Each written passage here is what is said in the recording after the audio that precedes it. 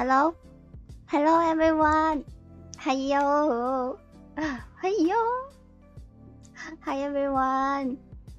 Welcome to the stream! Wait, is the chat visible? Wait. Oh, okay, let me see. There it is. Okay. Hi everyone! Welcome to the stream! We're gonna be playing Our Life, Beginnings and Always. Step 3. Yeah, wait, since nobody's watching yet, let me get right into it.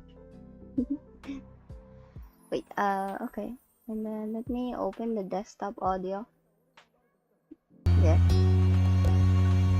And then let's switch to the game. Oh, hi! Welcome! Oh, you guys only? Nice! Welcome, welcome! Welcome to the stream! Nice so. Okay, hold on. Let me just go and continue this. Let's continue this. Okay. Continue. Okay, so if you guys don't remember, I customized my character in the past, and she has longer hair now.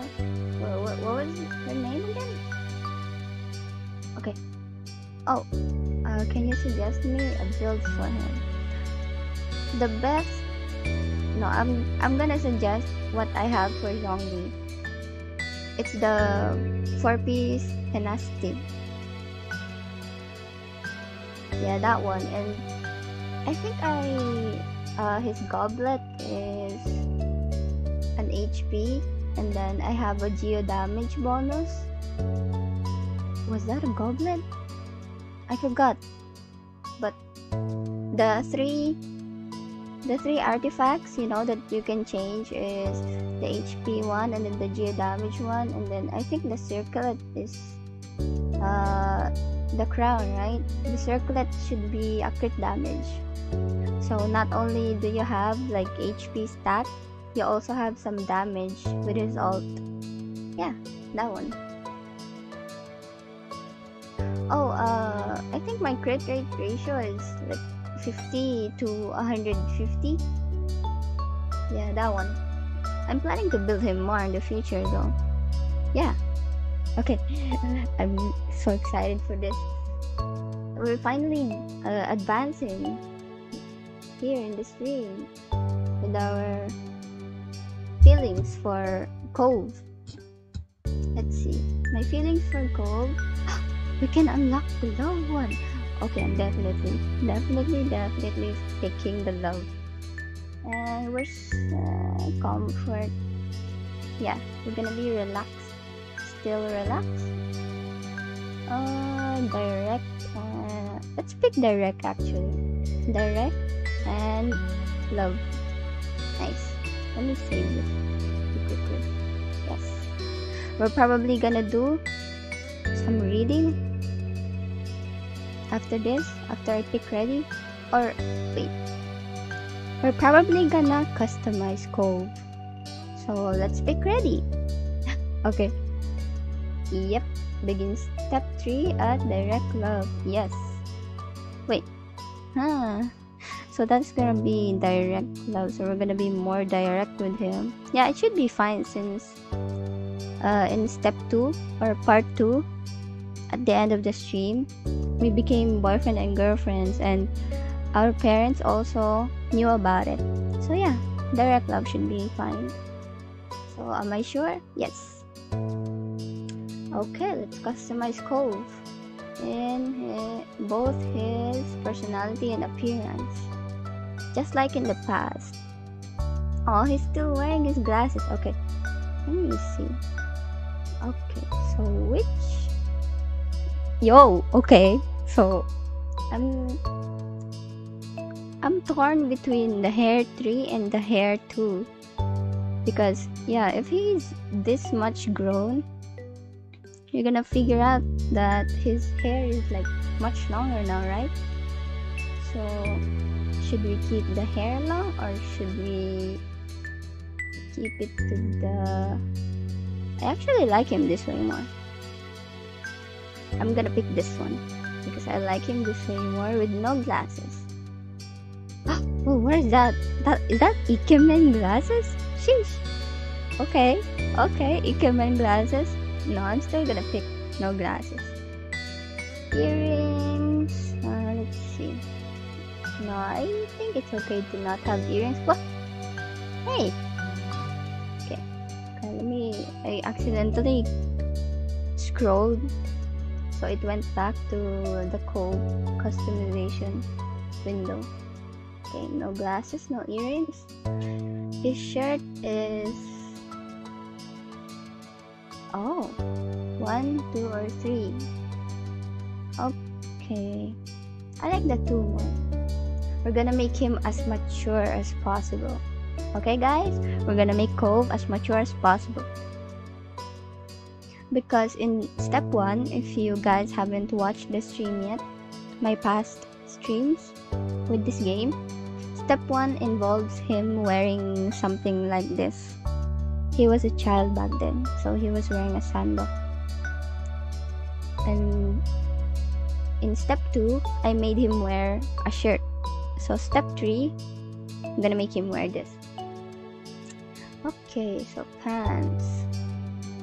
Oh, I like this one more. I think I've said this before, but I'm gonna say it again. I want to highlight Cove's hair because his hair is what caught my eye the first time that I met him here in this game. Okay. Oh, he has like necklaces. No, it should be fine to only do the right wrist. So we're gonna pick... Which are we gonna pick? This one should be good. Oh, he's not wearing the bracelet that he showed to us. Necklace. Yeah, having a necklace should be fine as well. Yeah, sure. Oh, we need to customize 4 pages. Okay, then let's move on to page 2. Oh, so this is him in his pajamas. What a unique design. Okay, let's see what other stuff. Oh, it's either this one or this one. I like the green one more. Green one with... If I pick the white colored pajamas, it's gonna highlight his shirt. So let's pick the blue one. Yeah, so you can see the green. No, I think the blue stands out more, but oh well. And then change page. So this is him in his swimsuit. Okay. It's either blue or pink. Sure. Yeah, let's pick light blue. Okay, and then quickly change to page 4. Formal? Wait. Formal? Okay. Is there gonna be like a prom scene in this step? In this part? Okay. A patterned one or a plain one? In formal setting, I think a plain one would be better. Yeah, I'm gonna pick the plain one because in my opinion, a plain one would like suit a formal setting more than a patterned shirt. Yeah, I think this is good. And yeah, we don't need to change anything. Yeah, we're good. Okay, I'm gonna click done. Oh, so his personality. Yeah, okay. Let's see. So warm, and I'm gonna pick mixed. We're still gonna pick mixed. I don't want him to be studious or too sporty. So let's pick mixed. Something in between. Okay. And then, so this should be his personality with interacting with others, socialization, social skills. So he's either gonna be warm, candid, or quiet. Yeah, I'm still gonna pick warm. It doesn't hurt to be more sociable. Yeah. Okay, and then I think after this we're gonna do a lot more reading. So let's get right into it. Let's see what this summer has to offer for us in our relationship with Cove. Oh, what? There's another tutorial? Okay. Since you're romantically interested in Cove and are old enough to start being physically affectionate more seriously, you can choose what initiative level he has through step 3. Making sure the player experiences what they want is important in our life, but always putting your choice first can potentially make a relationship feel one-sided. So we've added some flexibility in how it works out. Low initiative means that Cove will occasionally ask to touch the MC, and in those situations there will always be an opportunity to say yes or no. For example, he won't simply lean over and kiss the MC as a greeting or in an emotional moment. Every piece of physical interaction will either be initiated or approved by the player before it happens. Okay, so that's low initiative. We can choose to say yes or no to Cove touching us. Okay, I see. What about medium though? Middle initiative means there will be those certain times when Cove requests to touch the MC, many chances to initiate affection on your own, and also Cove will pretty regularly give affection automatically. So in between, I guess. One example would be giving the MC a kiss because he's happy or emotional or something else. And in other situations, you can choose not to make the first move in order to give Cove the space to be the one to act afterwards. Okay, that sounds like a pretty plausible initiative for me. I mean, when I'm given like a chance to choose, and the choices are like something like this, like low, middle, or high, there's a chance that I would pick middle because that's how I am. I don't want to pick like high because it's gonna be too risky, and I don't want to pick too low because I might lose in what you call it. I might lose some opportunities, something like that. So yeah, overall, Cove can get romantic, but the player's agency will take priority. Okay, high initiative includes everything middle does, but it also means that player agency will be reduced to a degree in favor of having Cove give physical affection even more frequently and with less prompting. Oh, so high initiative means that Cove will like always take the first move, I guess. Yeah, instead of all the major affection giving situations being led by a choice menu for you to decide on, some will instead be replaced by Cove acting automatically. I feel like choosing high initiative will like have an impact in our future, in the future part, because if you guys don't know, there's still a step 4. There's gonna be another part in this, a part 4, and that will be the last one. And I think that if we choose high initiative, Cove is gonna feel like he's giving the affection one-sidedly and decides to like break it off with us. Yeah, I'm gonna choose middle.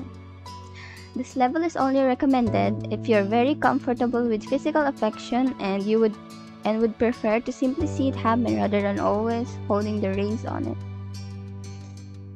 Oh wait, so it depends on us, not him. Oh, whoa, Wow, okay. Wait, this game is much more in favor of us than in the characters. It's different from what I expected because uh, commonly in otome games or dating games, dating choice based games like this, if you choose something wrong, you're gonna, like, there's a chance that the affection, the affection meter, if there ever was an affection meter, it will like become low or high. But the goal is to always get the best ending, right? But this game says that there's not a bad ending. The least ending that's not bad that we can get, if you guys get what I mean, the not bad ending, but the least plausible ending is us ending our relationship with Cove as a friendship, a very, very close friendship. I don't want that. I want to see the MC and Cove, getting married, having a happy life. So, I'm actually torn between high initiative and middle initiative. Okay, this level is only recommended if you're very comfortable with physical affection. Okay. Oh, however, this level is mostly relevant if Cove ends up as your official boyfriend at some point. Oh yeah. If you guys don't remember, in the last part, the MC and Cove said their feelings for each other, and they're like not official boyfriends and girlfriends now. It's not official. I can't call it as official because it's let's see, because they're still children in part 2 though. Let's just say it's like puppy love, even though the parents agreed to it. Cove's father and mother, I think, agreed to it. Cove probably told his parents as well. Wait, did he? I mean, in the last part, it was only us, right? It was only the MC blurting it out in front of the MC's moms. Wait, has Cove told his parents about it? So there's a chance that he hasn't told his parents about our relationship, right? Okay. I'm putting a lot of thought into this. Okay, situations where high-level initiative makes a difference tend to come up in scenes that are exclusive to being in a relationship. Oh. The parts that are also included in the middle initiative will be seen whether you're dating or not. We're dating though. Once you pick your level, it can't be changed later, so keep your full playthrough in mind when deciding. We hope you enjoy whichever initiative option you decide on. Wait! Hold on! You're gonna make me choose before... Okay, let's go over the details one more time with the middle and the high. The middle one, some actions of Cove, some affection actions of Cove will be automatic, but it also gives us time to choose whether to take the first move with Cove or not. The high initiative, though, wait, it's the high initiative like makes Cove like automatically, but it says that I think I remember reading over something like it's gonna make something feel one-sided. I can't choose this. I'm too scared. What do you guys think? Should I choose high or middle? I don't know. Wait, I don't know what to choose. What? Hold on, everyone. What am I gonna choose, huh? What am I gonna choose? Oh Jesus. Oh Jesus. Oh, Jesus.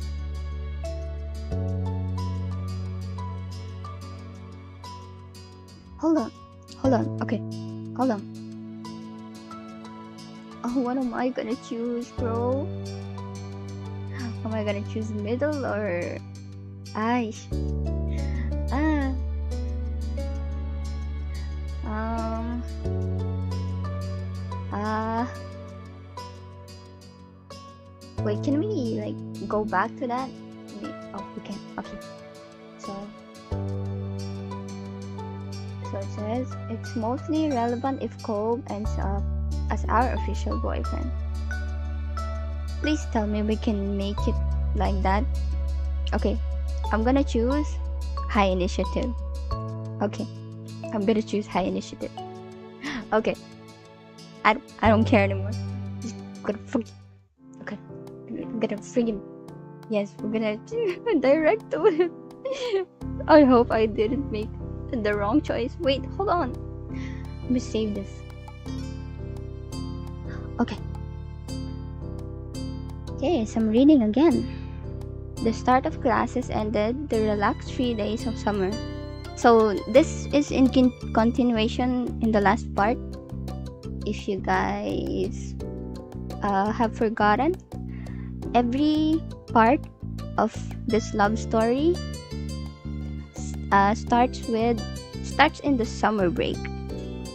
You know, so this narration part is what happens in between, like the start of classes, because we ended the last part with us in the last day of summer. Yes, that's one. Okay, so let me start again. The start of classes ended the relaxed 3 days of summer. It didn't take long for you to get back into the swing of the school year routine. Schedules and homework became the new normal. Derek wasn't around nearly as much. So Derek was the new guy in part 2. He was one of the new characters in part 2. He came with Cove's father. Because Cove's father and Derek's father are business partners, I think, if I remember correctly. Okay, let's continue. With school and after-school activities, there weren't many opportunities for him to take the trip out to your neighborhood. Sometimes you'd hear that he was at a training camp or something like that, but you weren't always sure what he was up to. Yeah, sure, but you still kept in touch over the phone as best as you could. Never hurts to have another friend. The Jeremy kid did disappear. Okay, so this was the last guy that we met, the last new character that we met in part 2. If you guys didn't remember, Jeremy was the mean kid, the mean bowl cut kid with green hair. Yep. Okay, the Jeremy kid did disappear after that summer and no one ever heard from him again. Where he went or what he might be up to was a mystery. More summers came and went like the waves on the shore, coming in and out. Oh, more summers came, okay. In your second year of high school, someone new started to visit Sunsetburg. A sunny girl named Terry Brooke. Oh, someone new. She was a friend Cove made due to them being both ocean obsessed. Oh no, is it gonna be our rival? Oh, okay. Terry was more than glad to befriend you too. Someone close to Cove had to be good company, she felt. You were pleased to get along with her as well. Terry was tight with another girl who you had known distantly from school for a long time, Miranda Ecker. You saw more and more of her as time went on, thanks to Terry and Miranda's own outreach. So, Terry was tight? Is that when they were friends? After a while, all of you developed a real friendship together. I see. As for your home life, the Hikares also had developments. Changing laws and public perception countrywide made it possible for your moms to openly wear their wedding rings without questions. If you guys haven't watched the last streams, in this game, we had two moms for parents. So yeah, I guess, yeah, the law made it possible for them to wear rings. I think the setting is in the USA. Yes.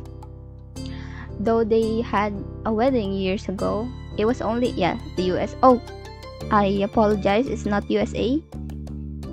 It's US. I think it's different. I apologize. Correct me if I'm wrong. Okay, let's continue. Though they had a wedding years ago, it was only recently that the union was officially recognized everywhere in the US. That was a good day, to say the least. Elizabeth came into her own and stopped being quite as irritable. Elizabeth is our adoptive sister. She'd no longer worried about perceived childishness as she grew up for real. She didn't even mind being called Lizzie again, although most people use Liz. She eventually graduated high school and moved out to attend college in another state. It was a lot for you to adjust to your older sister being gone.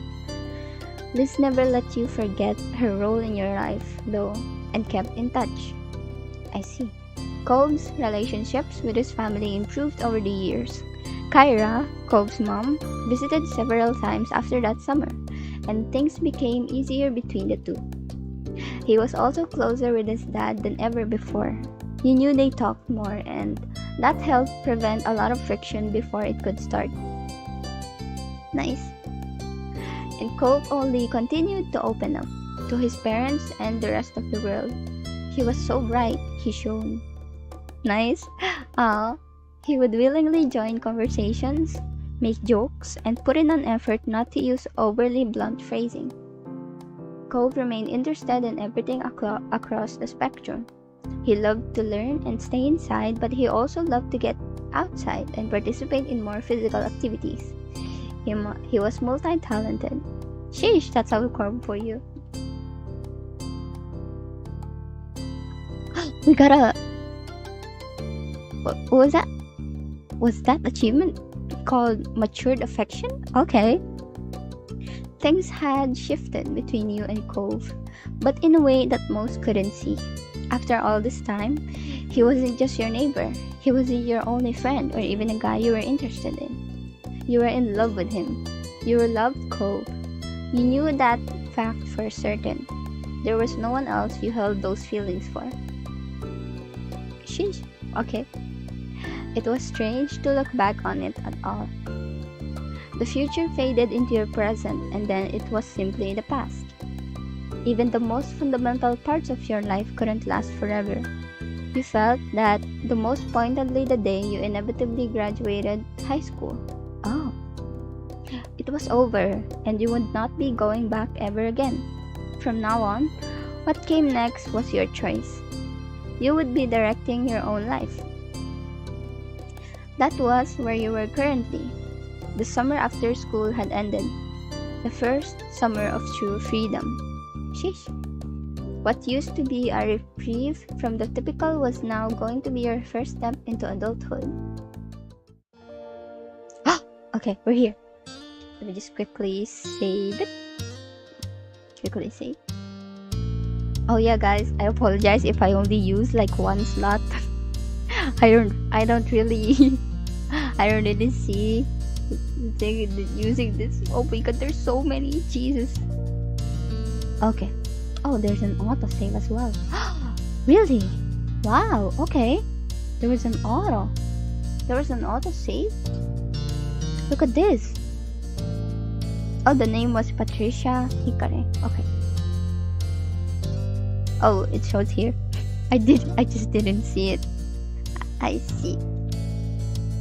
Okay, hold on. Let me just continue. Okay, let's continue. One fine summer morning, you took in what had become a very special scene. The whole family having a meal together. Yo, Lizzie! Lizzie grew up, bro. Your big sister Liz still hasn't lived at home full-time for a couple of years, but she arrived last week to spend the season here since it was an off semester for her.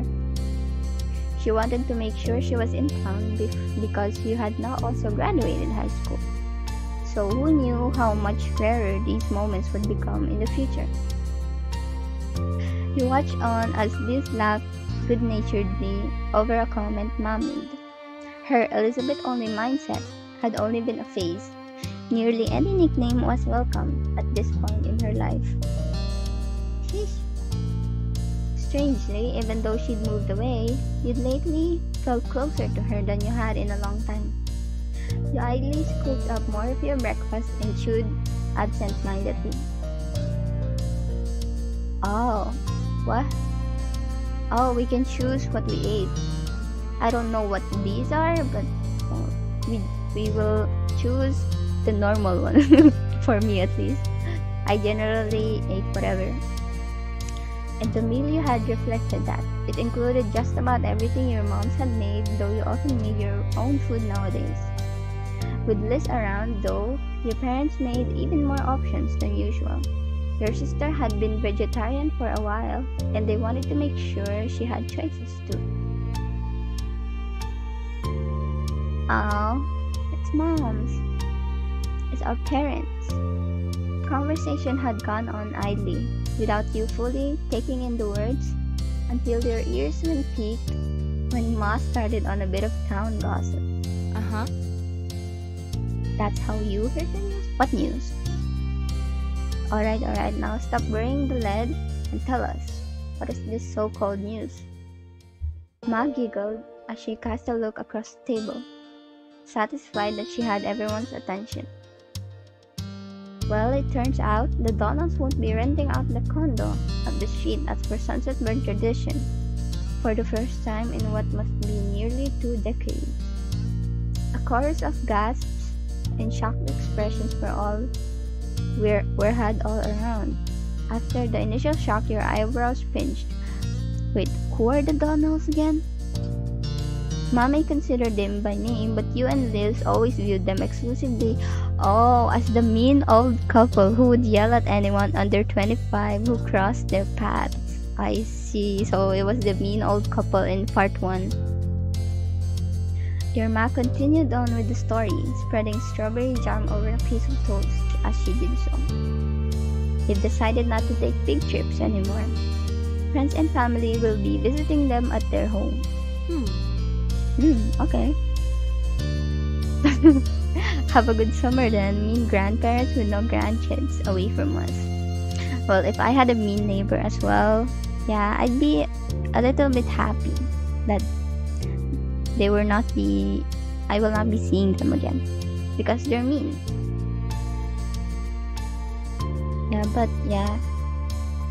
Yeah, sure.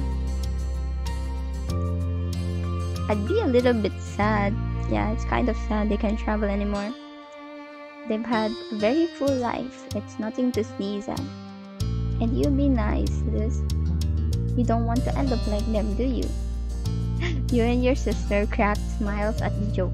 Well, at least they won't be here to yell at my children anymore. Lonnie. I think this was Ma and... No, was this Ma? And this was Mom? I actually forgot. Okay, and that blunt comment got laughter from all 3 of you. Engrossed in conversation once more, you continued to chat with your family until the meal was over.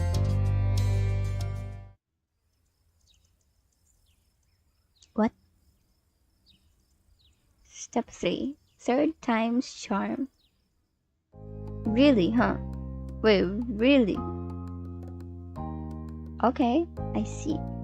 As it went, once the food was eaten, the cleanup had to be done. Liz took the role of washing the dishes and passed them to you for drying and putting away. You had a set of cups in front of you that needed to go on the top shelf of the cabinet.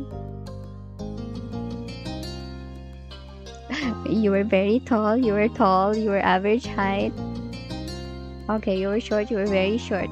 I think we picked your average height in the past, so yeah, sure, you had to stretch, but it was doable. You were an average height.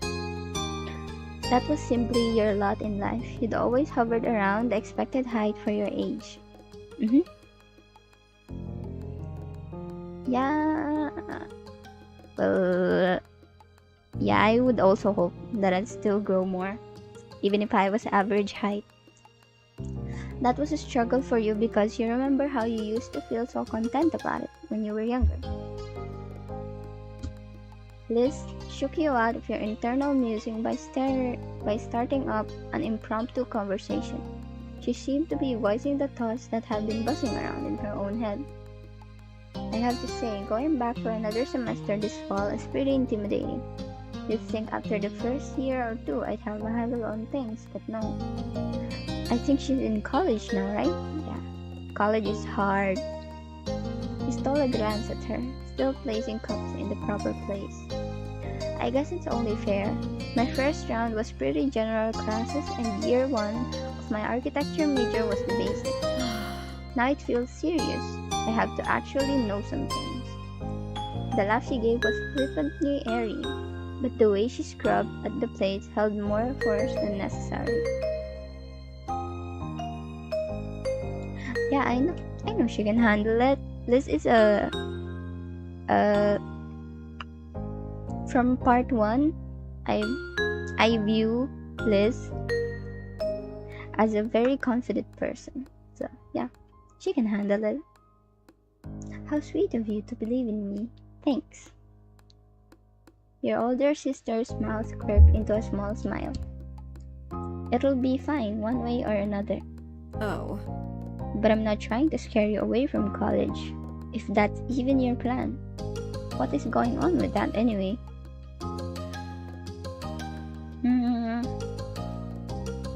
Yeah, sure. Let's pick this one. You answered the question as much as you were able to and willing to. Liz's smile grew more reassuring as she did. You made it through 12 years of full-time education already. You can make your ideas happen, I'm sure. Sometimes it still felt hard to believe in your public schooling experience. To believe that your public schooling experience was over in the end.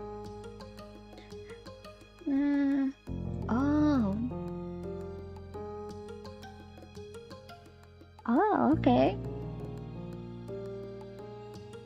Okay, let's pick this one. We're always gonna be the best, yeah? We're gonna be the best for Cove.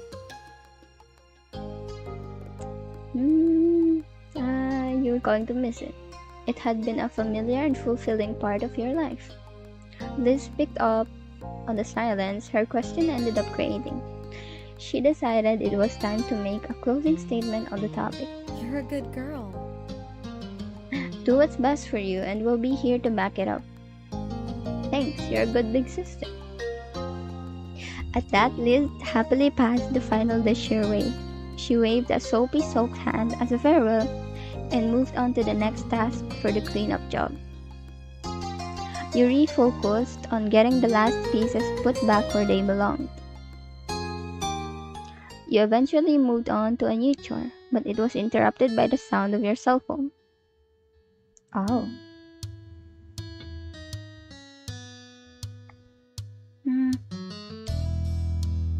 Even the ringtone? We can pick the ringtone? Okay. A silly novelty song. You'd set one of your most beloved songs as your ringtone, or your phone's default ringtone. I don't really give much thought on my ringtones, so let's just use the default one. You casually picked it up from the table where you had placed it earlier. The phone was a couple years old at this point, having been a 16th birthday gift from your parents. They decided which model to get, but you got to pick the color. The color. It was, we're gonna pick green. And it had a special charm attached to it. I'm gonna figure that it's gonna be one that Cove gave. Which was... the dolphin keychain Cove bought you when you were a kid. Yep, definitely something Cove gave. You were very pleased when you finally had a prominent place to use the gift. The screen lit up as you gave the little device a swipe with one finger. We were informed by a caller ID that it was Lee. It's the it's the pretty cousin that we have. Despite having busier and busier lives and not living in the same town, you still had a good relationship with your cousin of the same age. Especially once the miracle of both you having your own phones actually happened. She got hers first though.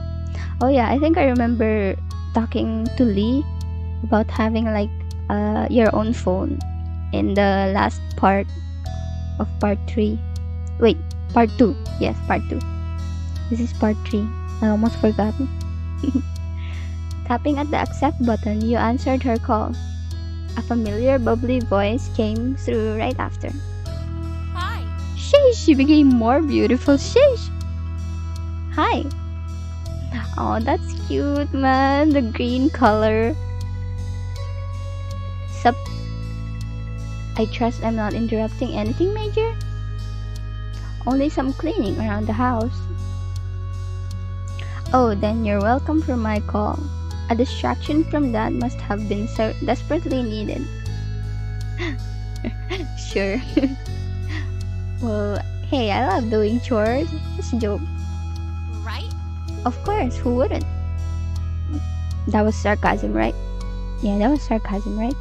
Right? Right, guys? That was sarcasm? Of course, who wouldn't? She giggled, and you could hear the jangling of the jewelry she must be wearing. Nothing amazing is happening for me either. I'm bored and felt like chatting. My morning shift just ended, so I'm free for the rest of the day. Ooh, that's good. Oh, we had a part-time job. Yeah, sure. Yeah, sure.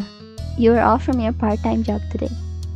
Like you, Lee had started dipping her toes into the workforce as of late. It made keeping in touch frequently even more complicated, but you both managed. What about you? It's been pretty normal. Cool.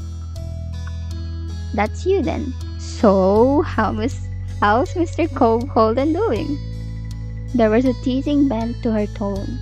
She was never willing to let up on what was going on between the two of you. But that name was incredibly familiar to your ears. Cove, your next-door neighbor for the past decade at this point. But he was far more than just someone who lived on the same street. You vividly remembered the summer day as you expressed feelings for each other as little 13-year-olds. Yep, you started officially dating years ago. And you were in love with him, but that wasn't one thing you hadn't admitted yet. Oh, and you were in love with him, but didn't want to talk about it at this point. Yeah, you were in love with him, but it's either we didn't admit it or we haven't talked about it. Admit. I'm gonna pick admit. Hadn't admit. Are you even surviving without the boy being 10 feet away at all times? Or is everything right with the world again and he's back? No, Lee, he isn't here. Just like he wasn't here yesterday, or the last time you asked, or the time before that. Sorry. Oh, my bad. Can you blame me? Doesn't it seem like he should have made his grand return already? Plus, I want to visit soon, and he needs to be there too.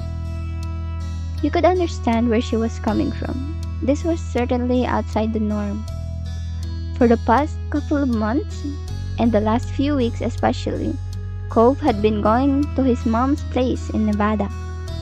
The two of you still regularly stayed in contact over text and calls, but still, your mind began to drift back in time to all the prior trips he'd taken to visit her.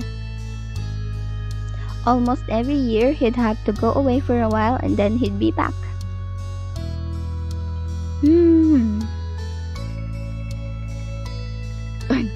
Man. Okay. Yeah, it made you sad and lonely whenever it happened.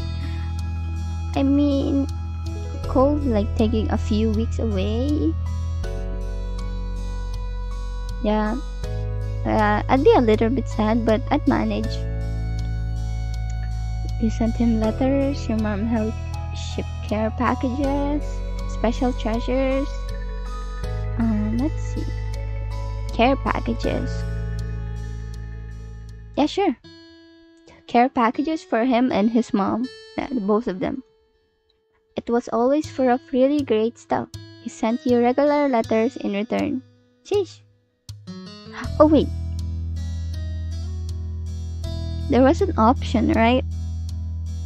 You sent him letters the entire time. Should we? Wait, let me try. Well, either way. Yeah, sure. I'd pick the care packages. That's how it was in the past. But lately, he had been trying to see her as much as he could before taking long trips to another state. Became too impractical to do. His part-time work could become full-time soon, or he could be moving somewhere else for school. Cove hadn't actually been entirely clear what his plans were after graduation. Cove was hesitant to speak after that. Oh, he was hesitant to speak on that, even with you. It couldn't be avoided forever though. You both knew that. Well, Maybe we should switch this up to a non-Cove related topic. Okay, that works. The rest of the conversation rolled on. Not much longer though. Lee had to go and you needed to finish your responsibilities around the house. The both of you exchanged goodbyes and you went back to what you'd been working on before the call came in. As you wrapped up the last of your chores, you were approached by Riz. Huh? Did I just double my R and L? Okay, you were approached by Liz, wearing a cheeky smile. I've got mom's keys. Wanna get out of this tiny town to do some shopping in a real city? Oh, so there was a city. Yeah, it's been way too long since I've gone anywhere exciting. Good. She's driving.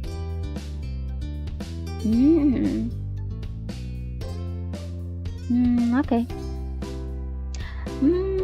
Wait. If Liz is in college and I guess third year, so we'd be like, yeah, sure. Learner's permit. Go get your wallet and anything else. We're going now. With a nod, you made quick detour to collect your stuff from the bedroom. You had money saved up from all the part-time work you'd done, as well as from gifts you've received.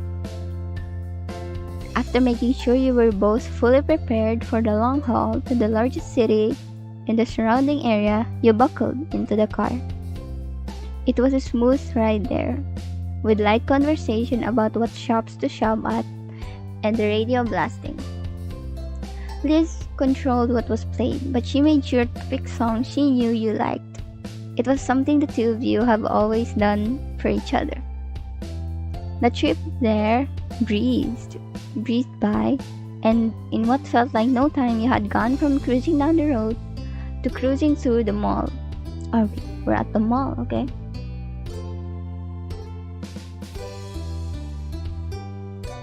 Liz had her interests to check out, and you yours.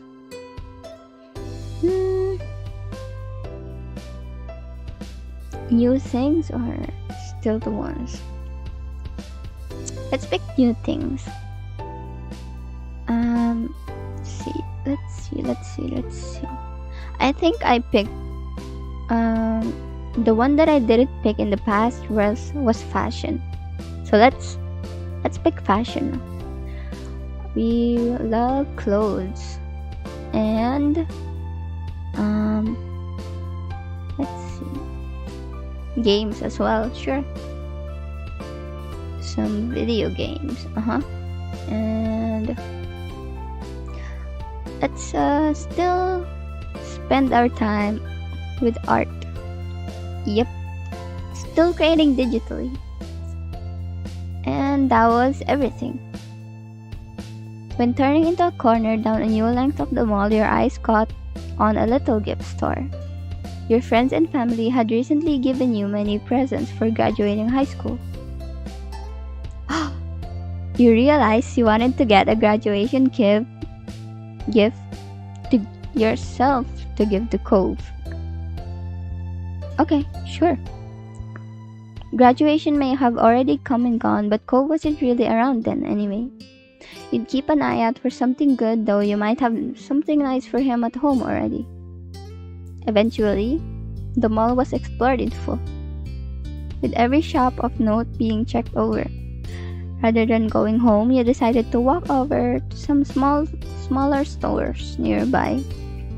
Liz had many thoughts on that topic. So? Honestly, malls are not a bastion of society. Even if smaller stores require extra distance, the brands are so much more. Then your sister abruptly stopped speaking and walking right in the middle of the path. It was a good thing no one was behind her. She seemed to entirely shut off for a moment. Liz? The attempt to catch her attention was unsuccessful. Something else had all her focus. Before you could puzzle out what might be happening, she began to mumble out of the corner of her mouth. Patricia, don't draw attention, but look. What? With a harsh whisper and a subtle jerk of her head, she urged you once more. Hey! Look. What was it? You followed the gaze as best as you could to a large bunch of colorful teens strolling down the same path. Okay. You faced back over to your sister with a confused expression and an unspoken question. What were you supposed to be seeing there? Patricia, doesn't one of them seem familiar? Wait. Who is it? She was practically bouncing at this point, and you looked at the group. So you looked the group over again, and this time you saw what she was seeing. Is that? Wait, Shiloh. Yeah, is that Shiloh? Amongst the collection of strangers was brown hair, gray eyes, and lots of freckles. That's Shiloh, our Shiloh, from when we were kids. Yep, that was definitely him. I can't believe it. His honesty just there. That's hilarious. That's incredible. Oh, but how do we talk to him? We'd have to pull him away from all those other people, and what if I'm wrong? That was probably Shiloh, right? That was definitely Shiloh. Your mouth opened to reply, but she cut it off with her own answer to the question. I got it. I'll shout the name Shiloh, and then we can act like it wasn't us. If he responds to that, we'll know without a doubt it's him. Patricia, keep an eye out to see if he looks. Wait, why do I have to be the one who watches? Likely without even hearing what you had to say, Liz put her plan into action. Yabe. Shiloh, oh my gosh, she really shouted the name. She loudly projected the word across the way and then put on an act of casualness, turning her head away from the scene while brushing at the skirt of her dress. In a supremely awkward moment, you could only stand there as attention in the area shifted to the two of you thanks to your sister's shout. Oh, but of the many startled bystanders who became altered to your presence, one of them was the boy. From a distance, his large eyes met yours. He looked. Oh, so that was Shiloh, huh? A wide grin took over Liz's face. She pushed the rim of her sun hat up and away from her face while swishing back around to greet her old friend directly. She called her Shiloh. Shiloh. Waving, she stepped a bit closer to express her intention to meet without really closing the gap. She wanted him to come to her. Who you presumed to be Shiloh looked surprised at the call-out. He stole a quick glance at the crowd he was with and hesitantly glanced back to your way. He was trying to double-check something. Liz remained steadfast with her gaze trained on him, and ultimately, he broke away from the rest of them. After a light-footed jog across the brick path, the young man pleasantly presented himself in front of Liz and you. Hi. Aw, it's Shiloh. He's grown up now. Just that simple greeting had Liz giggling. Hey. Hello, I'm not sure if you remember this, but I'm Lizzie and that's Patricia. We were all friends when we were little kids. His already wide eyes grew even larger, their gaze darting between you and Liz. His previously chipper demeanor faded into something delicate. Oh, I'm really sorry, but I think you have the wrong person. Oh no, it's not him. You could tell not being instantly recognized was going to make this exchange more of a challenge. Still, Liz was undeterred. It was a long time ago. You were really young. I get why you feel like that. However, I'm positive I'm right. You're exactly the same face. The freckles, how genially you try to phrase things, you're even still wearing a hat. Instinctively, he looked up at his headwear with creased brows, not making the connection on why the hat meant something to her. Okay. We knew each other, okay? Oh, does Shiloh not remember us? An uneasy smile settled on him as a silence followed Liz's speech. He was picking his next words carefully. And then the quiet was obliterated by a new voice bursting into the conversation. Yep, Shiloh. Okay, yep. Shiloh, what are you doing? The rest of the group already left. A field trip is not a vacation. We are on a schedule. Startled, your head snapped towards the path. A distinctly unhappy individual with piercing magenta eyes, dark brown skin, and a sharp jaw stormed your way. He carried a cloud of authority with him, despite looking like he wasn't even 18 yet. Sorry. I didn't mean to ditch. Shiloh, whose name was now officially confirmed, gestured with a hand to add to the explanation of his absence, as the stranger watched impatiently. They thought they recognized me as someone they knew, but it was a tiny misunderstanding. Oh, I'm pretty sure you were Shiloh. Liz theoretically, as well as literally, put her foot down at that, stomping in frustration and getting more childish the longer she was around her childhood companion. Come on. We do know you. Shiloh merely shrunk on himself. The tone he spoke with was pained. Sorry. Oh, you honestly couldn't tell if he was apologizing for the upset feelings of your sister or the palpable dissatisfaction of his new acquaintance. That in itself was very Shiloh-like. Yeah, Shiloh used to blush often. In part 1. Oh, you know him. Is that it? The stranger spoke in a dismissively scoffing tone, as if the words sounded so absurd to him that it was almost amusing. Almost.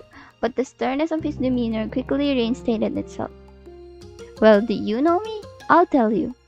I'm someone who has been forced against his will to be aware of what's going on in Sheila's ridiculous personal life for a year. If the two of you had any importance in his general day-to-day existence, it would have come up by now. Don't bother trying to exaggerate any trivial connection you might have. It's not good enough. He's with us and you'll survive without him. Now stop loitering in the road. It's rude. Excuse me? What? Where the rude ones? The high-strung ranting got an audible gasp from Shiloh, who finally started to speak up again in defense. Nate, that's really mean. It's also true. We're leaving. With that declaration, the unofficially introduced Nate indignantly spun on his heels and walked speedily towards where the group went, completely confident that Shiloh would follow behind. Oh, he's gonna leave, huh? Okay. Oh, people can sure have bad attitudes, huh? Why can't they just try to get along? It's not hard. Don't worry though. I bet you won't have to deal with him again. And I'm sorry I can't stay to talk to you, but I hope you have a really nice flight.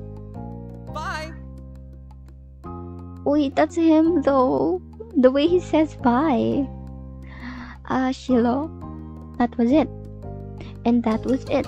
His final parting words given. Sheila left the two of you behind to catch up with his own life that he had to go live. Liz watched his exit, stunned, only to frown when it hit her that he was really gone as quickly as he appeared. It happened so fast you hadn't even been able to get a word in. She sighed. All the energy she built up releasing with a breath. I could have told him his last name was Fields, his birthday is October 13. That would have proved it, but no.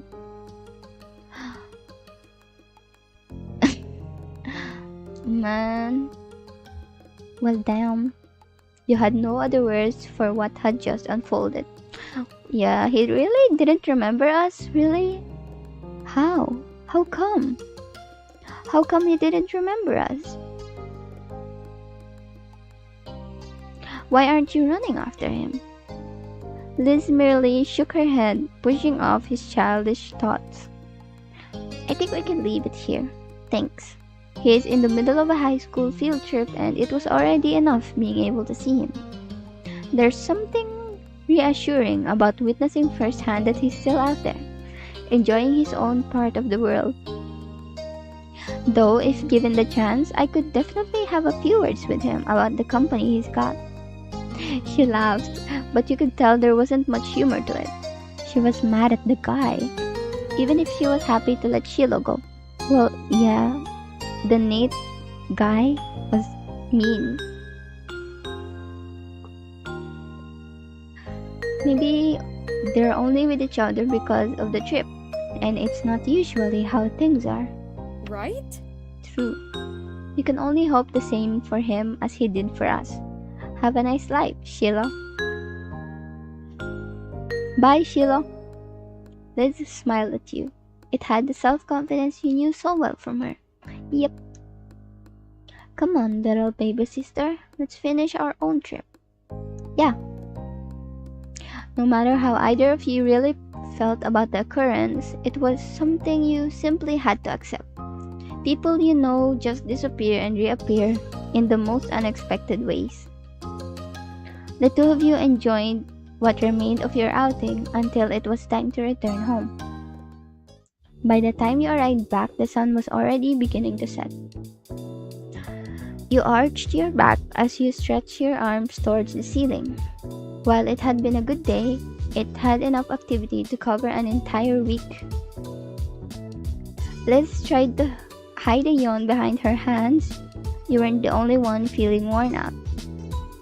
I'll be heading up to your room. I mean, the guest room, since mine stopped being available as soon as I was out the door. What happened? Her tone was light.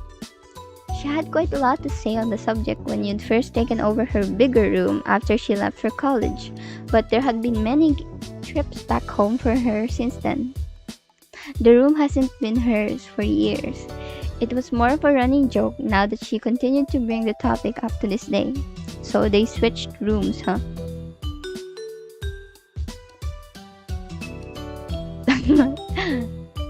Just wanted to follow in my big sister's shoes, you know? Flattery as a compliment can only go so far. A small laugh was shared between you and your older sister. You better believe you'll be back in the guest room when you've got your own place and we're both in town for a visit.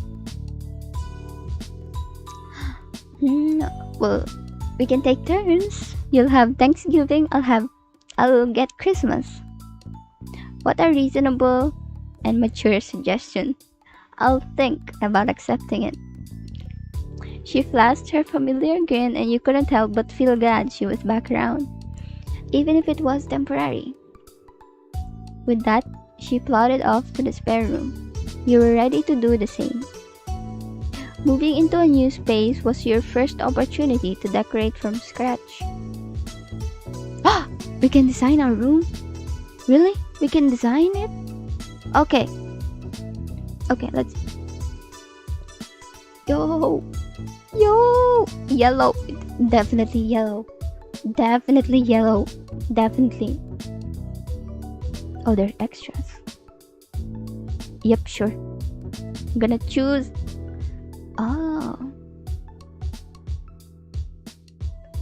Well...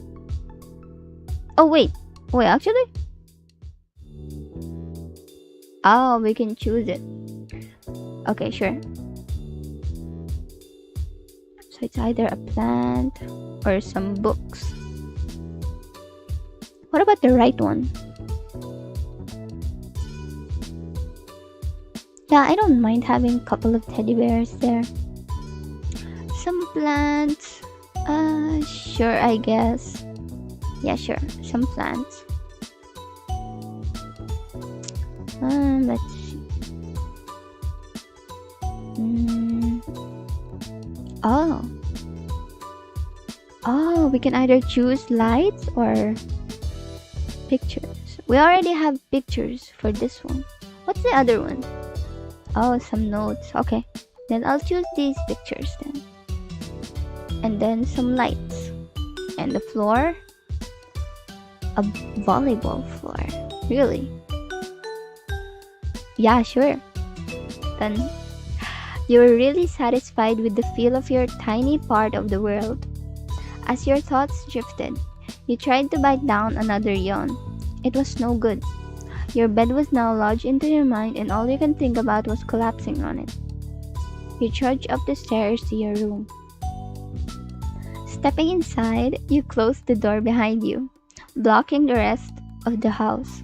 When you turned back around, you realized you were not alone there. Oh, wait. Comfortably perched on the windowsill was someone very familiar to you. Is it? Oh, Jesus. Oh, Jesus, it's Cove. Oh my god. Okay. Hold on, let me just admire this.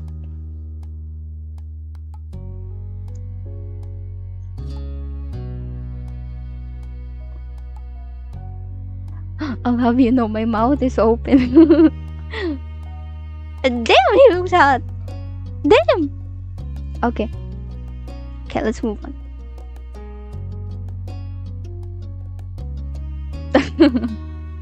What the hell? Yeah, let's. Yeah, sure. Surprise. Oh, Jesus. Okay. His tone was easy and relaxed. It certainly was a surprise. You hadn't expected him to be within the state, never mind your own house. He hadn't answered how he had suddenly just appeared back in the Sunset World. Though, to be fair, you had been so astounded there. There hadn't been much of an opportunity for him to chat with you. I can see his eyes. Damn. His eyes are blinking. Look at this. Thankfully, Cove was only waiting for a good moment to start and began to explain. So I got in about 15 minutes ago. No one was home, so I figured I'd come in the usual way. Yes, the window. A small smile had formed on his face. You were still staring at him, unable to blink in case he disappeared. You could still barely believe that he was really there, mere feet away from you. I left my bags in your backyard. I hope that's alright. Wait, he like rushed here. That he even left his bags on the backyard. His home is literally meters away from our home. And he rushed here. What a sweet... Wait, no. He should have put his bags back. Amen. Yeah, sure. Dude, look at this. That was when you truly understood. Cove had come straight to you upon getting back to town. You were his first port of call, taking precedence above all else. Man. This is where you get the doki, by the way. Even though you hadn't been in when he called, Cove had ensured that he'd see you at the earliest opportunity, rather than allowing his plan to change. Okay. Yeah, sure. Ran. Okay. You were. Okay, let's run. Every second away from him was a moment too long. As you approached, Cole quickly hopped from the windowsill to meet you. He he was like here, you know, like here. Oh shit! I almost clicked. Wait, let me just quickly save this. Okay. Hmm.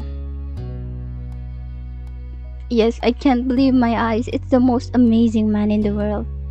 Don't forget, guys, we are in love with Cove. So yeah. Hmm. A bone-crushing arm, really? Well, it doesn't hurt to give a kiss, right? Cove ducked his head as if trying to dodge your overwhelming compliment. The whole world is a little much. No, to me. To me, though. I don't think it is. He lowered his voice. Then if I'm the most amazing man, you'd have to be the most amazing person in the world. Period. Man, this guy also has his way with compliments, huh? You felt your face burn with color. Thankfully, Cope didn't press the point. Ah, what happened? Oh, he instinctively began to close his eyes as your face leaned in closer to his. Yeah, let's do it on the cheek. You placed an affectionate peck on the center of his right cheek before stepping back a bit. Cove rubbed the side of his head and furtively glanced down. Though he couldn't help getting a little nervous still, he was beaming. I missed you. Even if he hadn't said it outright, you would have gotten the message from his body language. Cove was grinning widely, his raised cheeks burying his eyes, which gleamed like hidden gems. But he looked at you as if you were the most exciting treasure of all.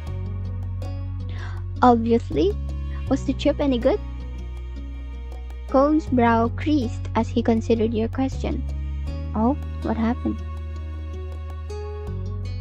Oh, Jesus. He leaned in and kissed you again. Nice. After a long moment, he broke the kiss and tilted his face back just enough to speak, but not so much that your foreheads stopped touching. Wait.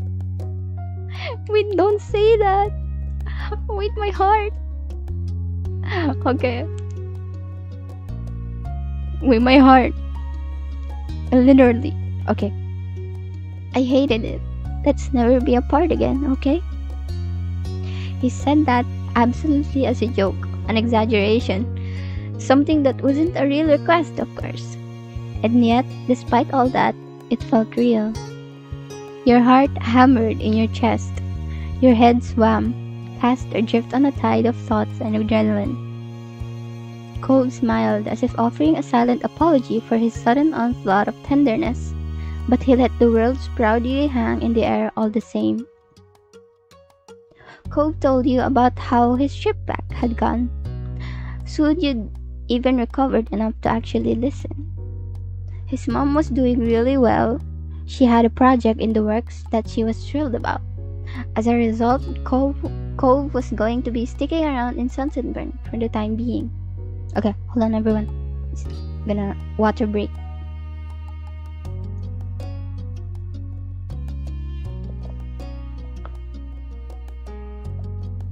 Okay, done. His mom was doing really well. She had I read this, right? Okay, hold on.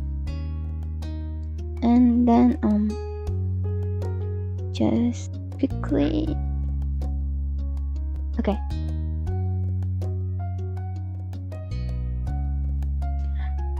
Things were settled as much as they ever could be.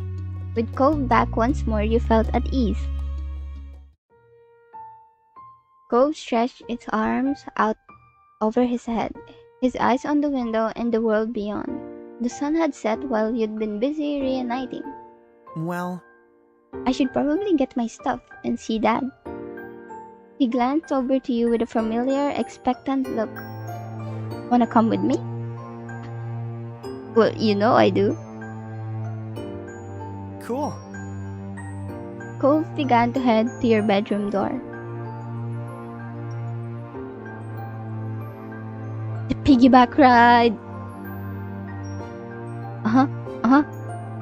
Yep, it was a normal thing. Wait up, I need a ride. Cove shook his head, the smile on his face implying that it was you and your senses he was questioning, not the request.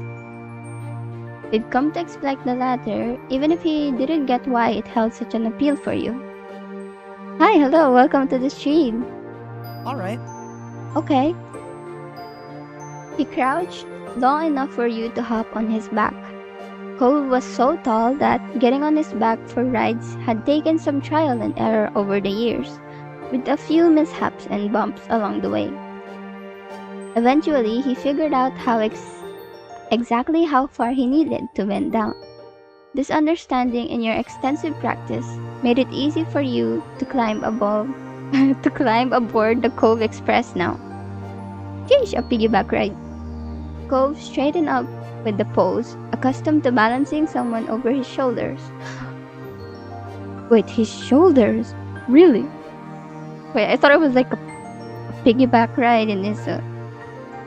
Cove carried you down the stairs. Oh well. You had to duck down a couple of times, the ceiling grazing against your elevated head. Still, you safely reached the ground floor of your house. The door's gonna be in the way. Get up here so I can open it up.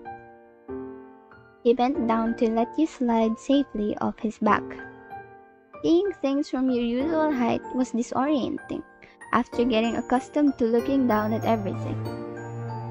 In all the excitement of Cove's return, you hadn't even remembered the gift you'd prepared for when he got back. It would be best to give it to him now before he left your house. Can you wait here for a little while? I got something for you. Cove tilted his head, intrigued. Really? Yep. You nodded with some eagerness, trying to imagine how he'd react when he actually saw it. You bought Cove something special. Oh, it was? Okay. An anklet for you to model for him. A new fish, a fruit bouquet, or a dolphin-shaped balloon. Let's pick a new fish. It's gonna be a little special, yes? New fish. You headed back up to your room, grateful that Cove hadn't spotted your present before now. The little container that was the temporary home for his new fish was waiting there for you, just as you'd left it. Very carefully, you cradle it in your arms to make the journey downstairs. You slowly descended the stairs, adjusting your grasp when you reached the ground floor so you could hold it out before you for Cove to admire. Cove gasped, placing a hand over his mouth, and bent down to watch the fish more closely. You could see his expression through the clear container, his eyes wide and adoring. You let Cove take his time in admiring the fish in silence. A few moments later, after he'd taken his fill, he looked up at you with a joyful grin. Wow. She'll fit in perfectly with my tank. She looks great. He took the container from you, securing the base first and cautiously lifting it from your hands, before resting it beside him on the counter. He brushed his fingers lightly against the top of the container, the closest he could get to petting his new companion, then turned back to you. Cove turned to look at the fish. Oh, look at his face! Aww! You thought he was just admiring her again, but as the moment stretched out to you wondered if it was more. Though his face was angled away from you, you caught his eyelashes fluttering as if battling away tears. His throat bobbed as he swallowed bubbling emotions. You knew that Cove could be sentimental. The gift and all the memories and feelings tied up on it seemed to have taken a toll on him. When he began to sniffle, you felt the need to reach out. Cove, what happened? Patricia. I can't, I don't know what to do. He forcefully scrubbed his eyes, like he was trying to push the tears that threatened to spill back in. Oh, Cove, it's okay. Do you need to cry? No, but you're already crying. Nevertheless, tears had begun to spill down his cheeks. Even as he wiped them away, more took their place. I. Thank you. His voice quavered as he spoke. Cole reached out. He gladly stepped forward to meet him. He laid his warm hands against your cheeks and brought his lips to you. You kissed Cove until the need for air finally won out. Head spinning, you were glad of the security of Cove's hands. Even after your lips had parted, Cove remained close, his hands still framing your face. This is such a sweet moment, I can't. Too many kisses. You're welcome. Cove let out a steady breath. It was far removed from the shaky gasps that had accompanied his sniffles. The tears had dried. His eyes were a little red but open and at peace once again. He smiled, fully recovered from the emotion that had overcome him. You're really seriously too nice to me. He smiled back. You have no right to call anyone else too nice. Cove brushed his hand against the pale ghost of scar on his arm. He was at a loss for what to do now. The clock ticked away, counting the seconds of silence. Once you'd had a chance to settle your thoughts, you figured you'd tell Cove the intriguing news. I have to tell you, you're never gonna guess who I saw today. You didn't give Cove a chance to reply. There seriously was no way that he'd figure it out. Chilo. Huh? Chilo? Cove repeated the name, his expression blank. Oh, did he forget Shiloh as well? Hold on, water break. Don't tell me he forgot Shiloh as well. From when we were kids. Cove pondered for a moment, then snapped his fingers. Oh, he was the freckly boy from that first summer, right? The one who moved. The guy was named Shiloh and he looked just like Shiloh from back then, even wearing a hat still. But he had no idea who I was and ran off somewhere. Cove frowned. That's, I don't know. Too bad I missed it, though you knew him better than I did. That was definitely true. Not only had Cove known Shiloh for a shorter period of time, but he and Shiloh had never quite gotten along. Not that they were enemies either, just kids who were only ever together because of other people they both knew.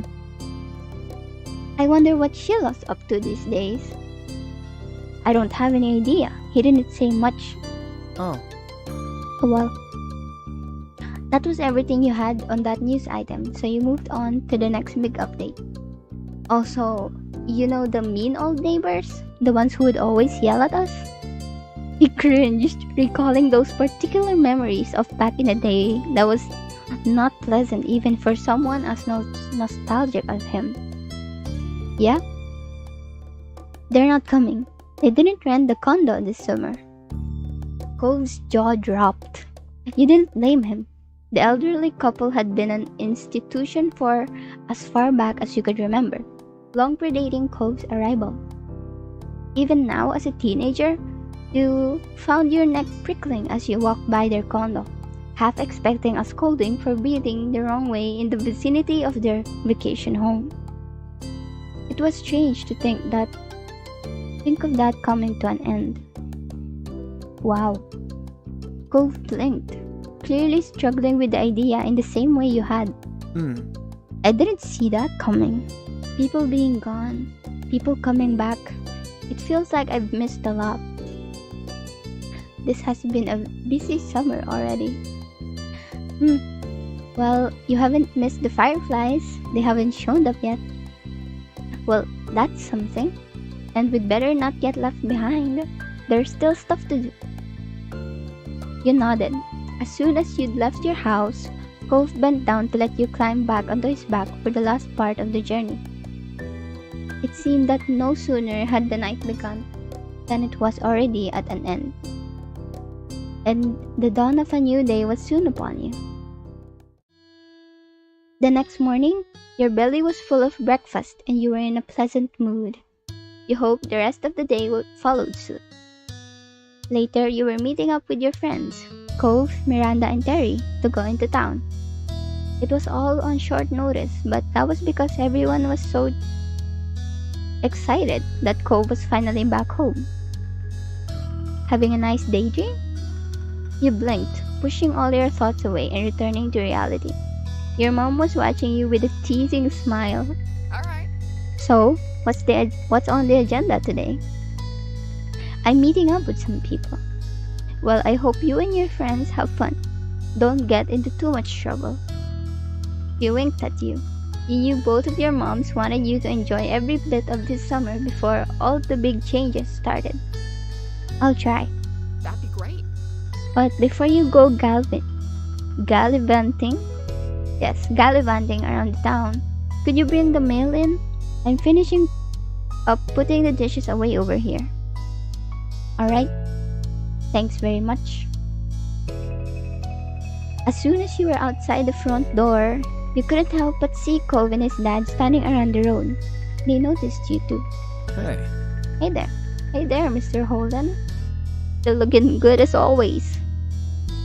Hi, good timing. You should come join us. Oh.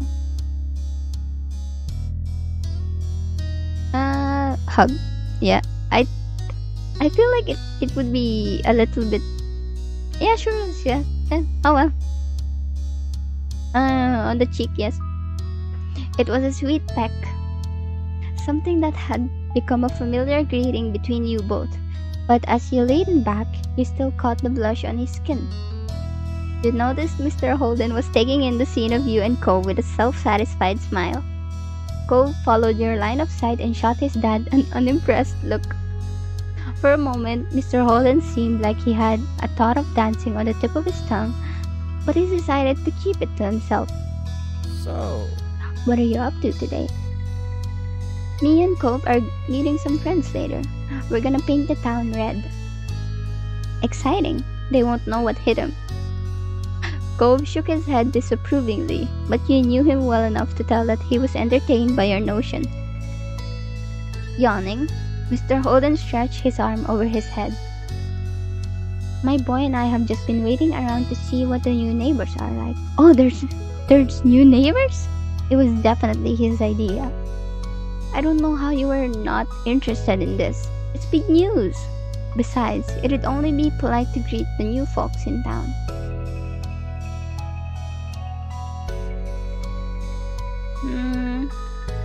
Let's see. Well, yeah, sure. Oh, yeah, Oh, hello. Welcome to the stream. Raspberry. Your username, huh? Yeah. I almost didn't notice you. Yeah, welcome to the stream. Okay, let's continue. So the new members fixed. Oh, well, that was quick. Yeah, welcome. Okay, let's continue this.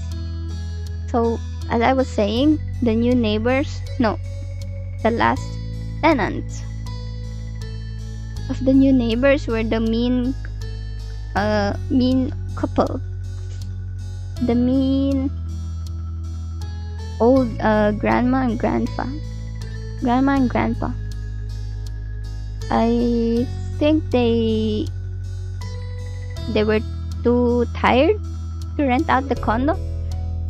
Can we fight them? No. In this story, Cove and us in part 1, if you haven't seen the first part, the first part was we got yelled at by the old couple because their character here in this game is that they lash out at anyone younger than 25, I think it was.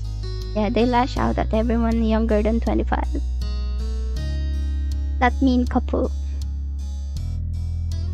So now they didn't rent out the condo, so there's new neighbors moving in.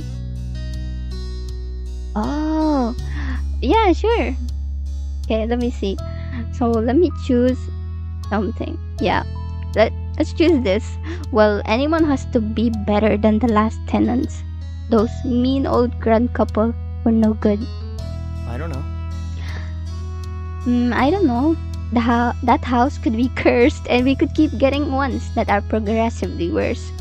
Oh no, could there be anyone else worse than the mean couple? He cracked a cheeky grin at his own joke. You could tell Mr. Holden was looking at the empty house, thinking about the nightmare that was the last tenants. Yeah, even Cove's dad was like frowning because of that. He chuckled, turning to Cove. Bud, that would be horrible. Knock on wood. Oh, so they still have customs. I think this custom was here from the Philippines. Whenever we think of something bad, we used to knock on something like that. It's supposed to be a way of wishing for it to not come true. Yes. So the knock on wood, that's what it means. Like when you lie and you cross your fingers, something like that. Okay, let's continue. Mr. Holden took one more glance at the currently vacant building and sighed dramatically. When he turned back to you and Cove, his whole body seemed deflated. Oh, there's an Irish version. Okay, sure. What's... Oh, you have to knock before you say it. I see. Here in the Philippines, I think after you say it, you knock on the wood, or as you are saying it, you knock on the wood. Okay, well, very interesting. Okay, let's see. Let's continue this story. Oh, there's no sign of them, and I still need to head over to work soon.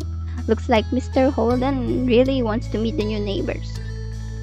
Cove gave his dad a few reassuring pats on the back. Okay, I promise to keep an eye out. I can text you if anything happens. Really? Of course. Well, I mean, I only have to meet up with Terry and Miranda. Would that still work? With a wide grin breaking out on his face, Mr. Holden looked absolutely thrilled to have his nosiness enabled. That works. He moved to firmly place both hands over Cove's shoulders, fixing his child with a firm stare. Son, you are my true ally in this world. I swear they've gotten closer over the past years. Mr. Holden stood up straighter, letting Cove go. He looked reinvigorated. Okay, with that settled, I'll go make some money. That's always been the one thing I do best. Mr. Holden headed off to the garage with a big wave goodbye. Cove smiled the whole time you both watched his dad leave. Yeah, Mr. Holden was one of my favorite people. Yeah, honestly speaking. He always tried his best and was honestly just great. As soon as he was out of sight, Cove sighed lightly. Are you okay? Yeah. Just not looking forward to waiting. Guess I'll be hanging around the street a while. Well, I'll stick around to see the new neighbor as well. I can wait with you. Why don't I stay to see the new neighbor and keep you company? Curiosity about the new tenant was getting the better of you, and you figured that the wait wouldn't be too much longer. And besides, you just couldn't leave Cove. Really? Of course, I like keeping you company, remember? He stared at you for a moment, smiling softly as thinking about his response. Me too. Nice. Okay, we're gonna wait for the new neighbors. Cove put his hands on your shoulders, and his thumb absent-mindedly moved into a soothing circle. The look in his eyes was much firmer. He was serious. Patricia, you're my true ally in this world. Nice. That got a fair amount of chuckles from you. He grinned, the stoicism fading into amusement. Thank you. You're always good to me. Mm-hmm. Well, I can't help myself. I just love you that much. Yeah? Well, good then. I don't know what I would do without you. The smile on his face reached his eyes, and it made you feel electric. And then he let go of you. Cove stepped over to his front porch steps, lazily taking a seat and leaning back on his arms. Our watch begins. Okay, nodding in agreement, you joined Cove on the front porch steps. You both sat there in a comfortable familiarity as you settled in for the waiting game on the new tenants. The neighborhood was quiet, and you sighed contentedly, closing your eyes and feeling the light breeze. Eventually, you both perked up at the sound of a car. A taxi followed the noise, turning onto your street. Ah, are these new tenants?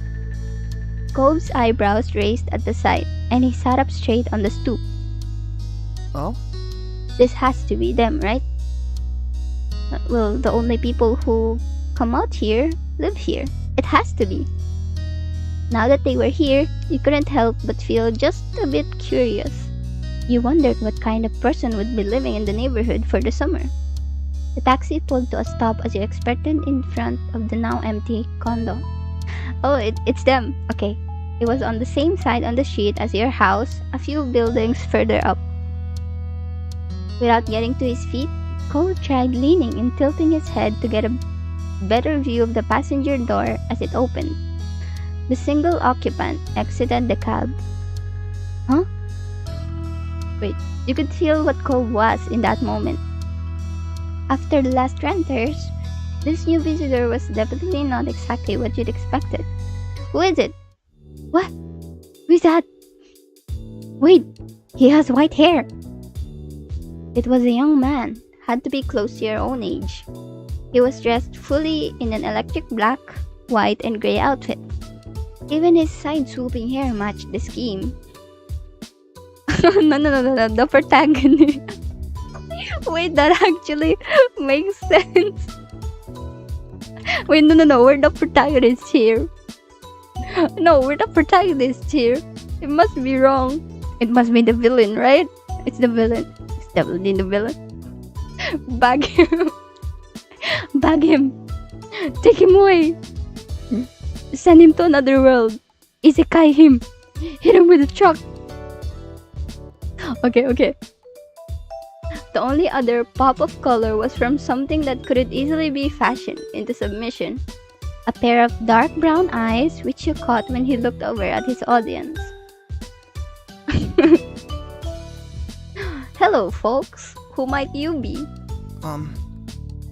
We're the neighbors. The smile already prominent on his face curled further. It was cocky, but you didn't get the impression it meant something adverse. Hallelujah. Okay. You and Cove shared a familiar look with one another, bewildered even further. The color-coordinated man left it there, however, and with a firm click, he shut the door of his right. Then he turned his back to you to retrieve a large, unsurprisingly, black suitcase out of the trunk. So this guy's color scheme is black, white, and gray, huh? Okay. Continuing on with his own business, he strolled far away and lightly tapped on the driver's side window with his knuckles, asking for them to roll it down. When it opened, he leaned down and rested his arm on the ledge. You assumed he was thanking the driver for getting him there, considering he slipped them a tip during the brief chat. They shook hands. With the driver? And then he pushed himself up and away from the taxi with both arms, giving the driver room to leave. Okay. The taxi pulled away, rolling carefully down the road and out of sight around the corner. The new renter had officially arrived. He left his suitcase on the ground out of the way of the street and sauntered over your way with the confidence of someone who had been invited to join. Yo, you know I have a soft spot for white-haired guys, right? Stop. I'm already with Cove. Stop it. Chotomate. Stay right there. Cove finally stood up to greet this person. You followed suit. Excellent. Oh. Oh wow, okay. His voice. What was that? Okay. Wait. His voice. Oh Jesus. I can't be swayed, okay? I can't be swayed. We need a happy ending for Cove. For Cove and the MC. This villain is gonna ruin it. We need to keep a straight face. Okay. I'm Baxter Ward. It's excellent to meet you, neighbors. You're standing on the side he was approaching from. When Baxter got close enough, he offered his hand to you first. Yabe. Okay. We're gonna shake hands, okay? Baxter gripped your hand firmly to give a satisfying shake. Welcome to Sunsetburg, Baxter. I'm Patricia. Patricia is the name of our MC. Hey, Patricia. I am quite keen on getting to know you better this summer. We could be good friends. From your other side, Cove made a sudden sputtering noise. And you are? Oh no, you lost your art pen. Yabe. Okay, wait. Baxter is meeting with Cove. He lifted his hand out to Cove next. Cove shook his hand, still eyeing Baxter carefully. I'm Cove. Baxter's whole demeanor lit up for unknown reasons. His eyes shone as he studied Cove for a moment. Really? Oh Jesus Christ! Now wait, is that a nickname or your real name? It's just my name. Cove spoke mildly, having given that explanation many times in the past, but it clearly charmed Baxter all the same. He tossed his head to one side with a laugh. Your parents knew exactly what they were doing. I can't imagine a more fitting name for the face I'm seeing. Cove, that's gorgeous. What? It's really not. Wait, does he like Cove? Hey, is it our rival? I thought it was Cove's rival. But it's our rival. Huh? What? He's taken. No. We're not gonna be upfront. Okay. Let's see. We're gonna joke a bit. Hey, only I get to fluster him. Even his laugh. Stop it. Just okay. I can't. He's too gorgeous. I swear. Wait, I think I saw a DLC for Baxter. I'm considering buying it, you know. Okay, let's see in the future. Let's continue this. Oh, I'm sorry. Did I do that? It wasn't my intention. Baxter grinned unwelcomingly. The entire conversation brought a burning red blush to Cole's face, and he couldn't make eye contact with either of you. You noticed that Baxter looked apologetic over Cole's increased discomfort. I'm sorry. It wasn't intended to mean more than it did. I like your name, but you don't have to mind that. Very interesting names though, Cove and Baxter. I'm patently against stepping on anyone's toes. He chuckled to himself. It seemed like there was some extra meaning hidden there in his words. And you noticed that Cove raised an eyebrow, picking up on that too. Baxter didn't even open his eyes to see your faces to know he had some feeling to do. He stood up straighter, striking a slight pose with the on his feet. I'm a ballroom dancer. Hence the phrasing. He's a ballroom dancer? Wow, I couldn't have imagined that with the way he dresses. I would have thought that he was like a son of a rich CEO or something. At least from what I can see. Do you guys see it? What do you guys see Baxter as? Well, that's so far. He's a ballroom dancer. Nice. Oh, I don't know much about dancing, but that's pretty cool. Cove says. It's not that hard once you get the basics down. Yeah, he looks businessy. It's not that hard once you get the basics down. Really? Cove didn't look convinced at all. Baxter took that as a cue to keep talking. Well,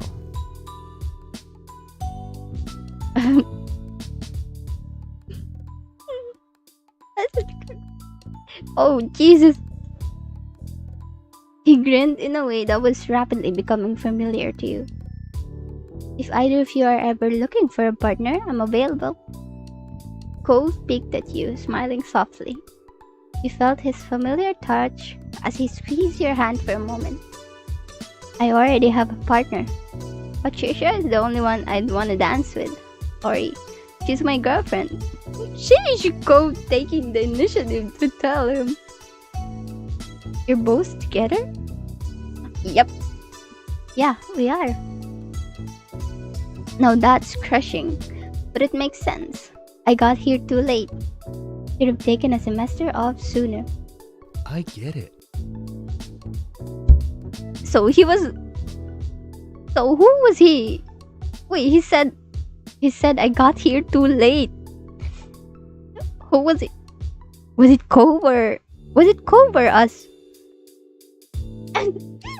Jesus Christ. I get it. Okay, his voice is a bit new for me to hear. Okay, it's okay, guys. I'm gonna get used to it soon. That's a joke, really. I didn't mean to intrude on anything you have with the offer. Nope, we're not gonna say that. Cove's gonna get jealous. Okay, I'd rather not. Well, this one, I guess. Exactly. Cove is the guy I dance with. Baxter smiled and nodded understandingly, letting the subject go. After that, there was a lull in conversation, and Cove attempted to fill it.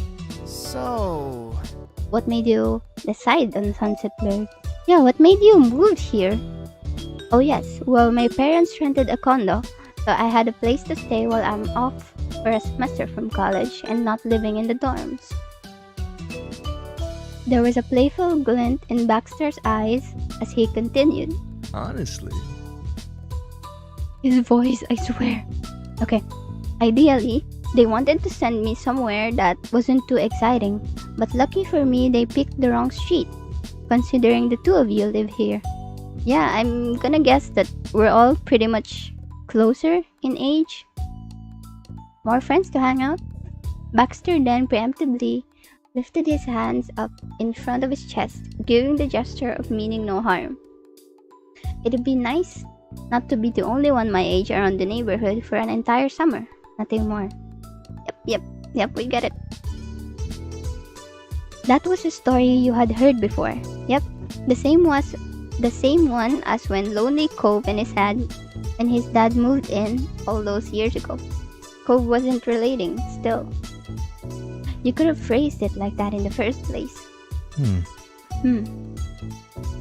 I don't feel the need to keep words of praise to myself, but they're not romantic commons. I see that you two are very much a committed pair. I'd like to be friends if we can, but that's all. I see. It's okay. Okay. Cove, calm down, Cove. Let's see. Yeah, sure, it doesn't bother me. Glad we're working things out. Shifting his weight to his other foot, Baxter tried to move forward. So, Which condo is yours? How long have you been living together? Oh shit! Oh no! Oh, no! Oh, look at his face. Look at Cove's face. Cove sputtered again and, unintentionally, a laugh escaped you. That's... We're both your neighbors, but we live in different houses with our parents. As if second nature, the two of you pointed to your homes, the buildings directly across the street from each other. Baxter's eyebrows raised at that. Your neighbors who started dating? What a couple of lovebirds. You're the backbone of romantic society. His love. Oh, this guy. I'm definitely gonna see the DLC for this guy. Honestly, I hope you never break up. If you can make it work, there might be a chance for the rest of us. You knew Cove well enough to tell there was a little bit of amusement in his expression, but he sighed in exasperation. After that, you had no doubt about his claims of being complimentary. You were really starting to get a kick out of it. Well, if either of you are free, I'd be thrilled to hang out this summer, but we can save the schedule to talk for later. I should get my things inside. He gave a small nod on the head and flashed you both a dazzling smile. Goodbye. Okay, goodbye. Bye. Cove gave a small wave as well. Bye.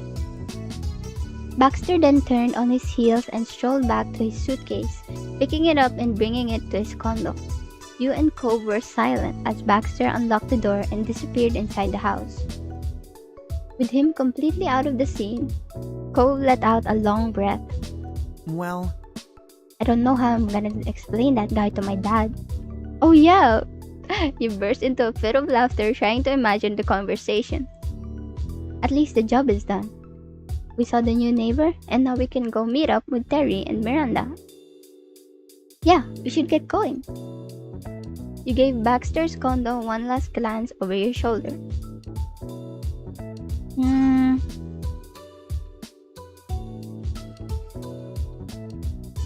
Yeah, you thought... Yeah, he's charming. He's definitely charming. You really weren't sure when, but at some point, Baxter won you over. You were curious to get to know him better. Wait! That's like a... Not in a romantic way, right?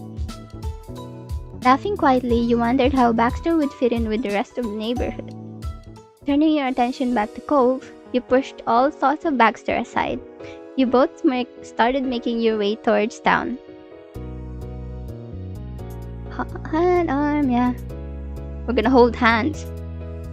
Smiling at him, you hooked your arm around his. Cove hummed happily in response. A little while later, you and Cove reached the main street in town. All of a sudden, you stopped walking. What's wrong? I think I heard my phone. You dug your cell phone out and looked at it with a satisfied grin. There was a new message. Before you could read it, you were distracted by a small amused noise from Cove. His head was slightly tilted to the side as he carefully looked at your old keychain. Aw, he saw my old keychain. He saw the keychain that he bought for us. I can't believe you still have that. Of course I do. I love it. Well, someone was crazy enough to get it for me, so I may as well use it. You grinned, looking at the keychain fondly. He laughed, remembering the day he bought it for you. It's nice. I'm actually glad you liked it. He looked back at you with a playful grin.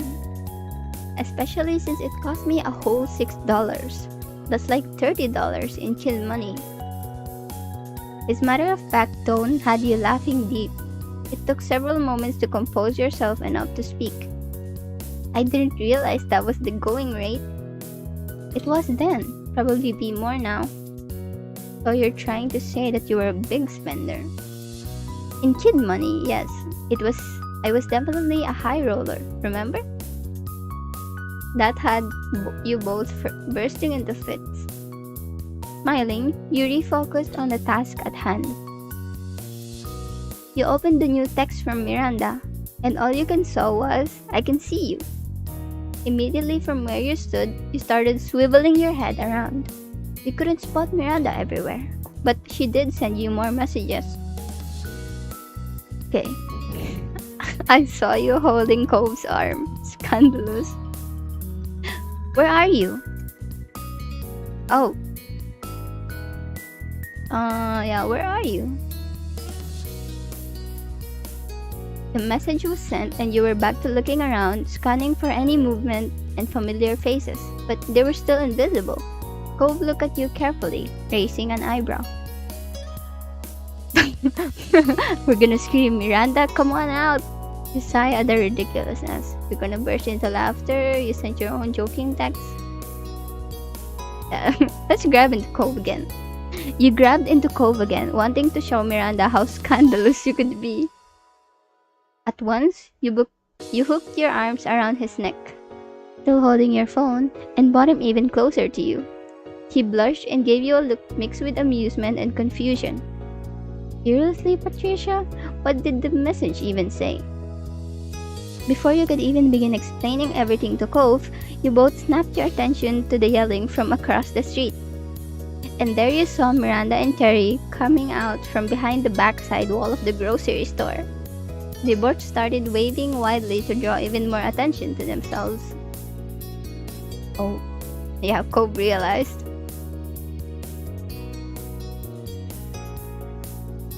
With your friend's grand entrance made, Cove seemed to realize the joke. He smiled with a sigh and you let him go for the moment, chuckling. Cove took a step in their direction. Grinning, he put his hands around his mouth to better project his message across the street. Hey! Laughing and arm in arm, the girls stopped only to look both ways and then rushed across the empty street. Hi. I hope you weren't waiting too long. Hey, buddies. Hi.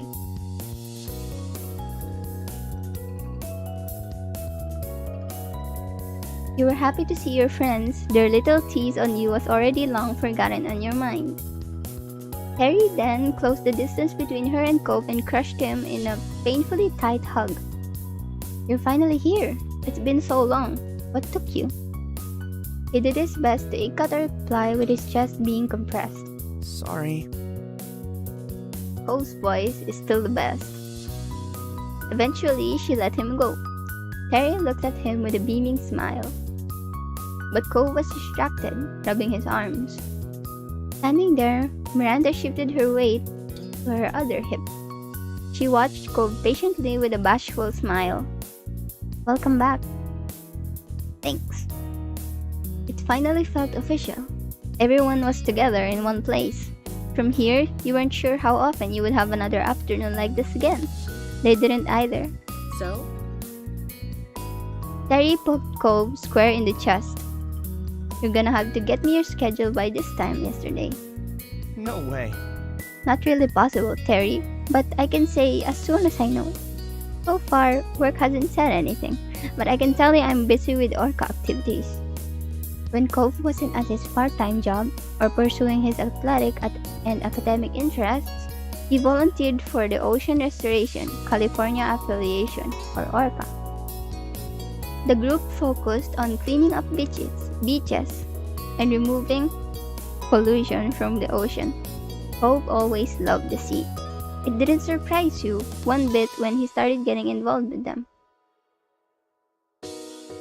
Oh.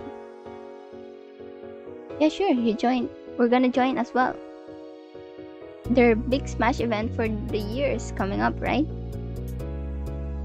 Yeah, not only that, much more to do before then, but I'm kinda looking forward to the fundraising push. Hopefully we can pull it off. If anyone can do it, it's you two. And even if it goes really bad, it still look good on a college application at least. That's true. Hey. Guess what else? We don't have to stand here to say stuff. Let's go. I would like a meal now. Perking up, Cove nodded in agreement. Yeah, I'm hungry. Time to head out. The four of you decided to head into town, happily chatting the whole day.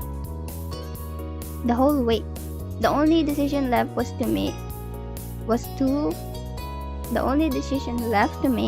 where exactly to stop and eat. The rest of the afternoon and evening passed by in the blink of an eye. When night fell, it was time to head home, and you parted ways with Miranda and Terry. You and Cove reached your neighborhood without event. It was late enough that your out-of-the-way street was dark and silent.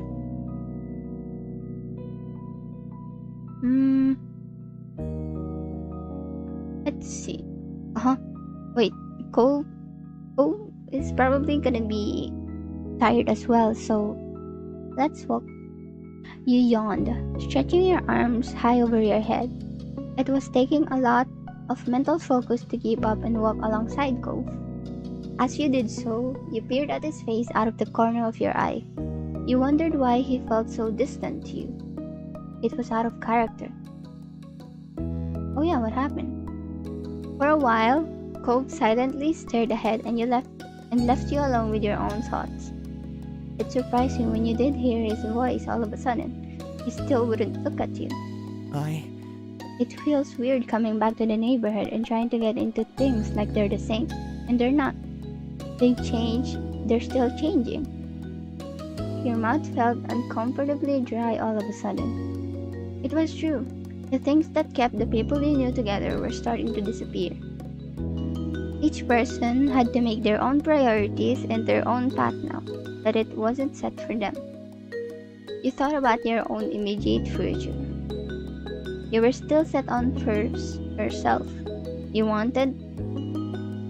Oh. Yeah. Since we graduated high school in part 2... No. Since we graduated high school in this part, I think it would be best to continue going to school, like college, full-time. And then also to work full-time. And to focus on time that's not school or work. And that was the basics. For your career, you thought you'd... We're gonna find a company to work at. And also start my own business, yes.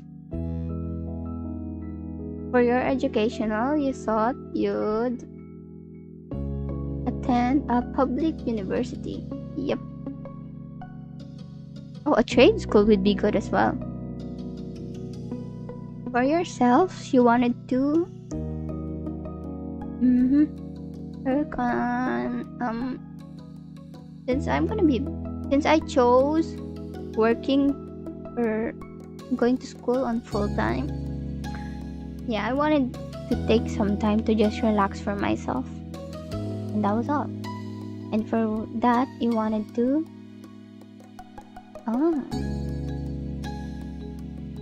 Yeah, go to a different part of the state. It'd all be happening so soon. You'd already applied to schools and jobs. And you'd been open about your situation and everyone knew. Now you wonder what Cove had in mind. You'd hear him consider some things for his future, but it was never anything that would have counted as a real plan. Making it back home, you both stopped in the middle of the street. Cove sighed. Cove looked at the ground for a moment. His mouth trembled, trying to settle on the right words to say. So, you're planning on relaxing for a while and stuff in another part of California? Yeah, you remember. Cove closed his eyes and nodded while he composed his thoughts. He looked at you when he lifted his head. Oh, you decided on something as well. He smiled slightly and rubbed his arm.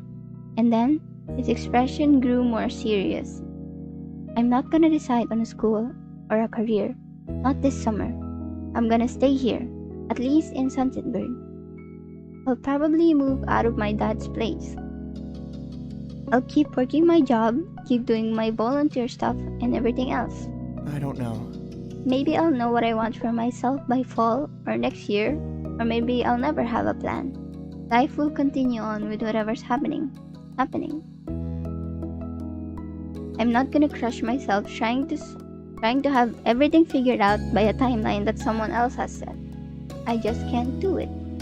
His brow furrowed and his tone was tense.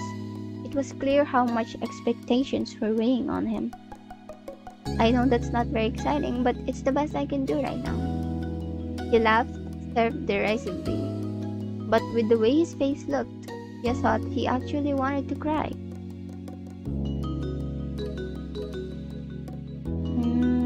Let's look at him deeply.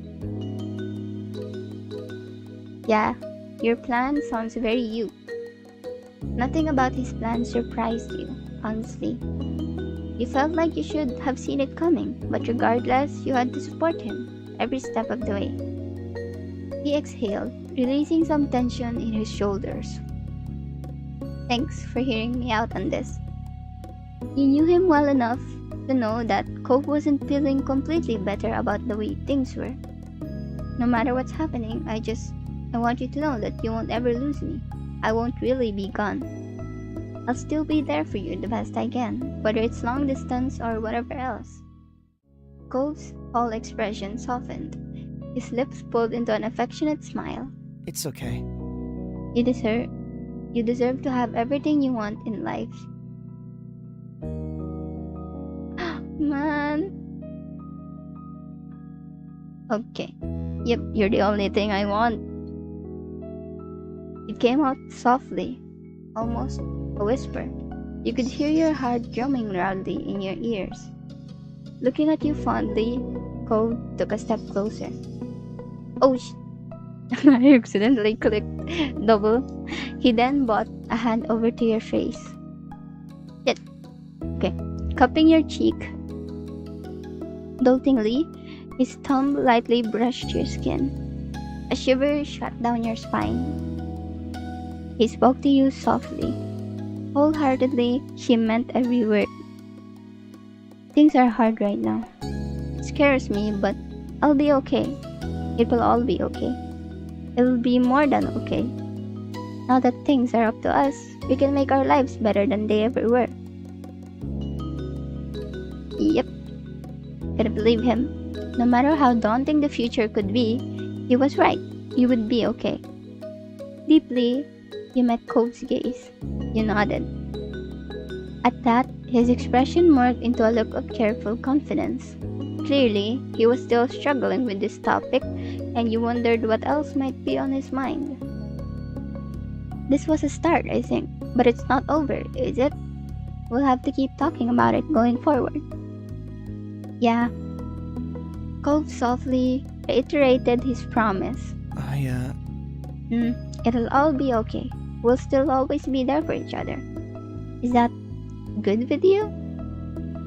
It is. Cool. That's cool. I'll see you tomorrow. I'm already looking forward to it. Night. He pulled you into an unexpected hug. It knocked the breath out of you, yet couldn't have been a more reassuring feeling. You returned his embrace and stayed that way for as long as you could. Good night. He finally let go, giving you another smile. Then Cove started walking away, but you remained there, frozen in the middle of the street. You watched him and wondered, how many more times will he be able to say that he'll see you tomorrow? You hoped for countless more times. Finally, you turned towards your own house. You vowed to yourself that you would make the most out of every moment you had in this summer. Wait, that was it? Okay, hold on. Let me just save this really quickly. Okay, we're in the moment. Okay, hold on.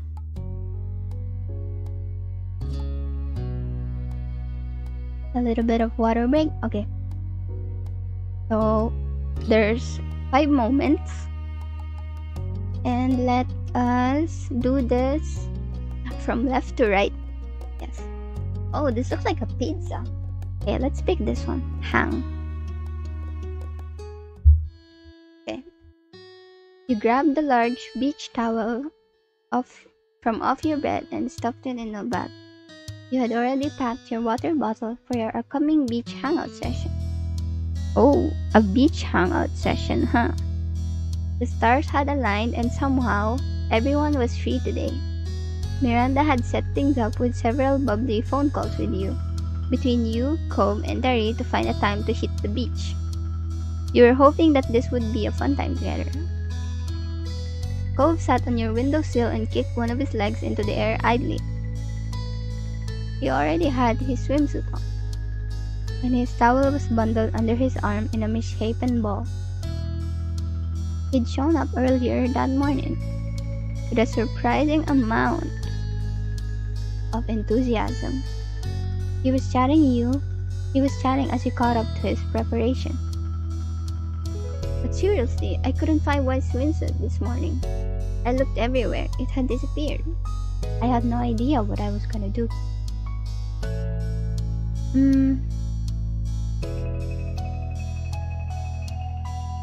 Yeah, it completely vanished somehow, just like your old sandpail.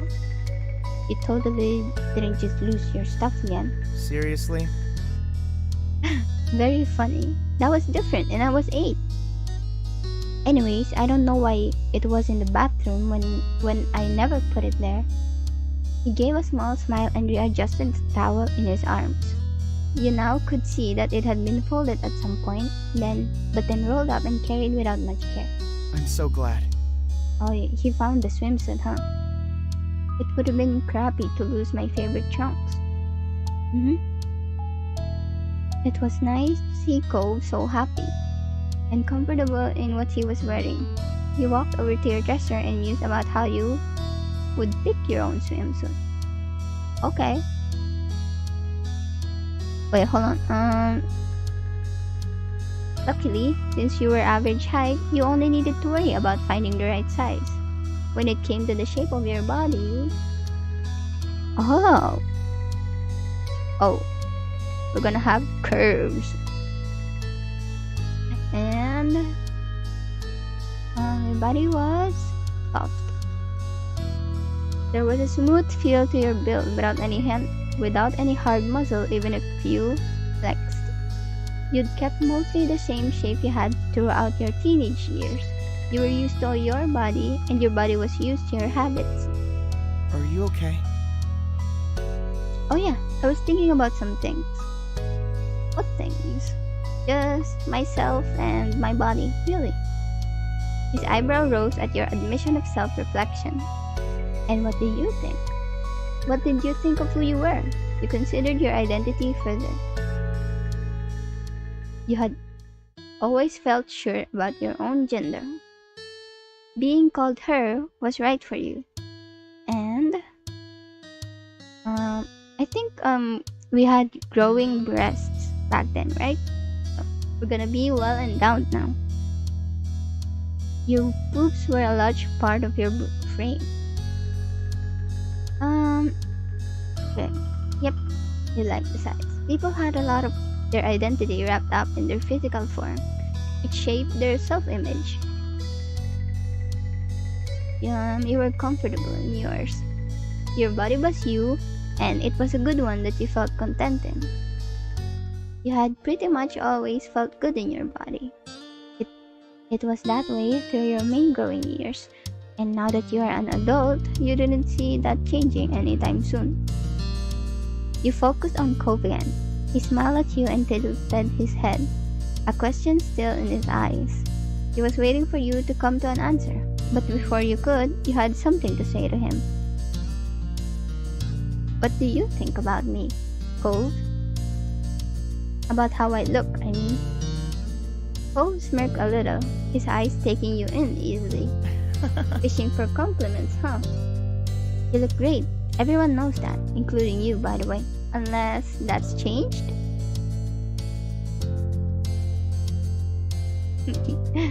Okay, let's laugh.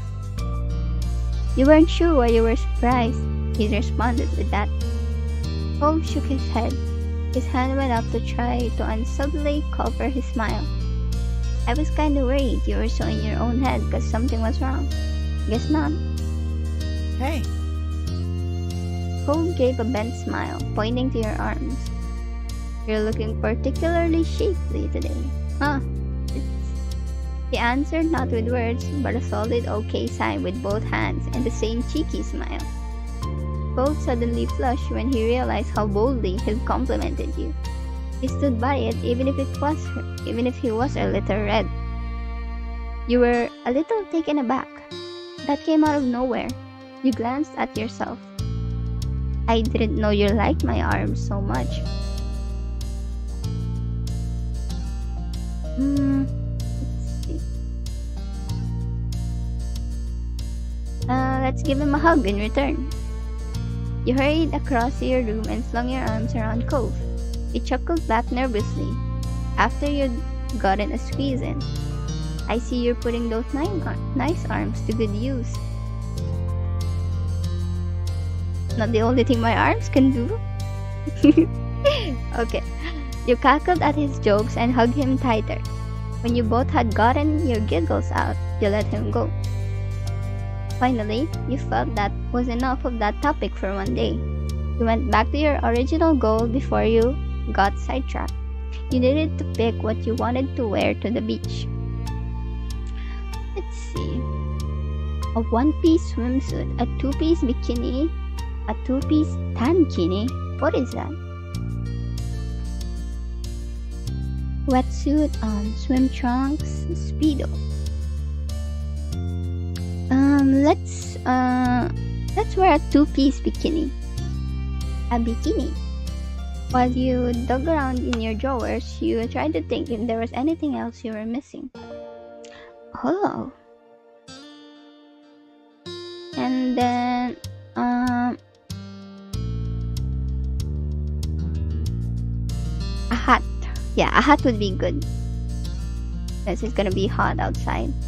With that taken care of, you held your outfit together and looked to Cove. He was tapping his toes on the side of the wall as he waited. You vaguely wondered if he thought that was a comfortable place to sit. You hoped so, given how long he'd perched on it. Regardless, it was time for him to go. You weren't going to put on your beachwear with him just chilling there. I need to change. Cove smiled, content with being kicked out. Alright. Okay. Cove lowered himself up to the window and strolled past you to get to the door. He lightly brushed his fingers against your cheeks when he passed by. Bye. I'll see you out front. Bye. When you were alone, you got undressed and put your swimwear on. You also checked your beach bag for the final time, and it seemed like you hadn't forgotten anything. You left your room and hurried down the stairs, ready to meet Cove. You made sure to lock your front door and walked outside.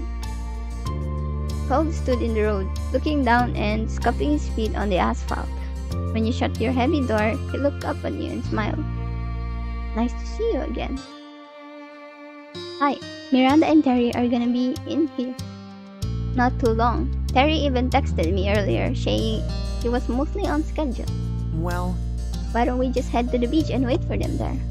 We're both ready. That sounded like a good idea to you. He said as much, and Cove shot off a quick text telling the two of them where you'd be. Cove gave you a thumbs up after the message sent. It was a familiar path to walk, and it wasn't long until you reached the shore. Cove laid out his towel on the warm sand. You set up your stuff beside him and looked out into the ocean. The rolling swells hit the shore rhythmically. You all had lucked out. It was a beautiful day. The sky was clear, and the waves were good. It was a balmy summer day with a pleasant breeze to keep things comfortable. Essentially, it was perfect. so? Do you feel like heading into the water? Maybe just a walk down the shore? Or would you want to do something here?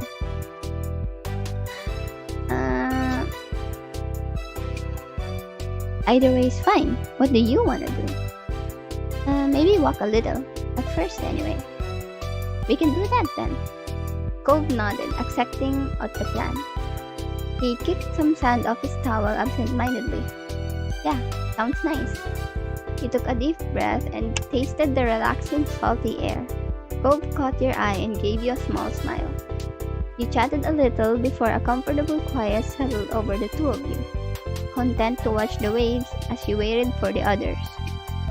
Luckily, it didn't take long until you heard shouts. You turned your head to see both Miranda and Terry running straight for you. Miranda was faster, making leaps and bounds across the sand. Terry followed in her wake, laughing with her towel crutch around her shoulders and flowing like a cake. Miranda started making her jumps more theatric and more precarious as she got closer. Cove waved them on with a bright grin. Okay, he shouted a greeting. Miranda, Terry, it's so good to see you guys. The two officially arrived at Cove's and you're set up, looking completely ready for an ocean adventure. They were already in their swimwear and were raring to go. Hey Terry, Miranda, welcome to our beach. Hey! He beamed and Miranda nodded with a smile. Oh, yeah. Yeah, I'm really glad this worked out. What have you guys been up to over here in your town? Have we missed things? Cove blinked then shrugged when nothing he wanted to mention came to mind.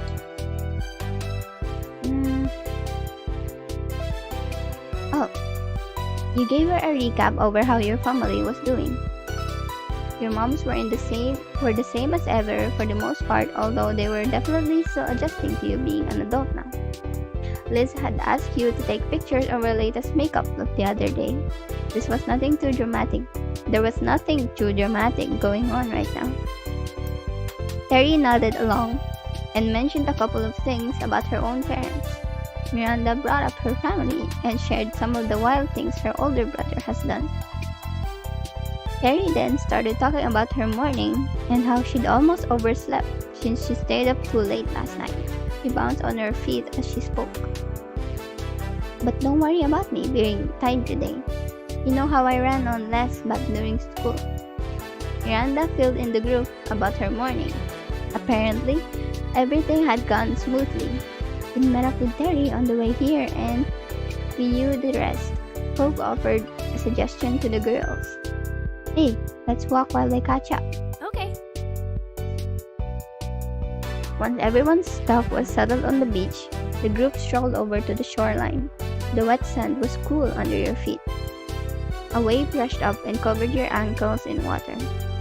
You flinched from the suddenness of it, but by the next wave you were acclimated. Oh, hold on. Okay. You took another step forward and sank a little into the ground. Behind you, your footprints were soon smoothed by the waves. Your friends chatted as you all walked together. You took turns pointing out the cool shells or pieces of sea glass. It was a relaxing jaunt. Hours passed and the group had moved between different waves, some low-key and some more exhausted. For you, it was another break time. You sat on your towel and sipped at some water.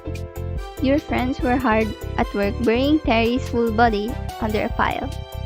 Miranda used her arms to force up the sand around Terry's sides. Cove worked on covering Terry's feet. You took another drink and closed your eyes. Eventually, a shadow passed over you, dampening the light that was still notable even behind your eyelids. You checked to see Cove had joined you there. He knelt down to dig around. Oh, good night. Bye-bye. Let's continue. He knelt down to dig around in the pile of assorted beach stuff in the middle of everyone's towel setup and pulled out the sunscreen. The sunscreen. Oh wait, hold on everyone. I'll be back. I'll be back in a bit.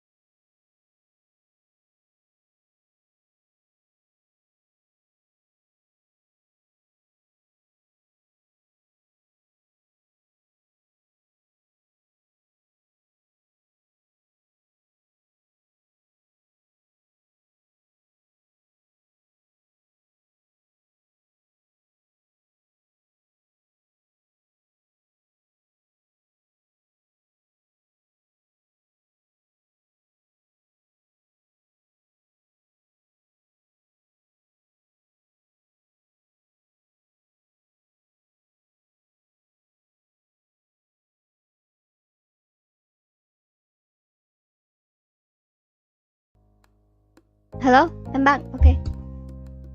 I'm back. I just had a little bit of a break. Okay. Well, that was the first time I've shown to you guys the be right back scene, right?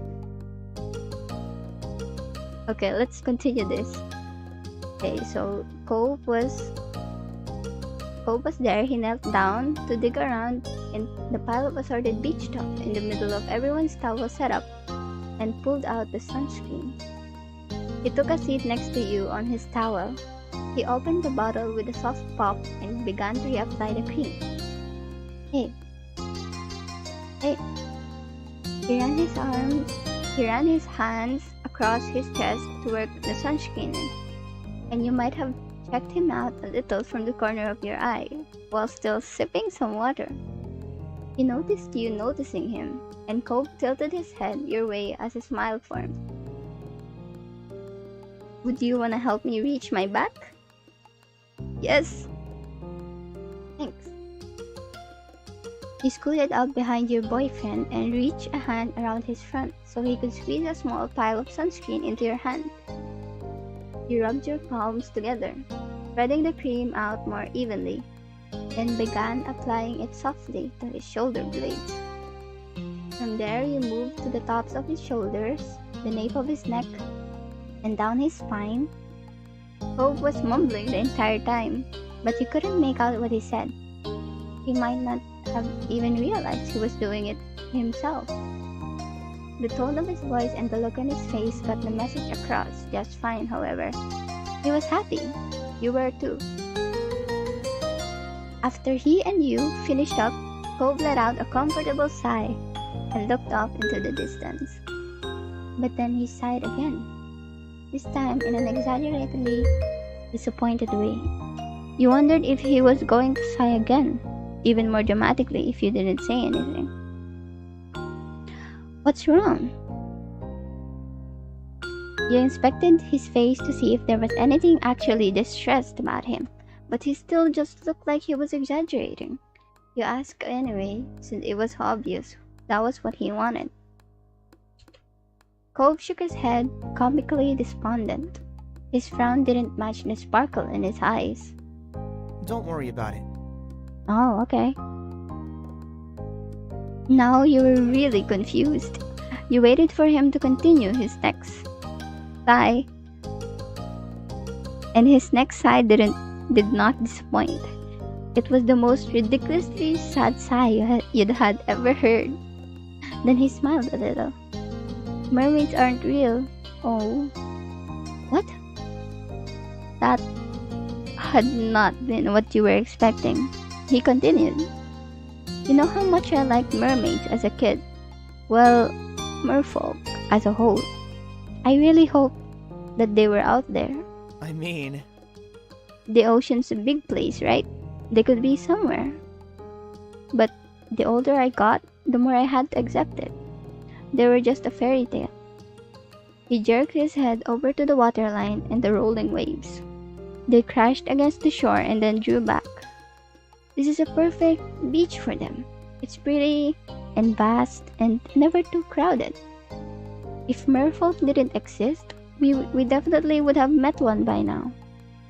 Oh, if merfolk did exist, we definitely would have met one by now. Or at least we would have heard or of someone else seeing one, but nothing. Oh, I remember those. There was some news about it, like seeing mermaid tail or something like that. You know, mermaid sightings. I was so intrigued back then. He acted as though that result was a true bafflement. He let his head hang. I gotta let the dream go.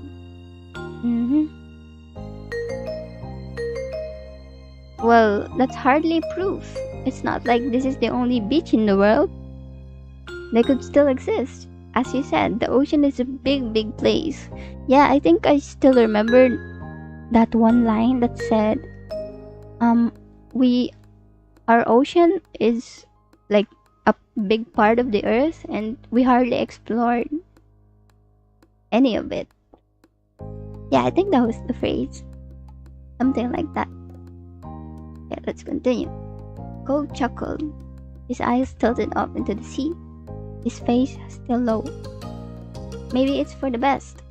Let's say a merperson did happen to wash up on shore one day. He looked at you with a doleful expression. I could have lost my girlfriend to their magical underwater world. Well, even if I had the chance, I'd stay on the shore with you. Cove's eyes widened with amazement. Really? You'd pick me, a plain human, over a beautiful mythic merperson? He smiled and continued, very clearly joking around at this point. Are you sure that's the right call? If a beautiful, kind merperson falls for somebody, I'm pretty positive that a sensible response isn't to turn around and say no thanks, I'm gonna stay on land with a normal guy. Okay, let's see.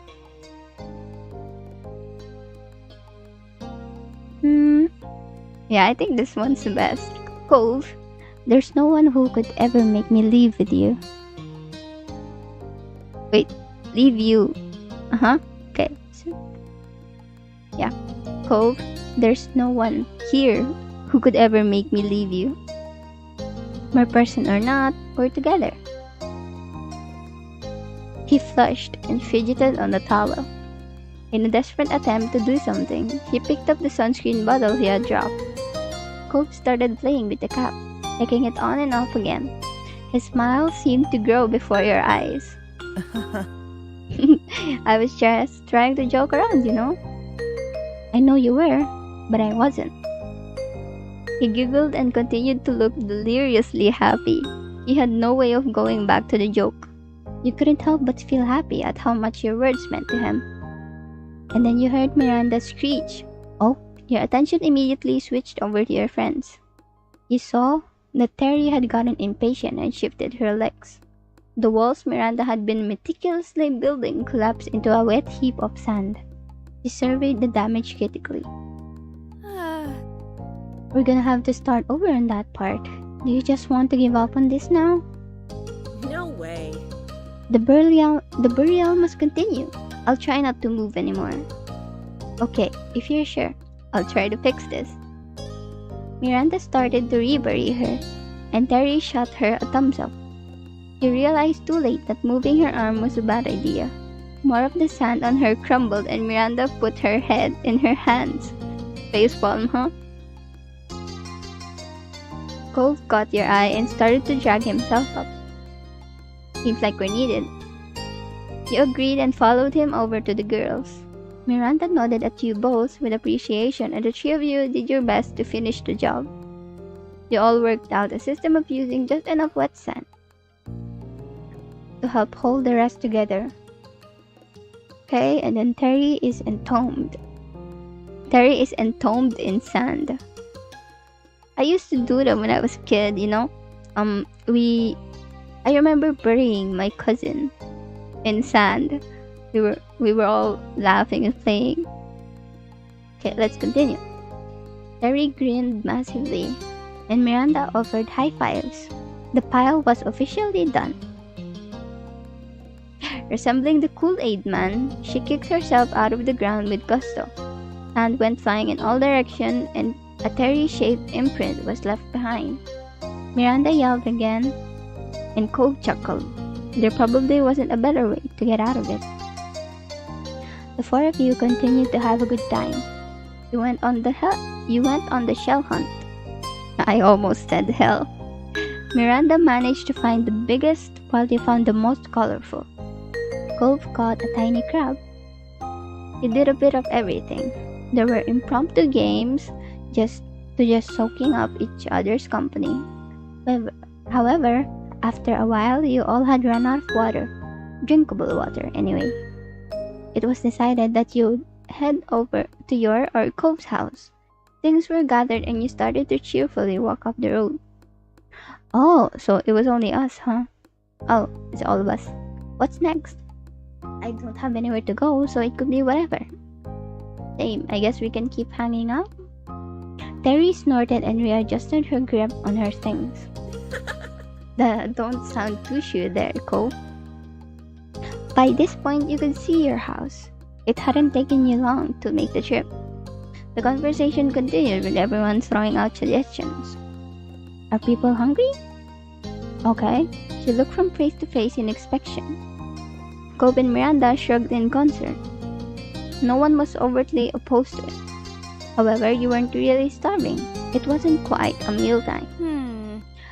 We could get dessert. Miranda put a finger on her lip in thought.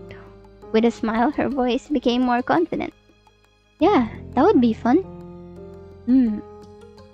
Terry considered it and then shot Miranda a thumbs up. Sure. Sounds great to me. I can definitely go for that.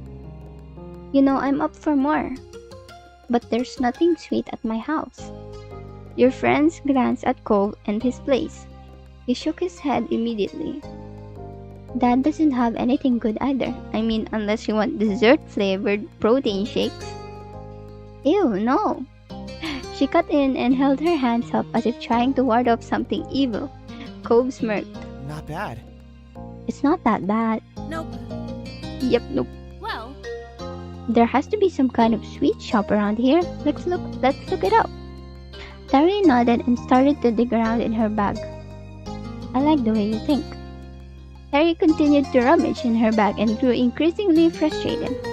She puffed out her cheeks and knelt down, setting the bag on the ground. With both hands free, she was finally able to fish out her phone. She raised it up in triumph for a brief moment of celebration. I'm on it. I'll search for something good. Terry got back to her feet, hefting the bag over one arm, tapping away at the screen in the other. But she assessed Cove from top to bottom. No shoes, no service. Cove glanced down at his bare chest and feet, having not even registered it prior. He chuckled a little. I'll grab something. Cove moved over to his house. You looked towards yours. Yeah, let's decide to change as well. You felt like you'd be more comfortable in something more streetwear than beachwear. You inclined your head over to the side. I'm gonna change too. Sure. Miranda nodded.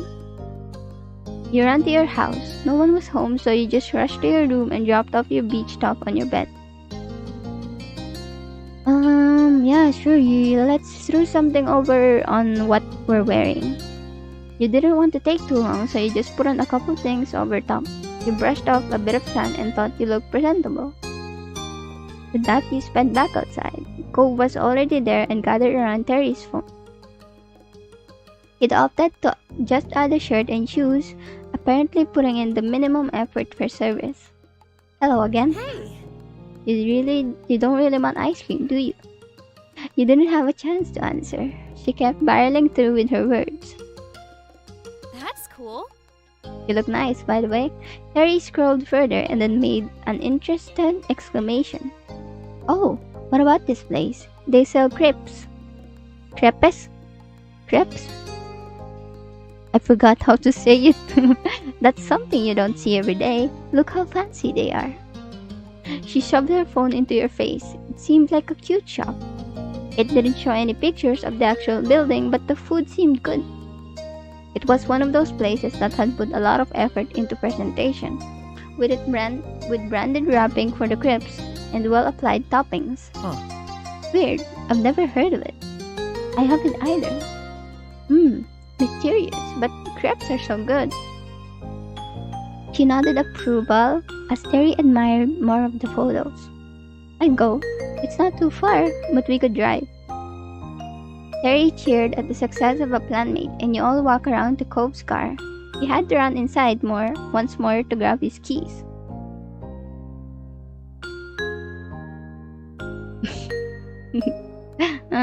You wrote, "Wash me," in the dirt on his car. You noticed a thin coat of sand and dust on Cove's car. It had probably been a while since he'd washed it. With a smirk, you carefully wrote, "Wash me," with your finger. Very nifty. Good work. I wonder if he's even gonna notice. The car beeped and unlocked. Cove ran up to you with his car keys in his hand. His hair slipped into his face and he brushed it back. She clambered onto the passenger seat without hesitation.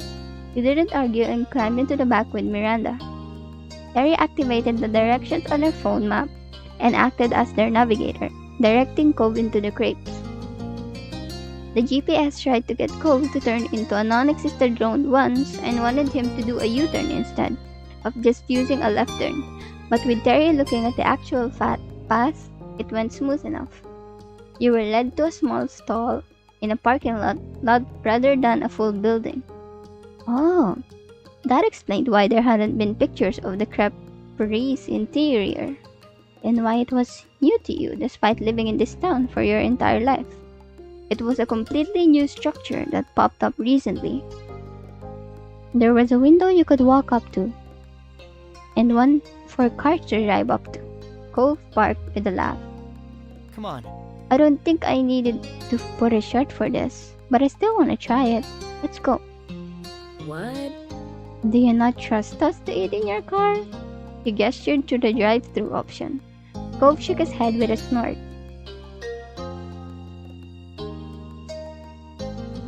I'd trust some people here, maybe. But wouldn't it be more fun to actually check it out?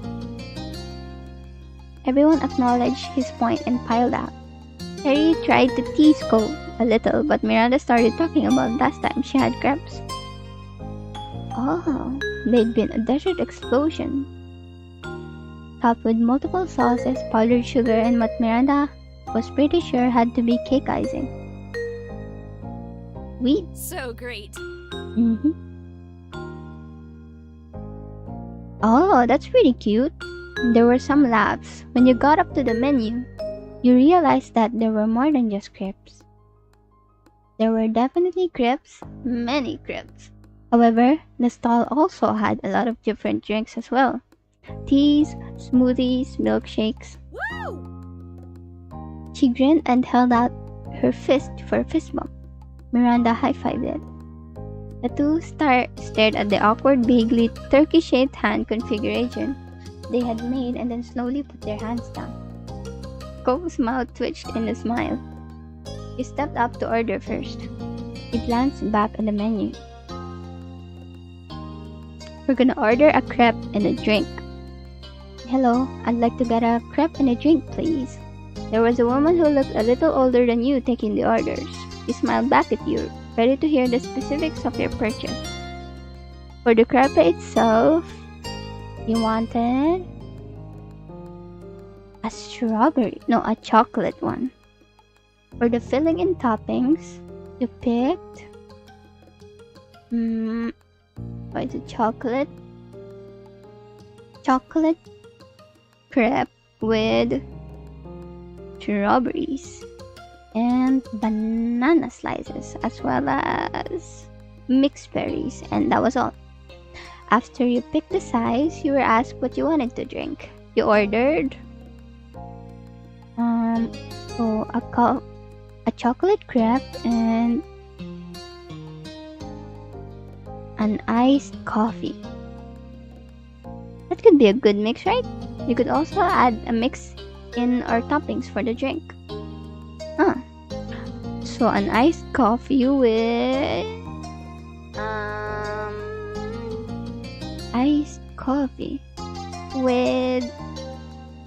if I had not boba pearls.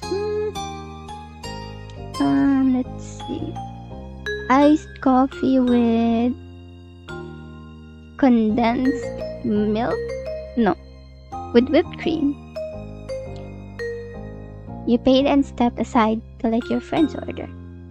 Cove got a lemon crepe with powdered sugar on top and the mixed berries. He also got a plain strawberry smoothie. Terry went crazy with toppings. Although she ordered a plain crepe, she had it smothered with whipped cream, cream cheese, chocolate chips, chocolate syrup, and bananas. Miranda opted for a frap with caramel syrup and condensed milk. The four of you stood off to the side as you waited for your treats. I heard what you ordered. Glad I'm not the only one to go for a drink and a crepe. I couldn't pick just one, and why not? Exactly, it's gonna be good. Your crepe is gonna rock. My crepe? Crepe? How do you say it? Wait, hold on. how to say crepe? Crepe. Oh, Crepe. oh, so it's crepe. Man, your crepe is gonna rock. High five for topping appreciation. He held her hand out expectantly. High five. You hit her hand with a satisfying smack. Order for Patricia? Oh, I gotta get that. You grabbed your order. The orders didn't take much after that. With the goods collected, everyone admired their treats. Terry dug right into hers, and Miranda gave hers a tentative sip. Terry nodded acceptingly with her mouth completely full. Miranda tilted the frap over to her with a grin. Terry sipped it and clearly loved it.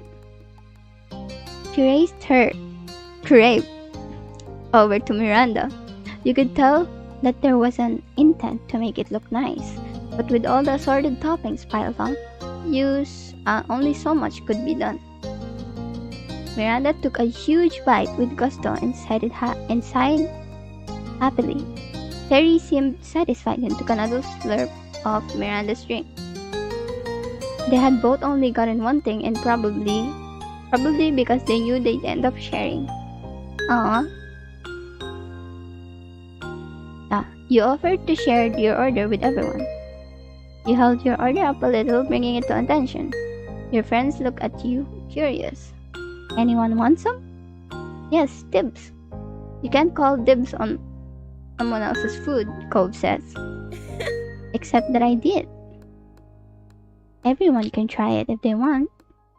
Thanks, that's so nice, Miranda replies. Miranda took the first round and then, with a smirk, passed on your order to Cove instead of Terry. Oh, Randy, my dibs. Sorry. You can claim Patricia's stuff. Fine, I can wait for it. Chuckling, Cove seemed to greatly enjoy his taste and didn't pass it on to Terry until he'd stopped chewing solely. Finally, she accepted your order with gusto and took her taste. Thank you. You gave your reply in between sips of Miranda's frap and munches of Cove's crepe. Almost forgot how to say crepe. With that, Cove started to eat his treats in earnest. You saw him take a huge gulp of his smoothie, and then without swallowing, he added a bite of his lemon crepe. Cove? Terry tore off a piece of her crepe and held it out to Cove. So? Care to make a trade? Sure. Instead of continuing to loiter in the parking lot, the four of you started to walk down the sidewalk. There was a lot of sharing going on, with crepe bites and toppings being passed around.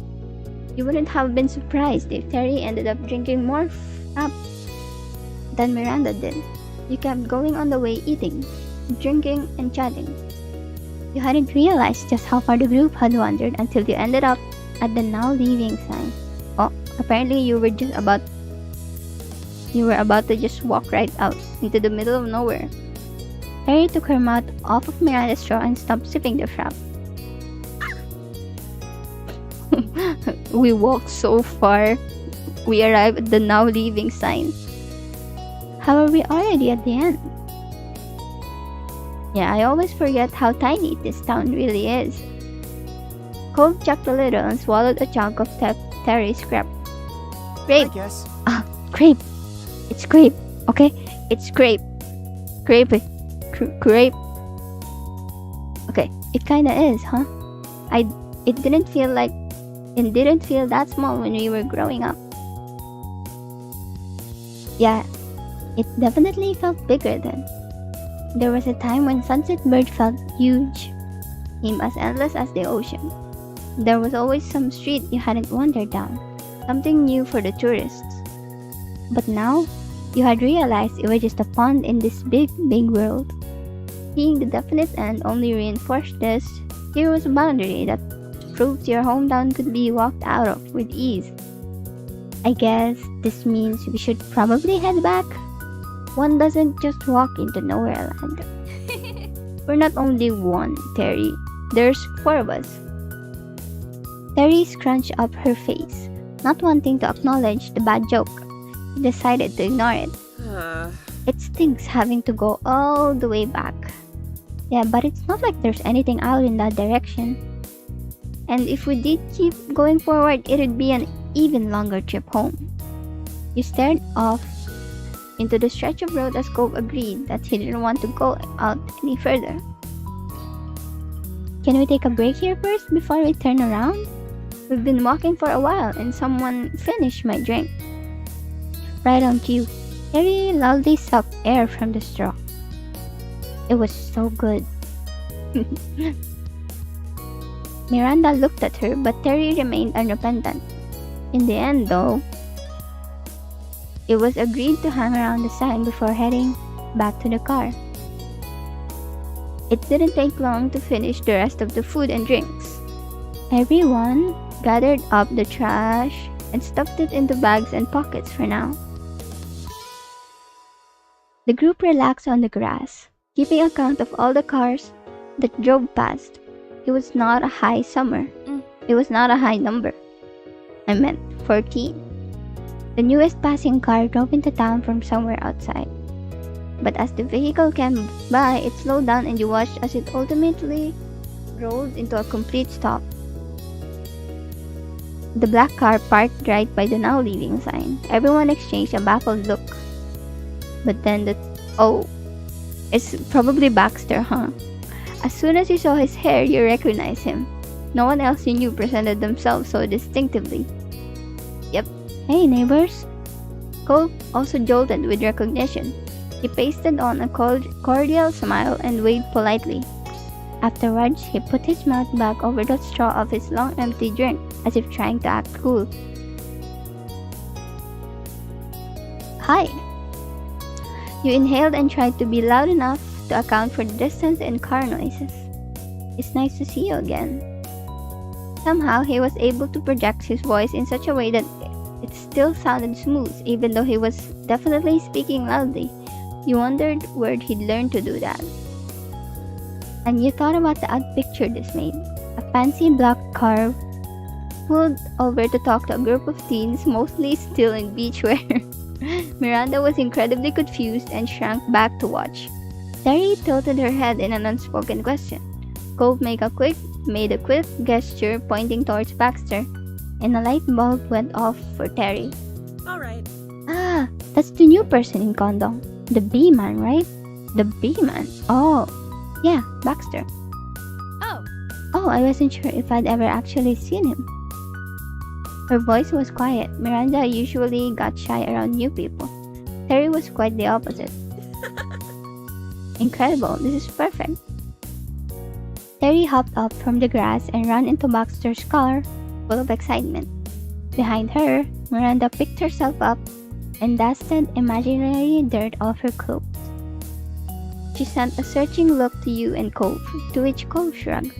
Miranda nodded and, with clenched fists, hesitantly followed Terry. Terry bent down to talk to Baxter through his window. She blasted through introductions with Miranda putting in a shy wave. Cove looked at you. He still clearly had no intention of going over. Oh. Let's encourage Cove to come, actually. Are you seriously going to sit in the grass? Come on, time to get up and be polite. Cove pouted.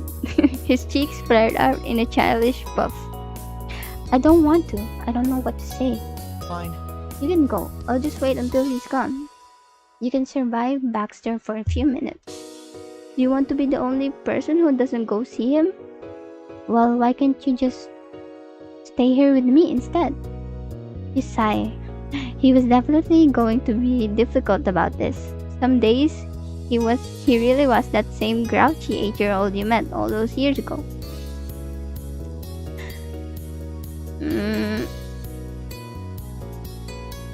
Okay. Are we gonna stay with Cove or are we gonna go to Baxter? Let's see.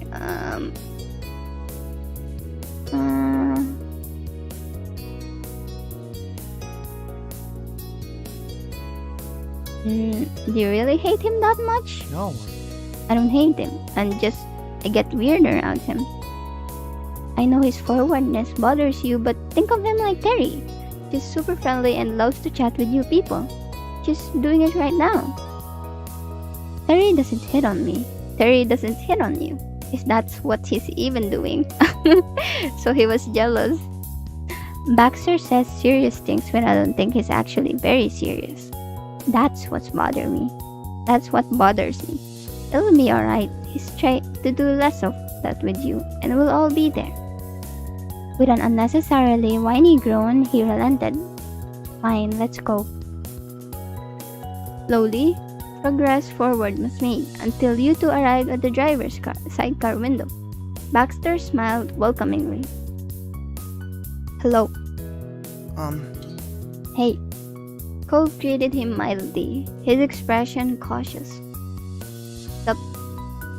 Baxter gestured to Miranda and Terry. I just rented this car for my stay here and was coming back from a bit of sightseeing when I spotted your crowd. Then these two were kindly introducing themselves. Uh-huh. Yep, it's only polite. Speaking of polite, Baxter is giving us a ride. I was asking him to. What? Baxter shrugged guilty, seeing Cove's dramatic reaction. The offer is open, and we're taking it.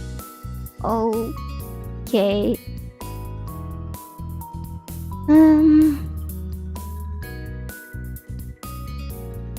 You felt uncomfortable to be getting a ride from Baxter. You didn't know Baxter well enough to feel safe with him driving. Sure, you doubted he was going to kidnap everyone or something. Your group had the numbers and you were pretty sure you could all take him in a fight, but it still felt weird. You weren't in the habit of climbing into random people's cars. It always felt awkward. The seats, smells, and everyone's car etiquette were always different. You felt stressed out that Terry had put this on you. Alrighty, plan made, let's hop in. You hesitantly opened the back door and slipped inside. The car was clean and smelled of air freshener. You stared at Cove for reassurance as you scooted all the way to the other side. Cove squeezed into the middle after you. Miranda took the last seat in the back and you all tried to awkwardly buckle up. Were back seats really made for 3 adults? It honestly didn't seem like it. Terry gladly took the shotgun seat and had all the room she wanted. Does that sound alright? His voice still, baffles me. Okay. Welcome to my vehicle. I hope everyone is comfortable. And if someone could point me in the right direction, we can be on our way. You began to explain where you had come from. It was pretty easy to direct him straight down the road and one turn into a parking lot. Baxter nodded from up the driver's seat and pulled back into the road. Luckily, the street was still dead empty. It took no time at all for Baxter to park right next to Cove's car. There wasn't even enough time for a proper conversation to start. The occupants didn't seem to mind. There were all smiles around when Baxter parked next to Cove's car. Miranda clapped quietly as Terry cheered. Cove chuckled nervously.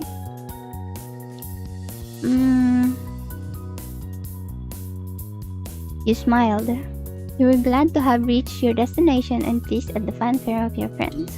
You didn't say a word, but Terry and Miranda definitely caught your amusement.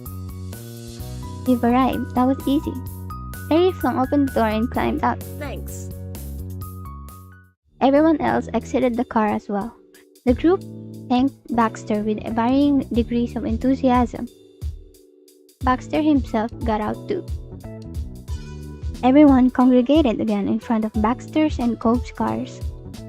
Cove looked at the back of his and frowned. He'd finally discovered the wash me you'd put on it. I wonder who did that. You snickered along with Miranda, who realized you'd been caught. Ooh. It's a mystery. Right. Terry bounced over to Baxter and offered her hand for a handshake. He accepted it easily with a charming grin. You're a pal. You're too kind. It was no trouble whatsoever. I'd be keeping this car all this summer. If it suits you, you're welcome to take my number and give me a ring whenever you're in need of another ride. And that goes for everyone here. I have a car. Terry burst into laughter and Miranda fidgeted. She did not know what to do with that. Baxter really went fast, didn't he? He noticed her discomfort and smiled with a soft tilt on the head. I'd be happy to help again, but that's the only reason I offered. If you don't need it, you can pass on it. Can I have your number? No. I feel like Cove is gonna be jealous of that. He stayed silent. When her giggle subsided, Terry had put a hand on her chin with brows furrowed. I wonder what option would be available right now. You could valet us somewhere cool. What? Cove was taken aback. He put a hand on the hood of his car. Weren't we going back to the neighborhood? Wasn't Baxter going back to the neighborhood too? Why would we go somewhere else? Because we can. Miranda squirmed nervously and then committed to piping up. Maybe? We could go to the park near my place. It's a really nice place to hang out. You and Cove shared a look. The big park was pretty nice. Let's do it. Baxter tapped the side of his face and thought. It's doable. Okay. He glanced at Cove and then switched focus on you. Well, We have 2 cars. If some people want to go to the park, I could still take the others home. But if everyone's going, it wouldn't make sense for me not to.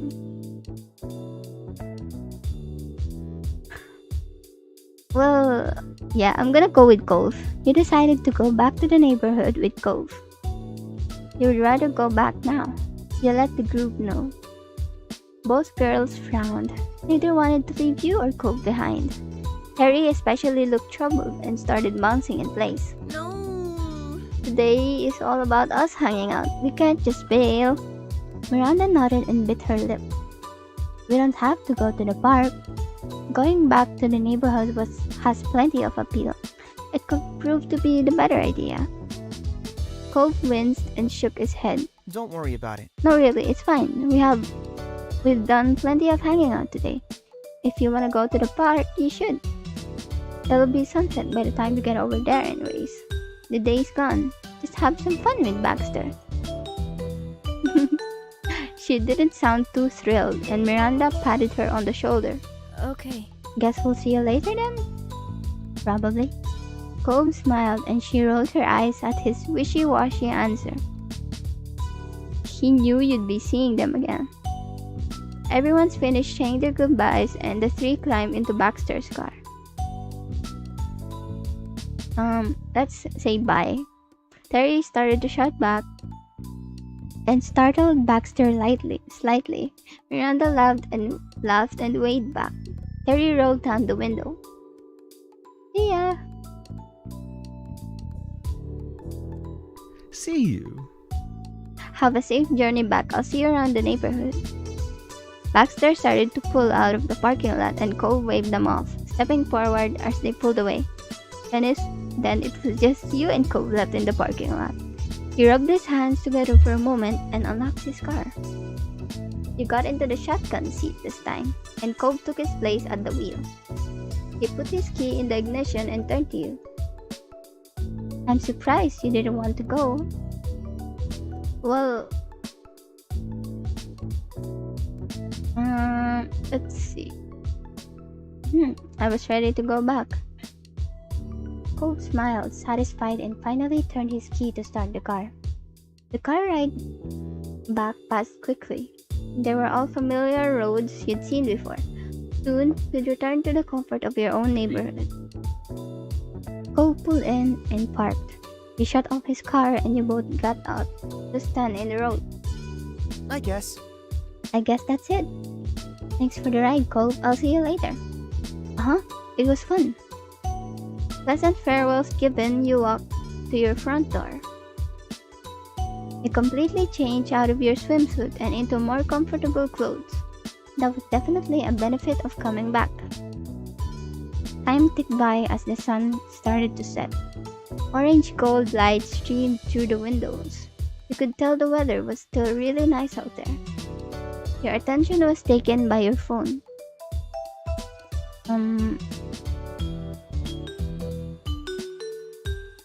It pinged on your desk. He went over to see what was going on with that. Oh, hi Patricia, we're gonna see fireworks. Do you wanna come? Oh. And Terry texted Cove. He said he'll be there. How did their trip start? At hanging out the park and at finding some previously unknown fireworks spectacle. It was definitely news to you. Fireworks. I'd love to. Fireworks was kind of out of the blue, but sounded like a lot of fun. That was something you couldn't miss. Miranda sent back a cheery smiley face not even 5 seconds later. Then you got a yay and she sent another message, told you that Cole would be out at his car soon. You quickly got yourself ready and headed out into the world once more. On the way, you sent a message to Cole that you were coming. He texted that he was already outside. Just as promised, Cole was waiting by his car. He slipped his phone. Oh hi, welcome to the stream. He slipped his phone into the pocket and waved you over. Okay, got into the shotgun seat. He noticed the exterior of his car was no longer coated with dust. He must have washed it in the past few hours. Cove looked you over from the driver's side and smirked as he started up the car. Hey, we're gonna go see fireworks. He pulled out into the road and raced towards the city as the sun continued to sink down below the horizon. City lights sparkled. Cove started looking for a parking spot. He tried to text Miranda to see where they had parked, but she admitted that there hadn't been any openings. Cove had to drive around a few blocks, but finally you spotted something. Okay, then he parked. Terry sent you a text saying to hurry up and get to the waterfront. Miranda attached a helpful picture of where they were. Okay, you pointed that way to Cove. Eventually, you saw 3 silhouettes in the distance. They started to wave and yell. You rushed over to them. Miranda and Terry ran up to meet you halfway with faces full of smiles. Hey! Buddies, I knew the day wasn't over for us.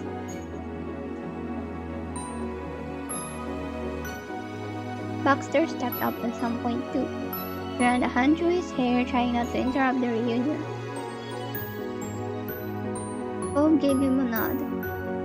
With the band back together, the group walked back to the area where Baxter, Miranda, and Terry had originally set up at.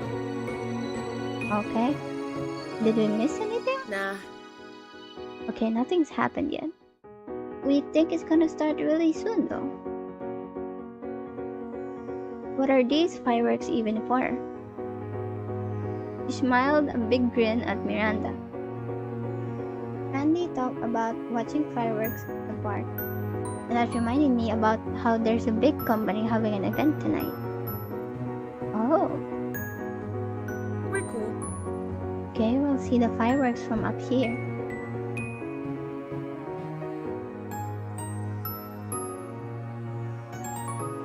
I mean, I guess we're already here. It's kind of too late now.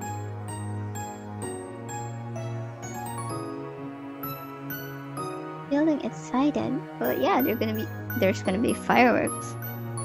The spontaneity of the whole thing combined with the amazement of fireworks was a recipe for you to be bursting with anticipation. Terry led Miranda to sit down on the oval slabs along the path. Baxter smiled politely and looked from you to Cove. Something seemed to strike Cove as he tried unsuccessfully to hide a smile.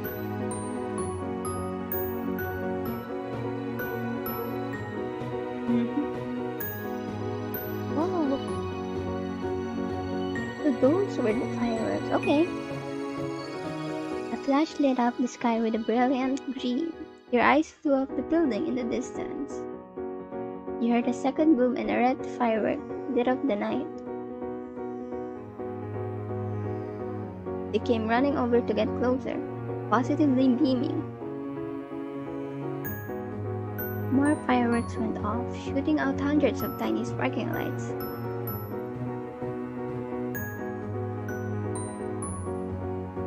Welcome. Okay. Pretty cool. It's a fireworks show. Terry stumbled at the friendly nudge but was pleased with the compliment. She grinned back.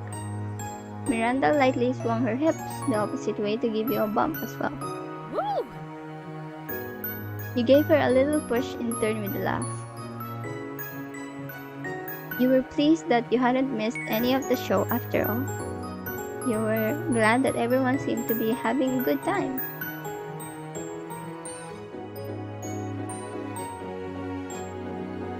It was good to see your friends in high spirits. The rest of the group huddled around the railing to take in the show as closely as possible.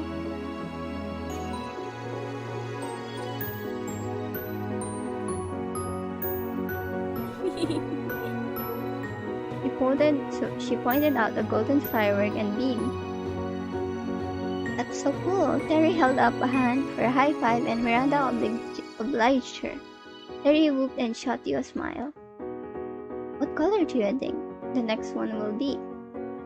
Without giving Baxter a glance, Cove answered immediately. Green.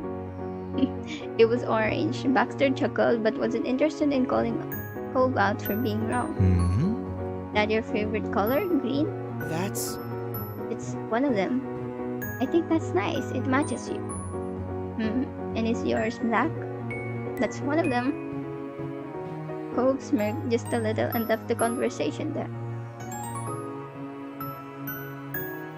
We're gonna stand next to Cove. Yep.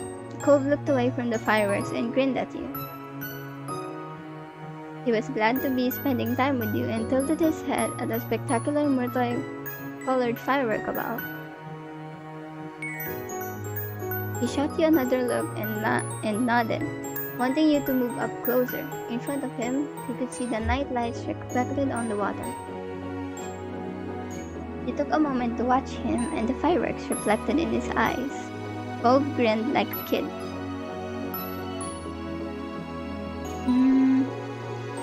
You wrapped your arms around Cove, yes? You drew him nearer with your embrace, snuggled into your arms and made a quiet hum of approval. Cove's gaze shifted from the show of dazzling lights straight at you, and he sighed dreamily. You didn't know when you'd last seen him so blissful. The spectacle continued to up the ante by bringing more fireworks out at a time. The colors danced across the sky and reflected over the water. I didn't realize this moment was gonna be so long. Okay. You reached out a hand and watched as it was tinted green while a big boom sounded.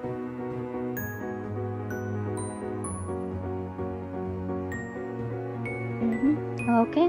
Let's skip over a few things. I'm not gonna read all of them now. Okay, Terry. As the finale sounded, blazing the sky with unbelievable beauty, you remembered thinking that there might never be a night exactly like this once again. You planned to hold on to the feelings you had in that moment for as long as you could. Oh, that was it. As I was complaining. That it was like long. Hi, welcome. Okay. Should we select all of this? Yeah, let's finish all of this actually. It doesn't hurt to finish all of them. Okay, errands. Okay, let me quickly go through these actually. You guys can pause it if you guys wanna watch. No, if you guys wanna read. Okay, today this moment starts with us going out because there's a list of errands that needed to be finished. Okay, one is visiting one of the biggest farmers markets. Okay. Oh, it's Mr. Holden. Isn't that great?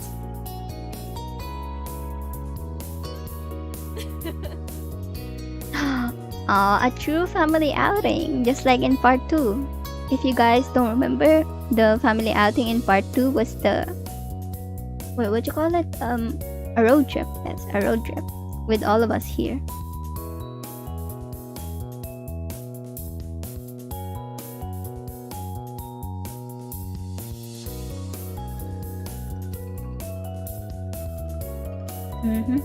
I'm excited to check this out. There were so many stalls, you couldn't even imagine what hidden gems you might find among them.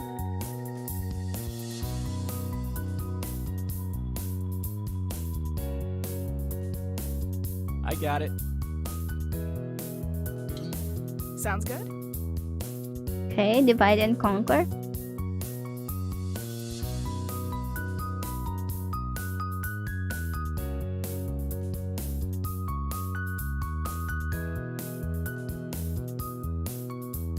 Okay.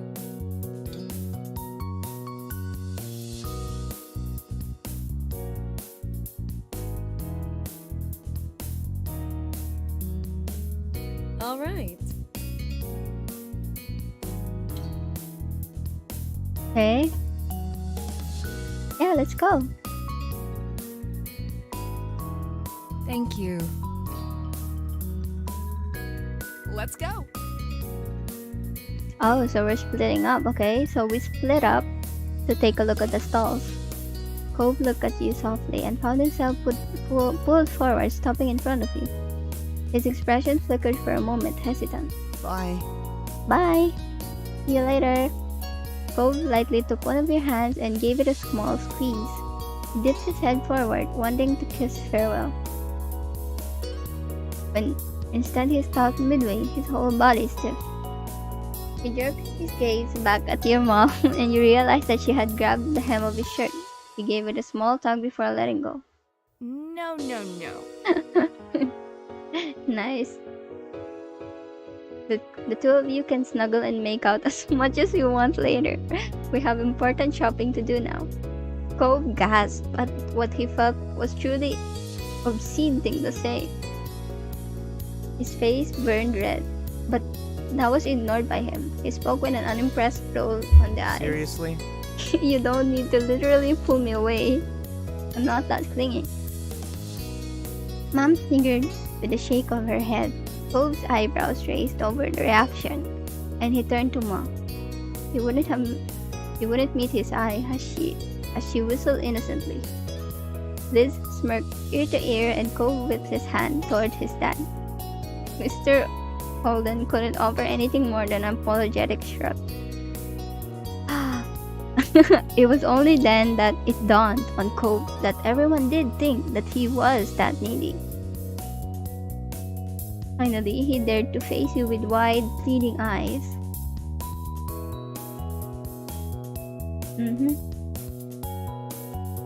There's nothing wrong with being attached. It's nice. And you meant it. You very much enjoy Cove's company and his affectionate nature.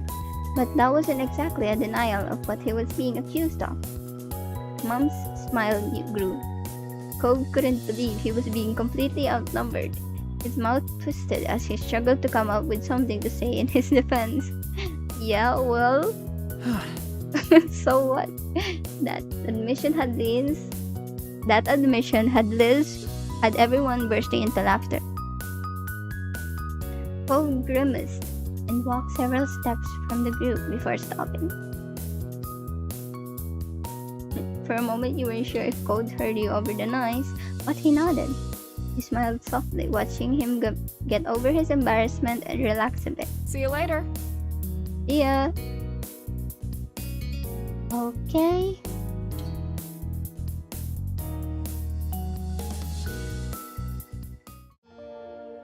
Oh! Almost clicked something. Okay. When they were gone, Matt cheerily turned to you and Liz.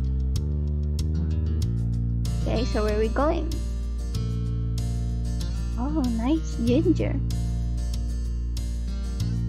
We're gonna shop something, okay.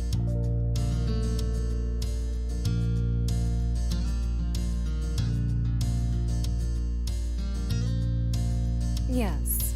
Oh, he needs to visit the ladies' room. Okay. Should we all go with you? Okay, we're gonna keep on shopping. Hey.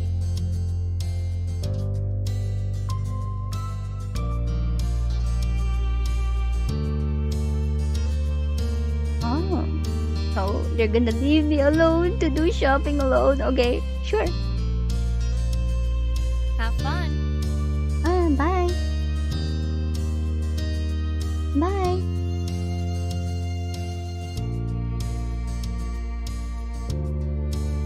Okay.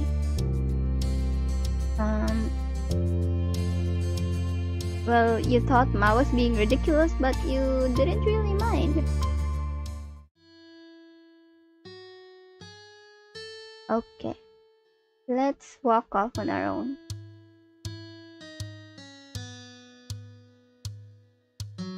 Oh, what are those? Homemade fudge, huh? Oh, you got closer to the stall.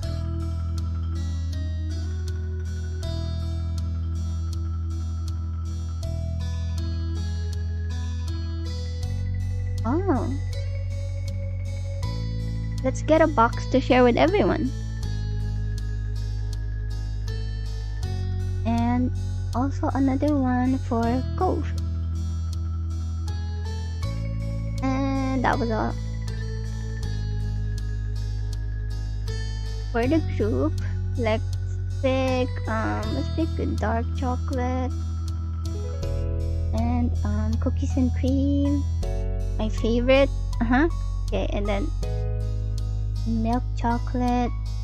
Let's see, some red velvet. For Cove, let's pick something for Cove. So what would he like? Lime. I think he picked lemon back then, right? So let's give him a key lime. A key lime and a walnut. And another cookies and cream. And let's see. Chocolate peanut butter, yes.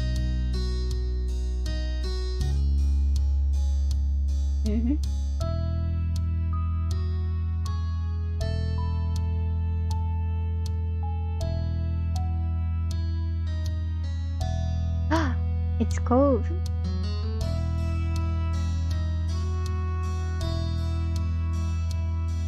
Oh, let's call out to him. Cove Holden, get your butt over here. Patricia. Yo, we're here. Did they leave Cove alone as well?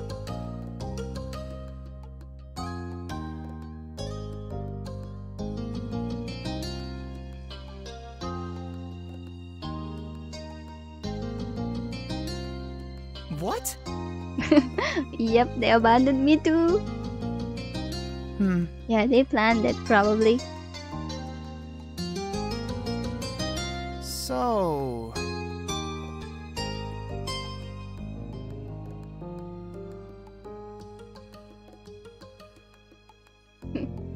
But you that's curious, kids.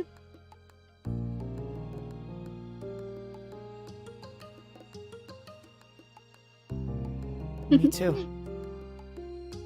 So what are we gonna do? We're both alone now. And I think they said to go shopping, right? His gaze wandered up as if one of your parents might simply appear if he kept checking. Okay?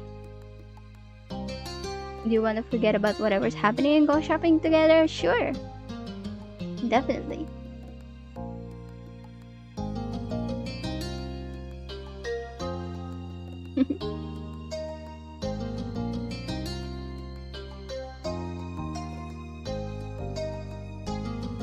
Oh yeah, he was shuffling his bags.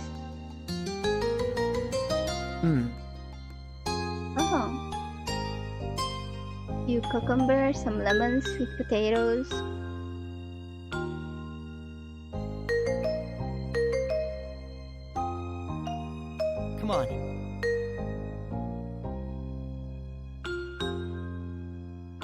Okay, let's pick some apples, some oranges, peaches, strawberries, lettuce. I think we already have some. Yeah, let's go. Lime. We already have some cucumbers. So onions, peppers, tomatoes. And then wait, where was it? Okay, so not cucumbers. Carrots, spinach. Buy everything. And that was everything besides cucumbers.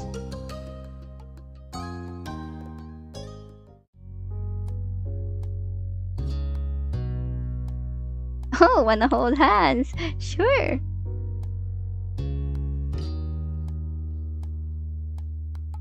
Delighted, you lace your fingers with his without hesitation. Cove squeezed your hand back. With renewed eagerness, your boyfriend nodded his head in the direction you had been going towards. All right. Now let's go. Together, you and Cove wandered the market on the lookout for any stalls that caught your attention. After a while, you had to go greater distances to find something of interest.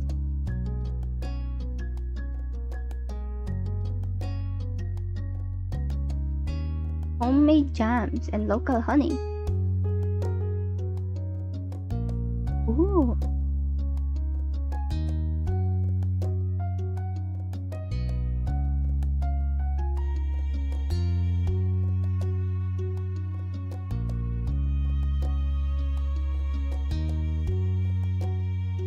Let's see. Want some honey? Honey?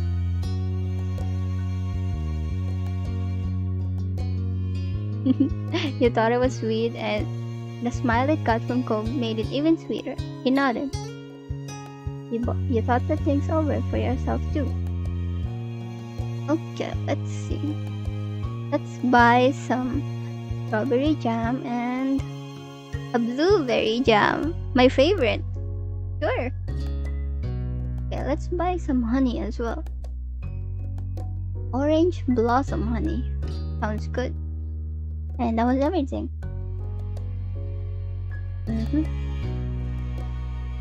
You watch Cove give in and just buy both the clover honey and the blackberry jam. He also went all in, getting spring wildflower honey and plum jam too. The shop owner thoughtfully wrapped each in brown paper to protect them before putting them away. Thank you. You both stepped away from the stall.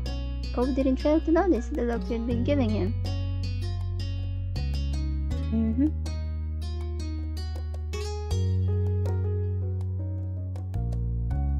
Cove looked up at the sky. He smiled. It was sort of unexpected, considering all of this was technically an errand, and unexpected changes often upset him.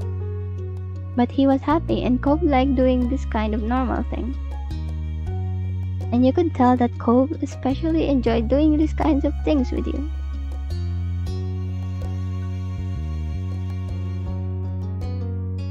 You blushed, thinking about how comfortable doing this with Cove felt. It felt more than normal or mundane. It felt right. I'm glad you're having a good time. So? Been a good day.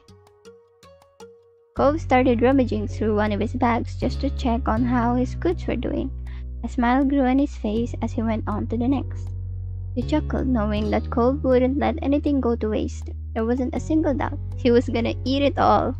You held a hand out in front of your face as you squinted upwards. Oh, okay.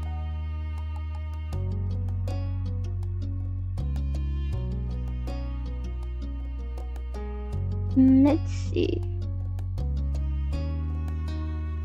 Can you give me a... Wait. He's holding things, right? So... yeah, let's quietly enjoy the break from walking.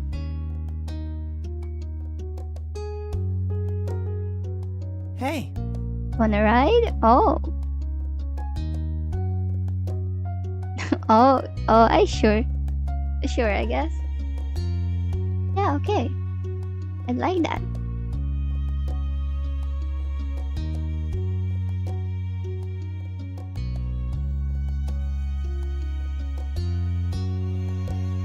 Nice. Are you okay? Yeah, I just realized this means I'm the one carrying all the bags too, not just you. Yeah, bit. Should I get down? No, I've got it.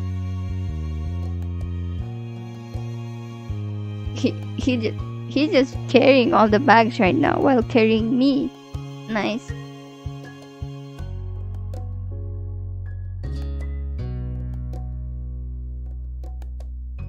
Mm-hmm.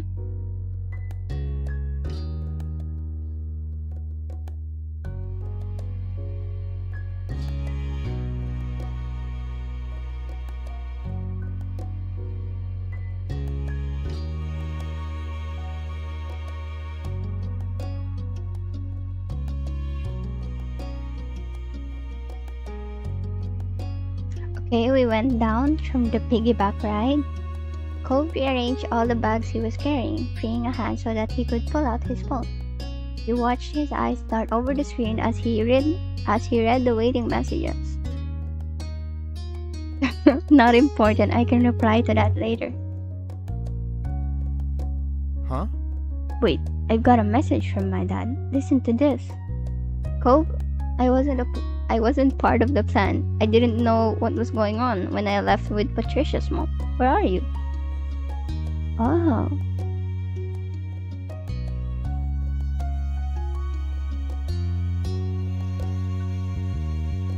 Oh. So everybody's going to the parking lot soon. So it was on purpose.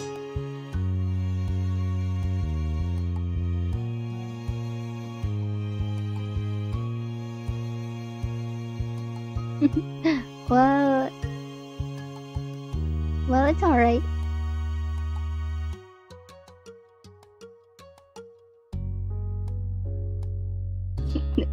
They can be really weird, huh? Are you okay? I'm peachy. That's good. Abandoning us without a warning wasn't really a cool idea, even if they meant well, which they probably did. Not making a big deal out of this is nice. I'm not exactly thrilled personally, so if you want to complain to me, you can. Well, I don't have anything to complain about. No way.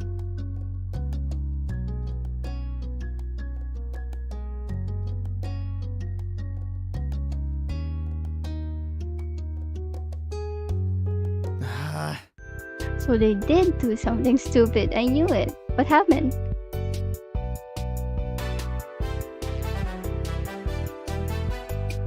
Oh no, what?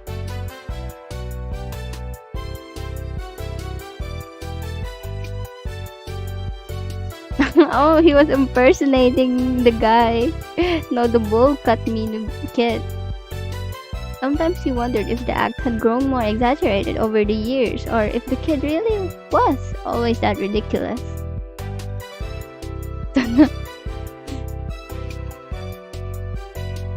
Okay, let's play along. Wow, what is wrong with you? No!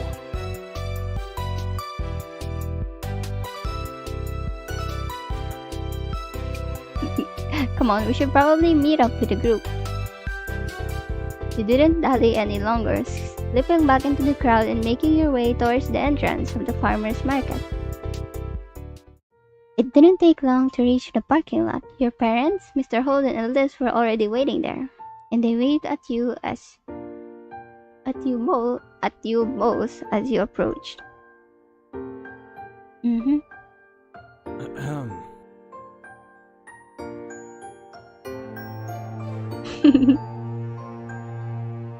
Just because Patricia tries to make things a good time no matter what doesn't mean you can just leave her out of your plans and expect her to go with it every time.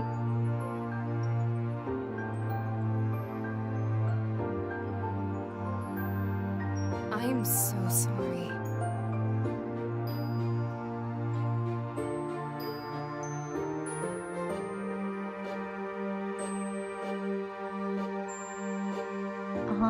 Okay, I see their point. I really am sorry. Neither of us meant to upset you. I'm really sorry.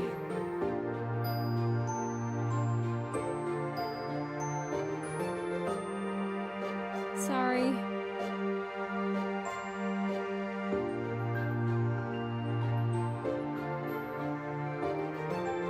You're welcome.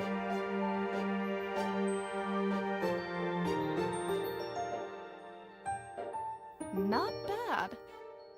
You realized you hadn't been the only onlookers on the whole dance moment. Your moms were exchanging rueful looks.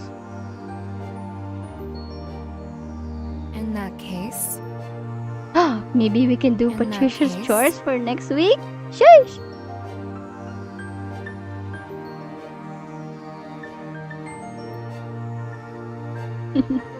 Well, you don't have to do anything.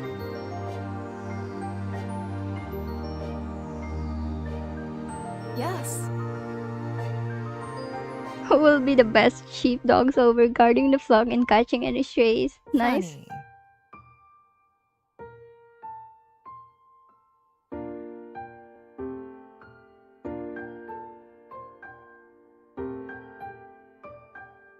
Oh yeah, the fudge. The fudge that we saw. I have something for you all.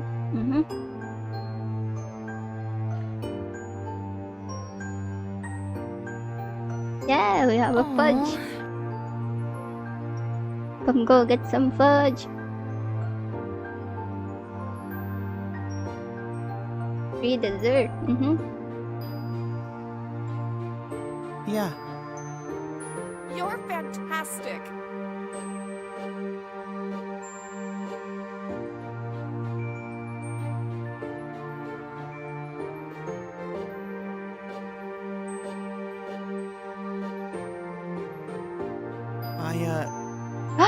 He's got something to share as well. Ish. Anyway, well, I sort of picked something out with you in mind. I mean, Oh, get me something, okay? A glass bottle of orange soda. Ooh.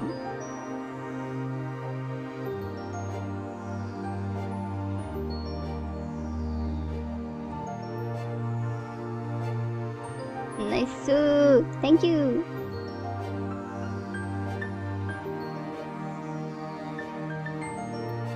Wait, what? Oh, yeah. Yeah, I got something for you as well. A box of your own sweets.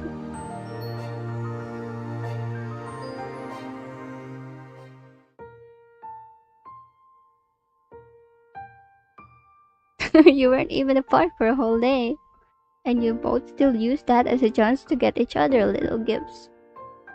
Good job. Right?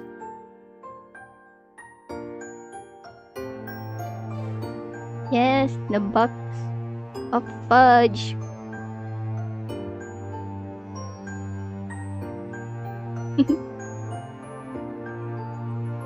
The laughter that came from the others, who were now fully turned into a little show, didn't appear to reach him. seriously? It's only for me, yup.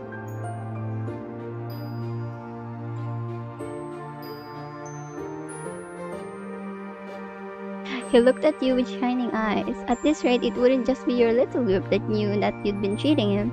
The whole parking lot was going to learn about it. Behind Cove, you could see Mom watching you both with a smile of hilarity. See? This is why he's so attached. You've spoiled him. You shouldn't make fun, Pam. It's clearly mutual. Besides, I don't hear you complaining when I'm spoiling you. True.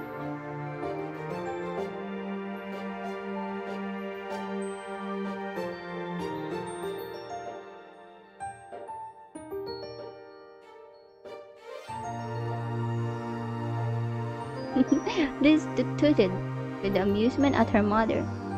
Cove shrugged, staying a neutral observer, but the small smile on his face revealed that he was enjoying the conclusion.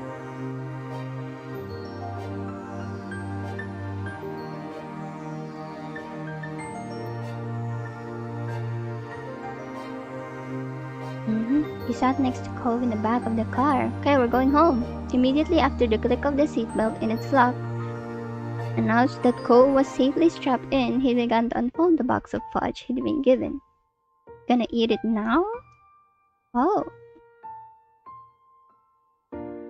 Oh, I love nuts and fudge. I love nuts anyway, but the contrast between the crunchy nuts and the soft, squidgy fudge is great. Is the green fudge lime? Yeah, key lime. That looks like cookies and cream. That's a really cool flavor for fudge. That's peanut butter in there, right? It's chocolate with peanut butter mixed.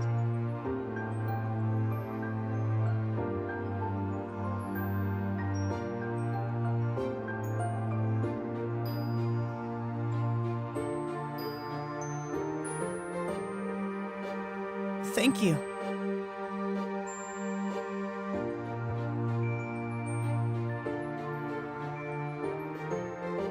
He knew Cove enough to spot the signs of when he was physically present, but mentally elsewhere.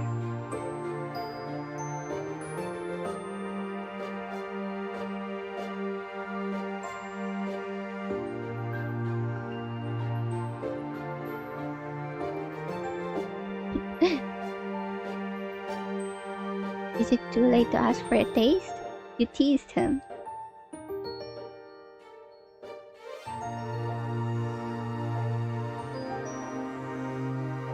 Oh, what were you so lost in thought about? Well, I was just thinking about how nice you are. Oh.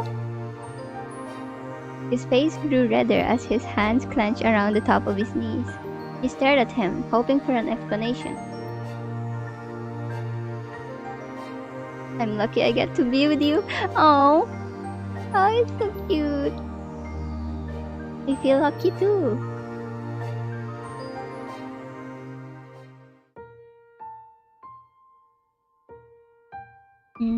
Yeah, let's decide to drink to drink as well. The drink that Cole gave us.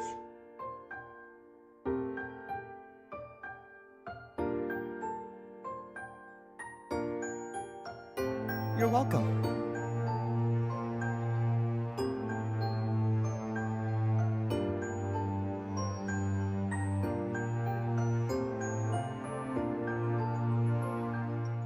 Nice. Okay, next one. Oh Jesus, we still have 3 more. Okay, gonna quickly go through this. Okay, tapping works. Wait, what was this again? Heading to the window, you can see Cove outside. Okay, let's held a hand out to him.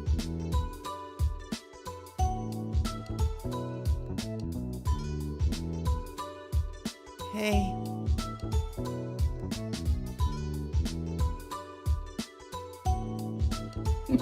Cove's voice came out quietly with a strange, pleased smile on his face. Did something happen? It's okay. Don't worry about it. Suspicious. It's Miranda.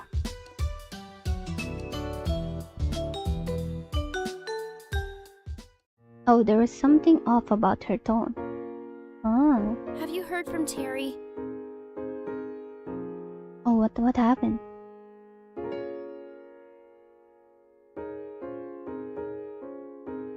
No. Oh no, what happened to Terry? Terry doesn't like me anymore, if she ever did. What? What? What happened? They were best friends. Terry was here the other night. We were up super late. She realized her parents probably went to bed. My mom and dad, okay. And then I tried telling her it was okay to just spend the night, but Terry really didn't want to. Ah.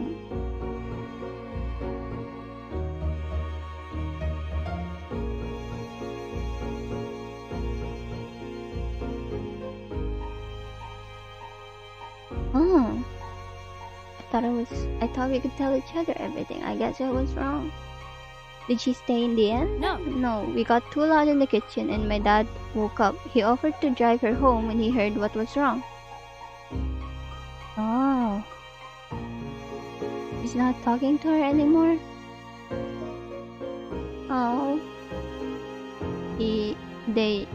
Terry and Miranda seem to have a fight. I mean, There's no way Terry wanted to make you feel this bad, or that she's just done with your friendship because of this. Miranda's sniffing continued. You hope she had plenty of issues handy. Well, it'll be okay.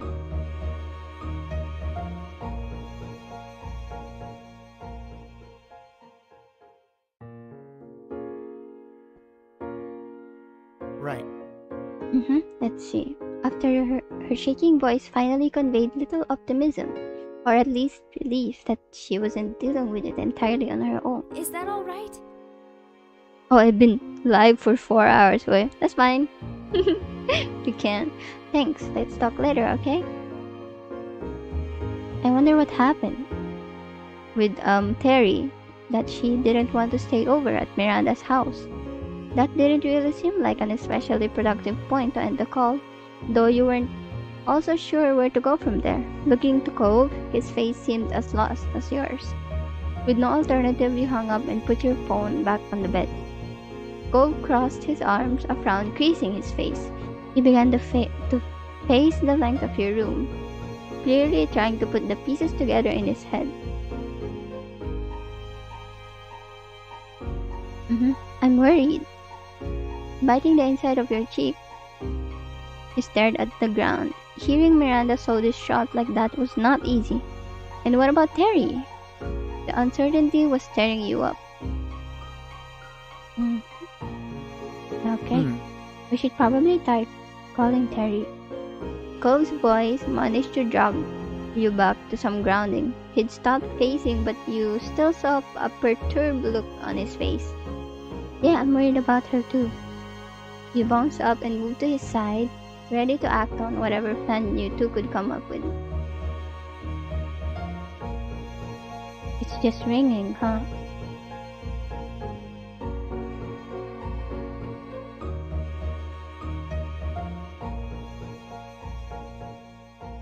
What happened with Terry?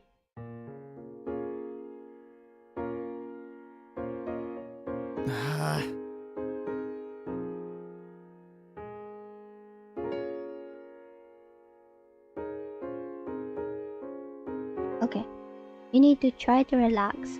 Calm down, Cove.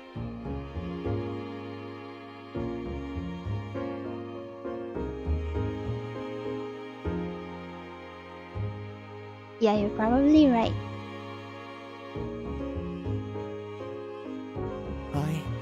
Well... What do we say if we do hear from one of them? We should probably tell them to talk to each other instead of only us, maybe? We should find out Terry's side of the story.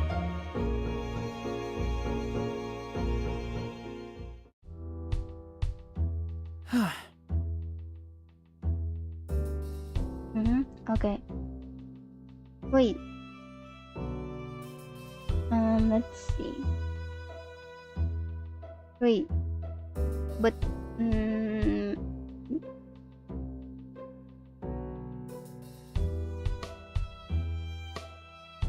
Cove's fingers worked furiously, yet carefully.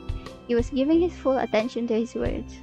He sidled up next to him and looked, trying to watch what he was writing.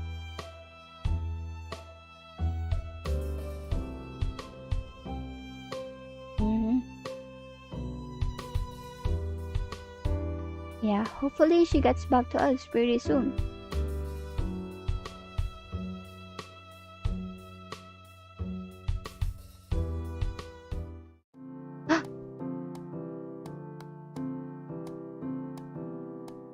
Okay, his effort was smart. It's okay.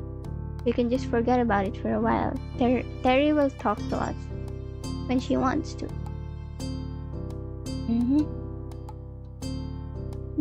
Why alone? Okay. That sounds good to me.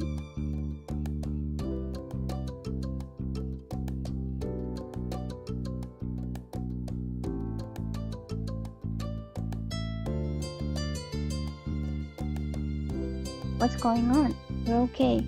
It's just Miranda called earlier. She and Terry are fighting, but none of us know what's going on with Terry. Your parents exchanged a meaningful look, though its meaning was lost on you. I'm so sorry. Out of the corner of your eye, you saw Cove rub his arm awkwardly, unable to add anything. No, we're just waiting to see if Terry calls or texts, or if Miranda does. Well, we can at least help you take your mind off of things while you were waiting. Yeah. We can get the whole gang together for some quality time. That'll be good. Ah, It's no trouble. nice. We're gonna meet up, okay? But what about... You're welcome.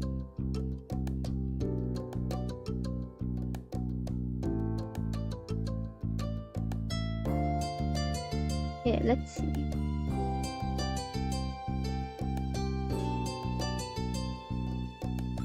Mhm.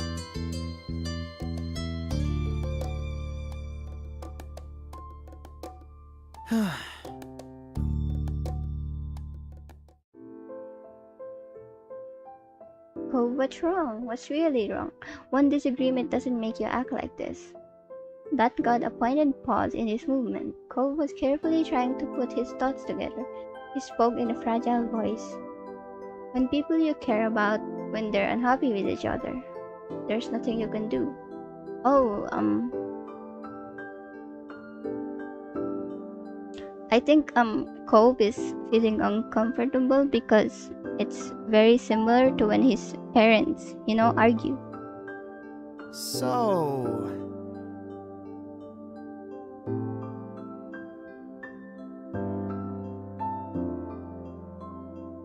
It can't be helped.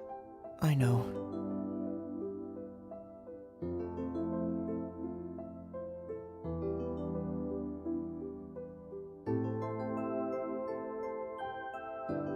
Is it because, yeah, it's probably because of what happened with his parents. If you guys don't know, his parents broke up. It was said, he said it in the first part of this stream. If you guys want to watch those parts, you can head over to my channel and see the playlist section, and you can hover to the Our Life playlist.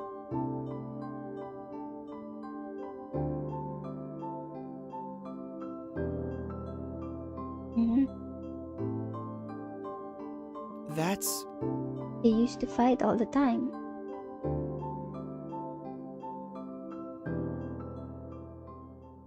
There was always something wrong and I could never help. I just wanted them to be happy. You tried to imagine your moms breaking up and the very idea scared you, but Cove had endured that for real. I'm Patricia, sorry. don't worry about it. Despite that revelation, Cove gazed reassuringly at you. It's not like that anymore. Things are so different now. I don't even really think about it.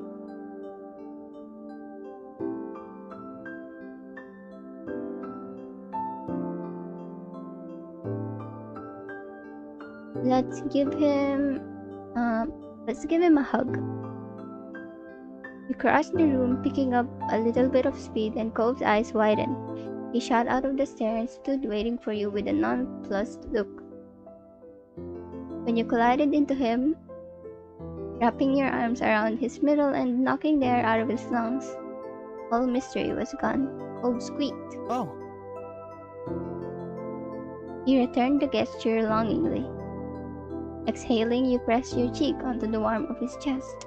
The tension stuck inside you, released like a river flowing into the ocean that was Cove.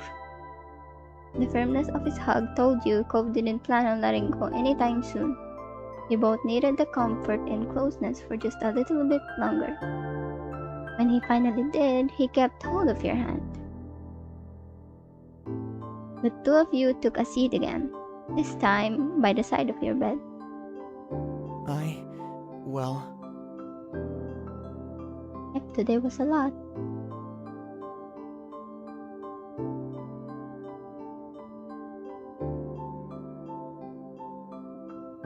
what happens, we can make it work. His mouth pulled into a bent smile at that. You chuckled, resting your head comfortably on the back of his shoulder. Me too. He couldn't sit still anymore. Cove leaned in, delicately pressing his lips to your forehead, and he raised one free hand to lightly touch your jaw. The breath got caught in your throat. When you remembered to breathe, blood rushed over to your face, turning your skin deep red. You tried not to think about how hot you were feeling, because after everything that happened today, you were just grateful for the moment. And for a while, you stayed like that. A comfortable quiet fell between you, and the sun fell with it. The warming calm ended when Cove gasped sharply. Oh my god. Oh no, the phone. Is it Terry? Well, you better find out if it did. He patted his pockets, fumbling in his panic, and yanked the phone out.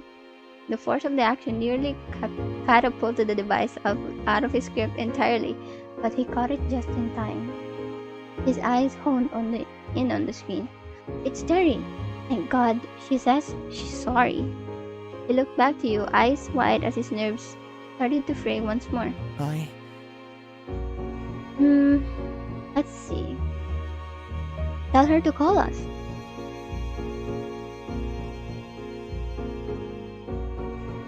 Okay? Cove's bun buzzed nearly as soon as the message was sent. It's Terry again. She's talking to us. You asked about Miranda, but wait. You leaned in, watching the conversation unfold on Cove's screen. Right. He's gonna actually call. Cove held his breath as you waited. Though he was with good people, he'd never been at ease managing conflict. His phone rang out.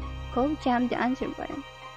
He switched the phone to speaker mode, allowing you to participate in the conversation. But despite his immediate reaction, his voice lacked the same resolve when he spoke. Hey, Terry. Hey. What happened, Terry? Are you okay?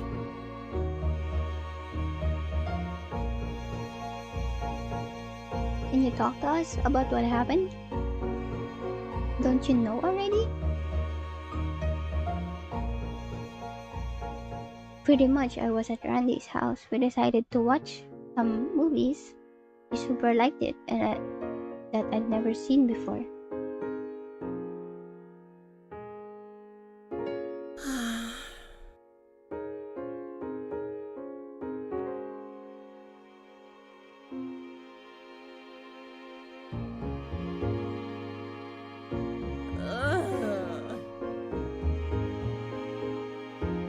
Oh. So she felt surprised because she stayed up late. It made my head ache. I still had the first problem and Randy there, trying to help. Blasting all these questions and suggestions at me faster than I could even think.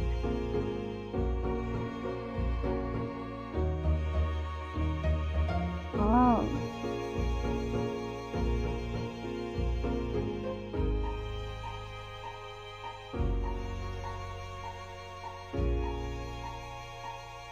Oh.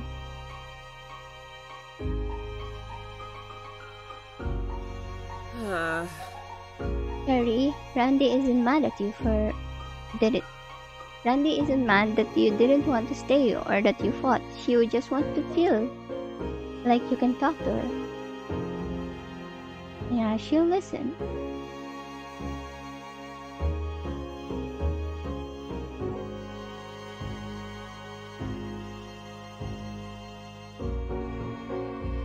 Okay, you suggested calling up Miranda now. I've got an idea.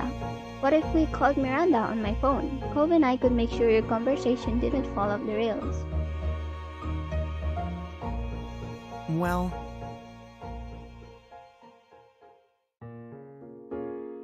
Alright, I'll do it. Okay, we're gonna make our friends make up. Cove nodded. Now that you'd received approval from everyone, you pulled out your phone and called Miranda. You set it to speaker and waited for her to pick up. Luckily, she did. Hi. Hi, Hi, you're on speaker. Terry's on speaker too, on Cove's phone. Really?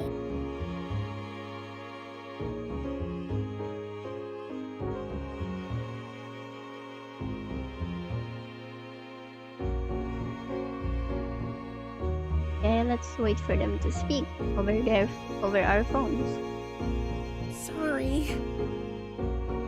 I hope you still like me. What? You were the one acting as if you didn't like me. What? No way, everyone likes Randy. You're wonderful. Your eyes met Cove's. His phone was tilted towards you, capturing the call indirectly. You moved your phone closer to his, hoping that the signal was strong enough to convey every nuance of tone. Cove did likewise, bringing his cell right next to yours, even bumping against it as he shifted up his grip. I didn't know what to say. That's the only reason I wouldn't talk to you. If I had known the answer, I would have told you right away. Miranda murmured on the other end of the line. You didn't want to stay. Anything I tried to do bothered you, and you could have told me you didn't know. Okay. I'm sorry. Staying up late watching stuff was all my fault. I had to find a way to fix it. But I should have given you space. I'm sorry for being so pushy and sensitive.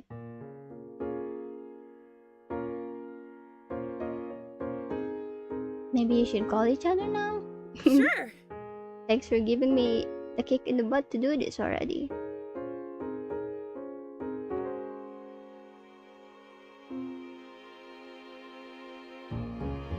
You're really nice. Thank you for listening and helping. I'm gonna hang up now so I can answer Terry's call. Bye. Bye and good luck.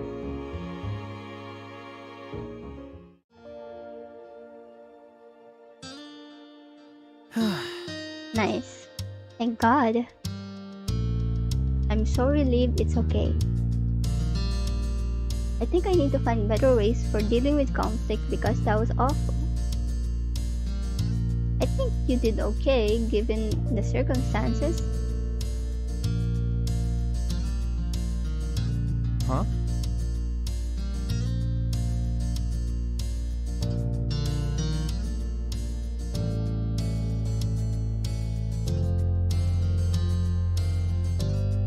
Oh, there's a news. Come on, no more hints. You gotta tell me now. Cove chuckled awkwardly, hand creeping up to ruffle the hair on the back of his head. Okay. Ah, your sexuality. A real subject change, huh? That's great. I'm a demisexual, so you know, most of the time I don't really have those kinds of feelings. Physical ones and stuff.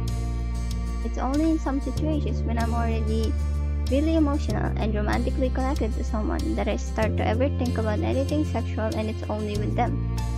I hadn't heard the term until pretty recently and it just made a lot of sense. Oh, Yeah.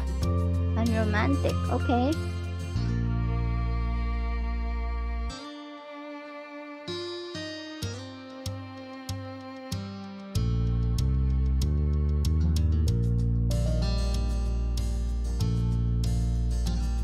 Okay, that's really nice to know. Have I ever pushed you or made you feel uncomfortable? Yeah, let's ask him this. We're gonna be direct. Cove shook his head easily. No, I overthink things and I get embarrassed about stuff. But you know how I am. When I actually don't want to do something, it's pretty hard to make me. Okay,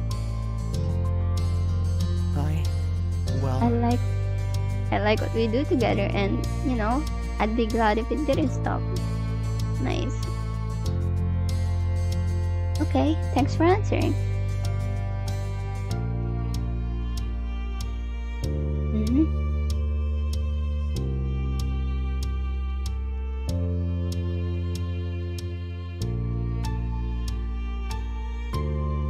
Hey. Yeah, we're gonna tell our moms what happened. Let's see. Hi. Hey. Oh, Hey. Hi, here we are trying to corral everyone into a group. Hmm.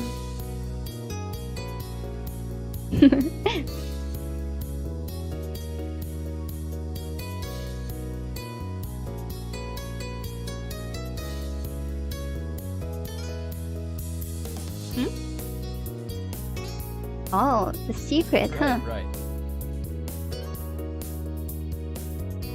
The first day I met.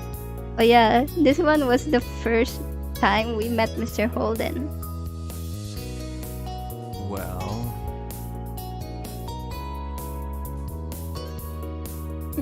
So I kind of offered her $20 to be friends with Cove. Yep, that's what happened to us.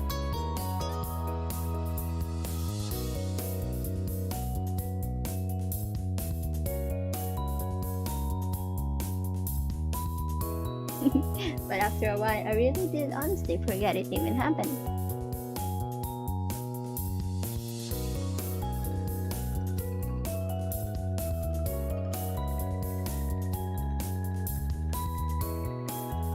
Seriously? Your moms were less indulgent. The shock ebbed away to displeasure.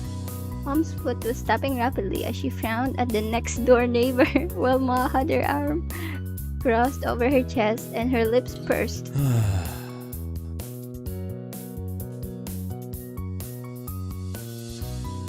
perhaps. Alright. It won't happen again.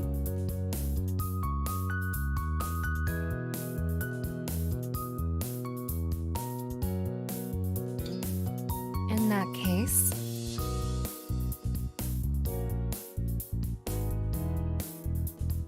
Oh, what happened? Oh, we're gonna play cards. Okay. Yeah, sure. Nah.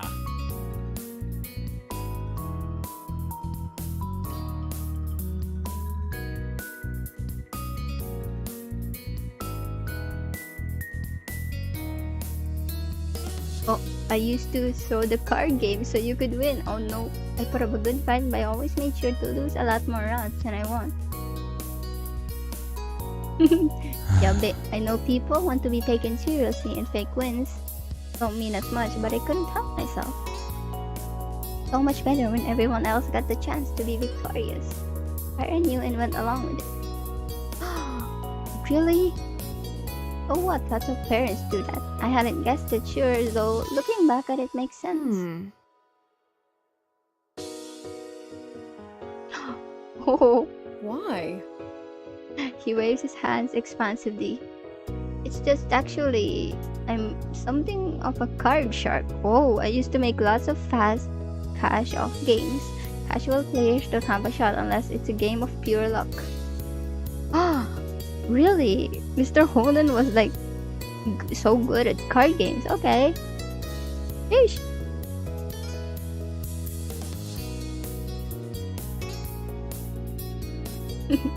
Oh no, you can't simply make a claim like that and expect us to go along with it.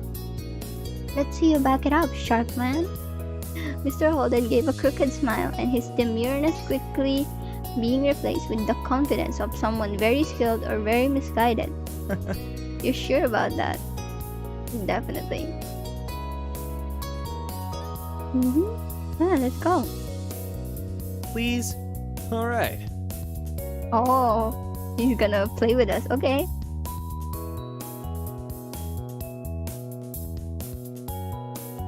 Yes. None of you were a match for him, huh? The rest of you joined forces against Mr. Holden only, just to try increasing the odds of beating him. With your combined efforts, you've pulled out a few victories, yet it was still a challenge. He was clearly a professional. Ish.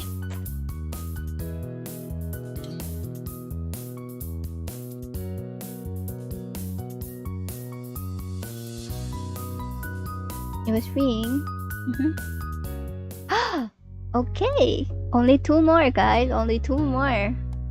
Okay, it's 8 p.m. Wait, and then there's still this one. Okay, no, we're gonna finish this since we've already come this far. Just save really quickly. Okay, and then charity. see. Oh yeah, this was the one with the orca one. Okay, I see.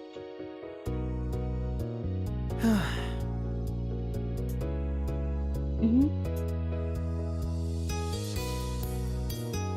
Okay, other volunteers.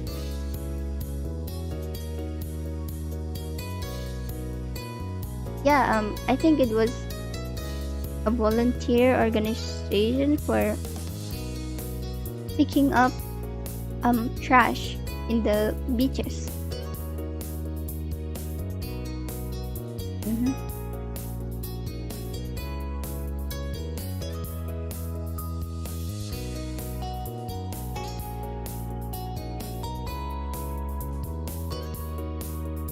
Patricia. Mm-hmm. Okay.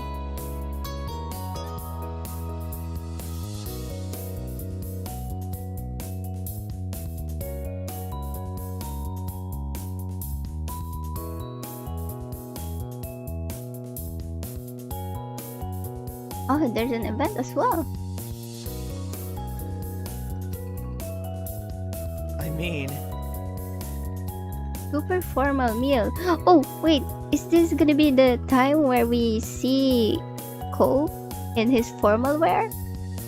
If you guys haven't seen it yet, earlier at the beginning of the stream, we got to customize Cove, and we also got to customize not only his appearance but also his clothing. Yeah.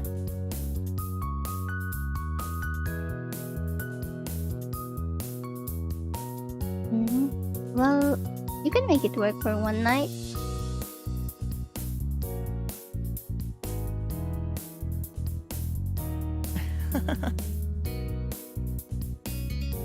huh?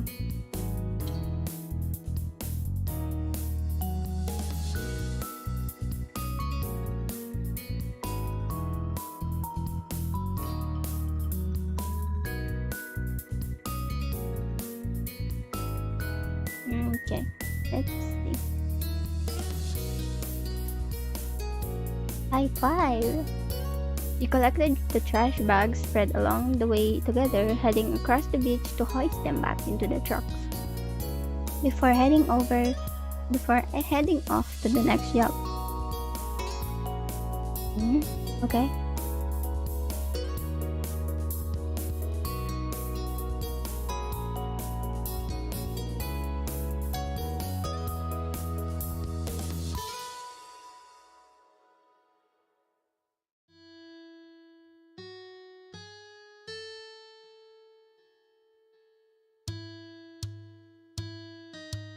Not bad.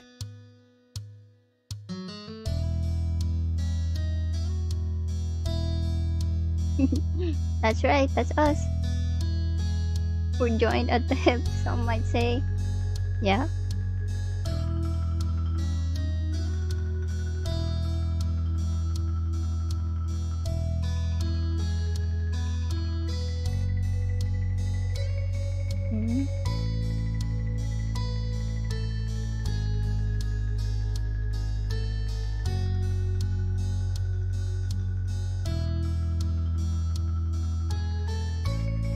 Oh, so now we're the one selling the tickets.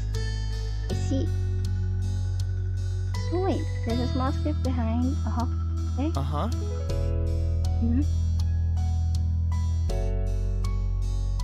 Okay, we're gonna manage the stall that sells the tickets for the event later tonight.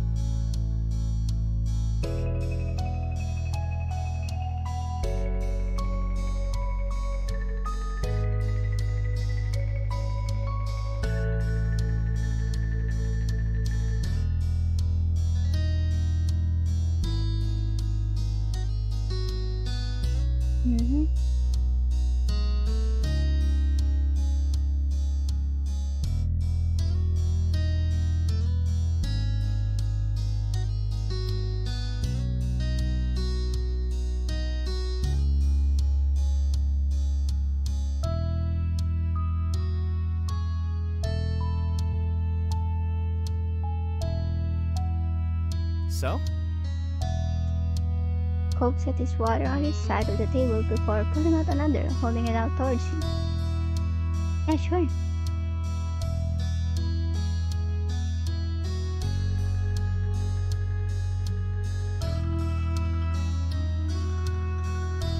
Hmm.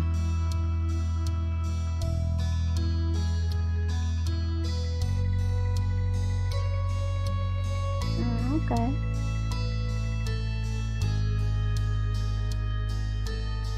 Small sound.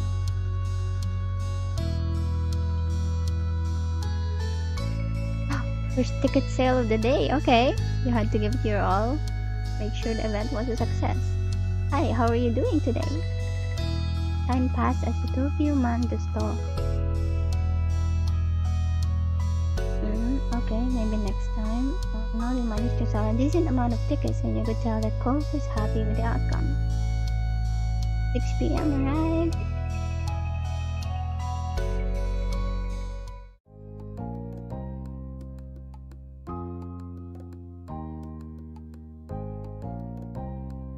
You wanted some privacy? So let's see. Liz was helping you pick out an outfit. Cove? Okay. While Cove was on speakerphone. Let's see, you were currently in the midst of picking an outfit which Liz was helping you with, while Cove gave his input from the phone. Of course, Cove couldn't see any of the items you and Liz were choosing between, but he was trying to help all the same.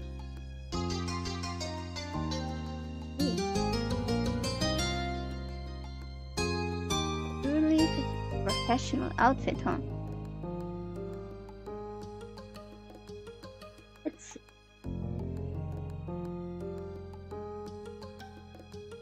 That's fine. You don't need to get too into your head thinking about the look, but you do need to hurry up and pick something.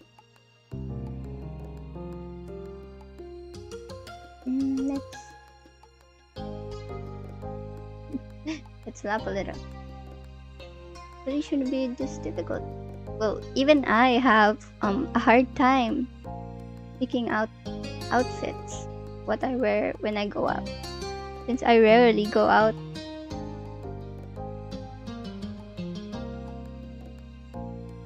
Okay, so a formal. Of course, it's gonna be a dress. Good. Hmm.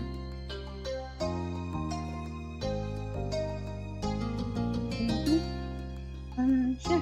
Let's add an accessory. Let's see. A pair of earrings. And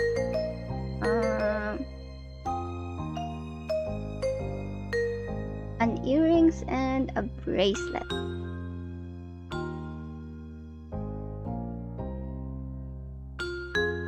Yeah, that was all.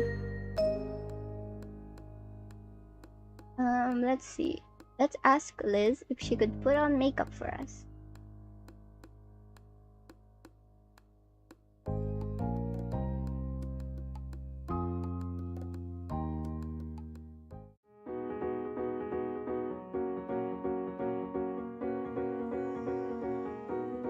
Thank you. Yeah, we look nice. Yes, we're gonna see Cove wearing a formal outfit. Okay, hold on. Let's see. All right.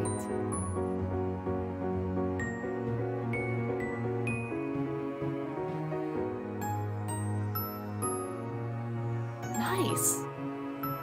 Mm-hmm.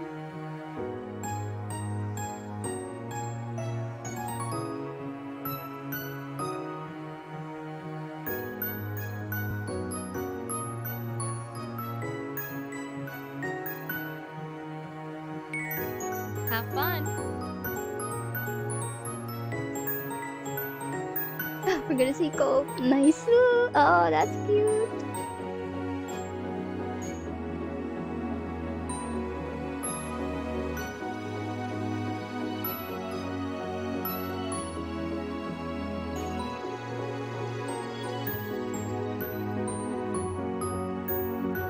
Thank you.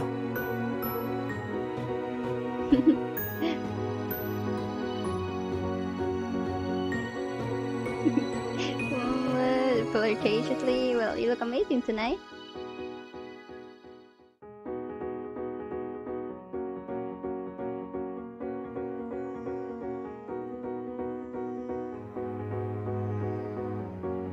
Come on. Yeah, we're going to the event. Okay. Okay.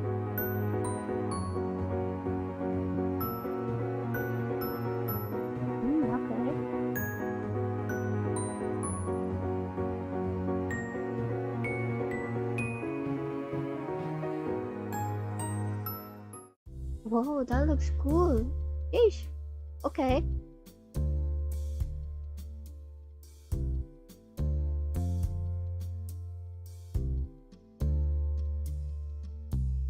Wow, it's so nice.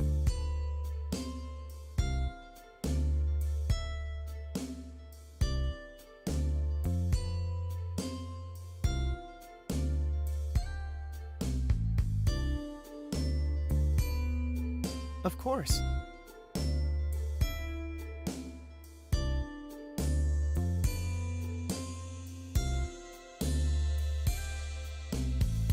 You're our best power couple, nice. You're always welcome to participate in more activities when they come up. Me and my boyfriend would be happy to. So...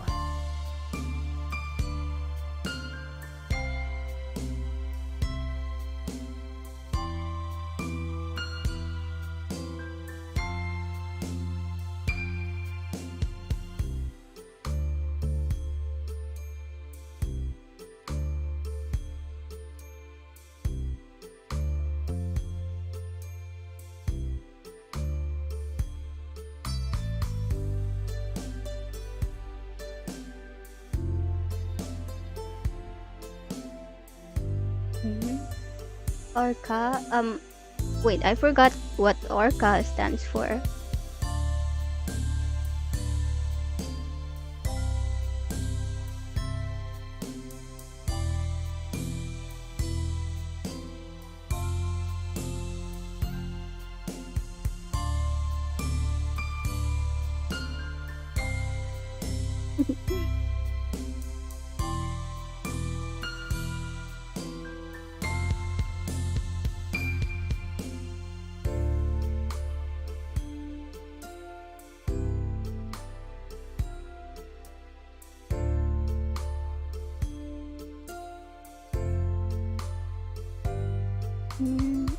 Let's eat both salad and the bread.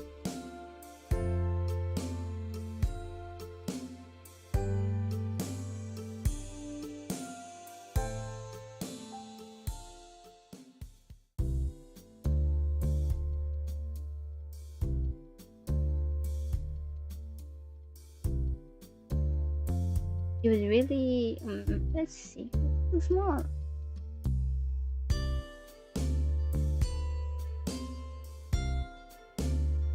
Let's see. You picked up a breadstick and gave it to Cove. Nice.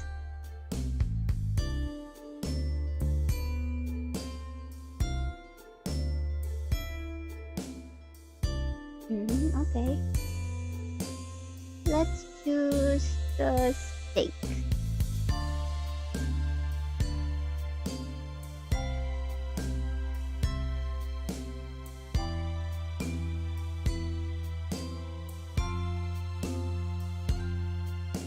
Let's see.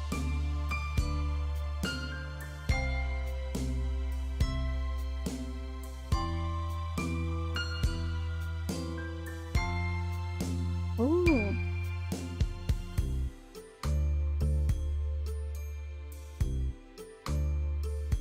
Oh, dessert. Okay. Let's see. Let's laugh at his moping.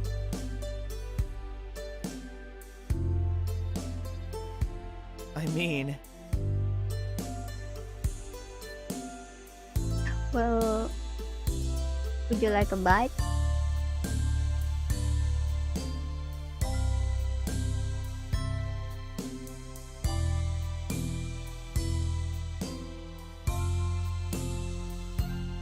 thanks.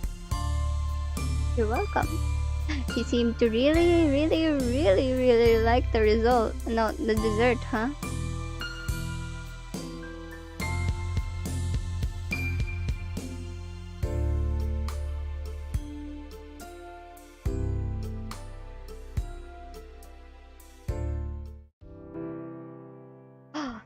Is it time to dance?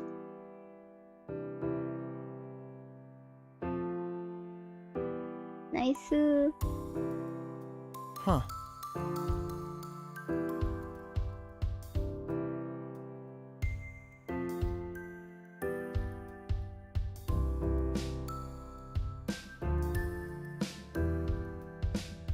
Well, Sure. Of course I do.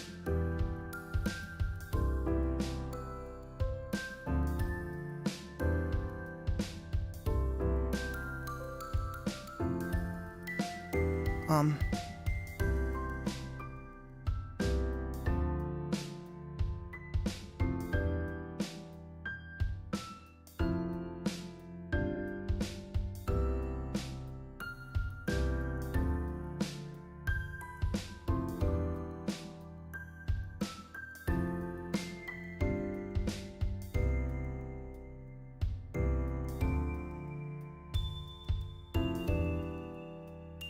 Aww.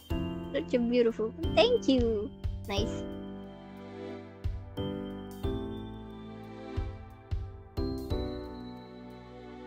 Yeah. I came here with you, so yeah.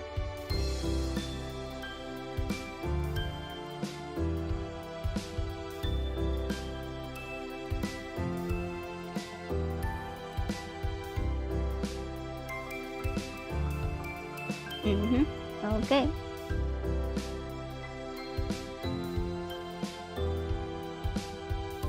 I'm so glad.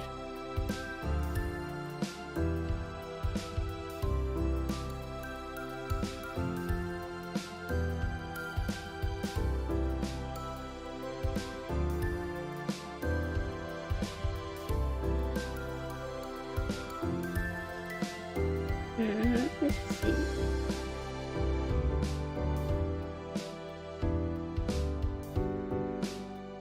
Okay, I think I can read a bit more now that I've rested my voice. Okay. You tightened your grip on him and let your head fall against his shoulder. As the night drifted on, you held each other tight, swaying to the music as if you were the only ones in the room. Cove was sweet the entire time, his warmth brushing against your skin as he whispered words of affection in your ear. He was extremely good at making you feel special. You couldn't have hidden your blissful spell even if you wanted to. The party eventually started to wind down, and at last it came into an end. When the main lights turned on, you blinked against the brightness of them, making sure you still had Cove in your sights. One final speaker came up to the podium on the stage, thanking all the guests for coming, and wishing everyone a good night. It was bittersweet to see it come to a close. Your time with Cove here was precious. At least the memories could be brought with you. Giving the space one more look, you walked together with Cove out to the parking lot. The other guests were doing the same, so you got stuck in a bit of a crowd. Though Cove was so tall you could always see him, and it was easy enough not to get separated. The parking lot itself was quite big, and even more noticeable, now with fewer cars blocking the view. It took a little while to actually locate Cove's car across its expanse. Eventually, you found it, and the two of you bundled inside the vehicle and buckled up. The trip home was quiet as you both silently reflected back on the experience. The event had been the biggest night of the year for Orca, and now it was all over, just like that. Outside your window, the surroundings soon became familiar, and you found yourselves back in your neighborhood. Cove pulled the car into its driveway and put it in park before letting out a relieved breath. Home sweet home. Yeah. After climbing out of the car, you walked slowly to the road. Cove coming over to stand beside you. You stopped in the middle of the street, right between your house and his, and turned to him, finding him in the process of opening his mouth to speak. Strangely, he clamped his lips together as though he had suddenly thought better of it. Let's see. That was quite a night. Cove let out a breathy laugh, nodding in agreement. Yeah, it was. Let's see. Kiss him good night, of course. Needing to be close again before the night ended, you pressed your lips against his in a gentle kiss. He smiled as you separated, running his fingers over the side of your face. Night. With a last wispy smile, he left towards his front door. Figuring you shouldn't linger in the street for much longer, you crossed the remainder of the road and did the same. When you reached your house, you pulled out your keys and stuck them in the door, trying your best to be silent about it. Your eyebrows? Oh.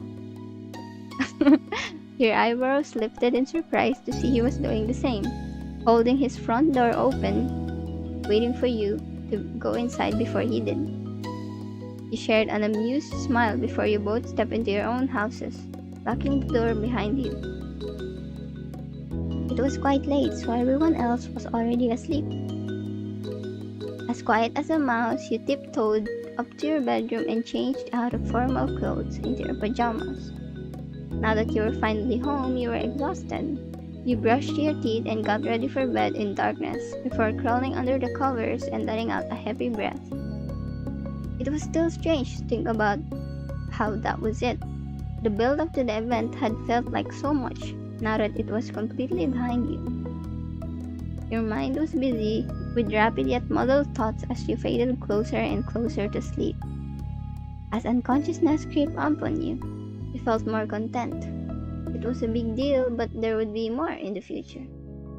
You could accept what it had been, and you could dream about what you'd get to experience next. And then you were taken away from your dreams right back into reality by a sound. I thought that was the end. I really thought that was the end of this moment. Your eyebrows pinched together, fully unprepared to be a part of the waking world again. The day was over and it had been an eventful one. But you heard another noise. It was tapping. Your eyes flew open. The window. There was a tapping that came from your window. It's Cove. Oh, Jesus. Okay. Let's rush over. You tumbled out of bed, taking your blanket with you. You left it on the floor when you scampered over to the window. You saw through the glass that Cove's eyebrows were raised, and you suddenly realized that in your rush you hadn't taken care to be quiet. He had probably heard you crash to the floor. But that wasn't the matter at hand. You flung your window open and faced him completely, with nothing separating the two of you any longer. You had not been surprised to find Cove awkwardly crouched on your window ledge. However, you were taken aback to see that he was a little overdressed. Wait, hold on. Let's see. This might be something worth screenshotting. Cove hadn't changed out of his formal clothes. Wait, really? You also noticed that he was perched clumsily. You didn't know if it was because he was trying to keep his fancy clothes clean or if he felt weird about something. His body was too stiff and awkward. Cove smiled sheepishly. Hi. Hi. It's nice to see you, Romeo. You moved aside and let him climb inside. He cautiously stepped down by stretching his legs over. Strangely, he didn't use his hands for support. It was clear to you now. He was holding something. He was. When he was safely on his feet, he briefly checked out his clothes, twisting around to see the back of his pants. He caught you looking and shrugged. I I did go home after the event, but I knew I wasn't gonna be able to settle down, so I just walked back out. Oh. I needed fresh air and time away from everything. He paused for a moment and raised his clasp to get our hands where you could see them. But then something happened and, well, so I have something I want to show you. Cove grinned like a child and gently unfurled his fingers, not being able to keep you in suspense for even a minute. Aw, that's cute! Carefully sitting inside was a tiny yellow light. It blinked off and then on again. A firefly. Delicately, he moved his hand closer to you so you could see the creature better. They're back. Oh, that's cute. Wait, how do I save this? Can I save it? Okay. And then let me just quickly take a screenshot of this, just really quickly. And then nice. He closed his eyes. His smile now faintly illuminated by his insect companion. Remember the first time I caught one? I always will. I could barely manage anything because of that neon pink cast I was stuck with all summer. Oh, it's so cute. Wait, let me take another screenshot just to be sure. Just quickly. And then there it is. Nice. Okay. We were still stunned by what was happening but couldn't keep snickering, and Cove did. It was thanks to you that I finally held a firefly in my own hand. You're welcome. Well, that happened. It was just really memorable for me. Honestly, I didn't think I'd see them again this year. I don't know why. It's just they were kind of late, and I guess I've been worrying about a lot of stuff lately. You could tell that the firefly genuinely lifted his spirits. He seemed at peace, and he wanted to share that with you. The fact that his first thought after discovering the fireflies was to come over and celebrate the joy with you made you suddenly feel very cherished. Cove opened his eyes, but he looked away, not meeting yours. It's nice. Even if the fireflies disappear for a while, it doesn't mean they're really gone. They'll come back. I can see them again. Wow, that smile. Let's smile. And then you looked at the firefly keenly. There was definitely something poetic about them. You felt a warmth in your heart. Cole looked at your face, his smile now fragile. It makes me think about the two of us. We're together, then we say goodbye, and then we're together again. Day after day, year after year. And even if our time apart gets longer, that doesn't make it forever.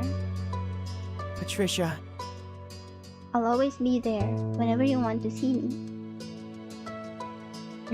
You're so in love with him. There was nothing else you could think then, and he needed to know. Your heart started to pound in your ears, and all you could hear was blood rushing. You looked at Cove and found yourself fixated. The only thing you were aware of was your rapid pulse and him. It was as if your entire relationship was playing over in your mind. Every step that led you here, quite literally for us, since every part of this game is divided into steps, like literally. There were step 1, step 2, step 3, which is this one, and step 4, the future one. Oh no. I thought I accidentally knocked over my monitor. Okay, we're good. Everything from that very first night you met him as just a little kid, from the way he'd always held a special place in your heart, to the first time you saw fireflies together, to the first time he snuck in your room, and to the every moment and then to every moment you shared, all of it came back to you. Hope's expression had turned curious as you left him waiting, wordless. He tilted his head in a question. His lips parted to speak, but you went first. Hmm. Mm-hmm. Let's see. Let's pick this one. Look at it. Like, Jesus Christ. With your confession, the world stopped for a second. Cove froze. Wait, why is he crying again? Man. Then, as if your words had turned a faucet, tears began to fall down Cove's cheeks. He silently mouthed something, but you couldn't make out a word. Cove. Cove, oh no. Oh, he stepped closer and closer, removing the distance between the two of you. He covered his mouth with a hand. He must have forgotten about the firefly resting there, and it flew off into the night with a twinkle. He used his other hand to shakily reach over the interlaced He used his other hand to shakily reach over and interlace his fingers with yours. He gripped you tightly as he started sobbing harder.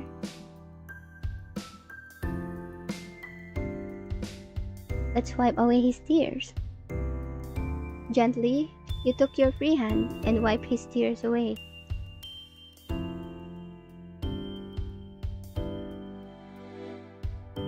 Let's repeat it. I love you.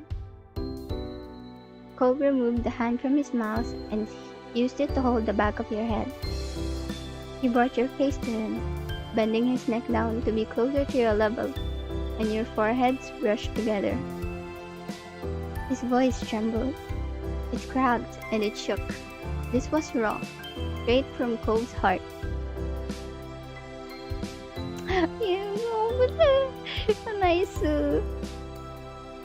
He closed his eyes tightly and repeated himself, but now he could say it firmly.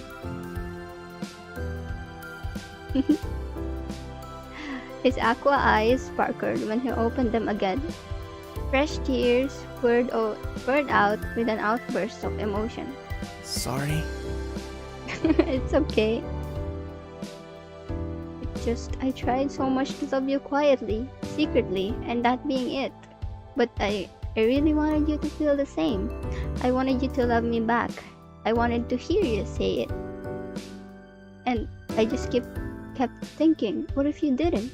Maybe what I felt was too much, and I didn't know how to handle that. I didn't know what to do, but I didn't want to put any of that on you either.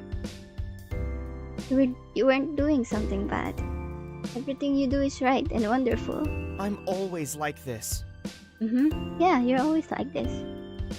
He leaned in closer, hiding his face from view, his lips trailing over to your ear. He whispered, "Yeah, I love you. You're the goal. I really do. I really do. I'm attached to him. To this fictional character. He's just so sweet." Okay, let's continue. He moved his head back, so his forehead was centered on yours. Then he closed his eyes. He shook. The hand you held was still trembling.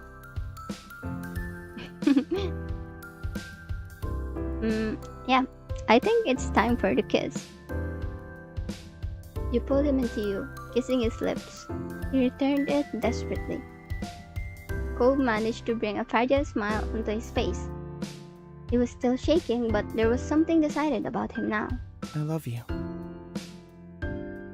Oh, though his voice. Nice.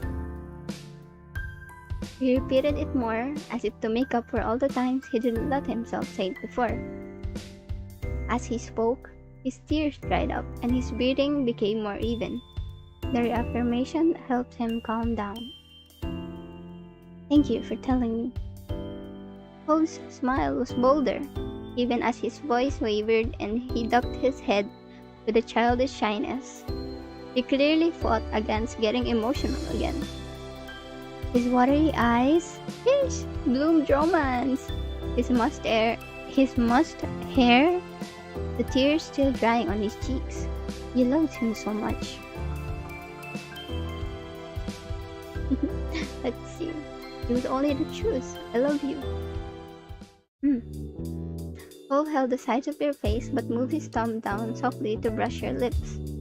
It was exciting. He wanted to keep touching you, and you wanted that too.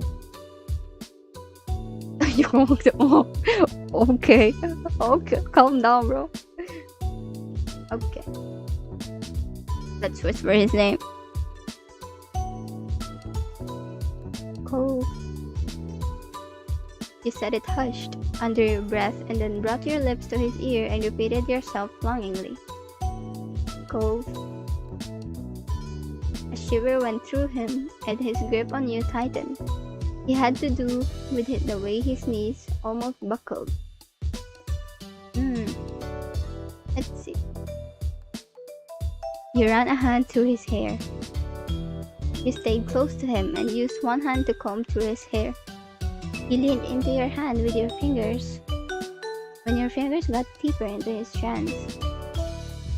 I really want to touch that hair though. It seems fluffy. Cove tilted his head and brought his mouth to yours. Your lips delicately touched too. Too brief and slight to be a true kiss, but enough to be exciting. The slight touches were because he was also using his mouth to mumble something, although you couldn't make out any clear words. Let's see. Since I'm... Kiss his lips. You began to pull Cove into a kiss. Oh, is it okay if we do it all? Sure. And he welcomed it.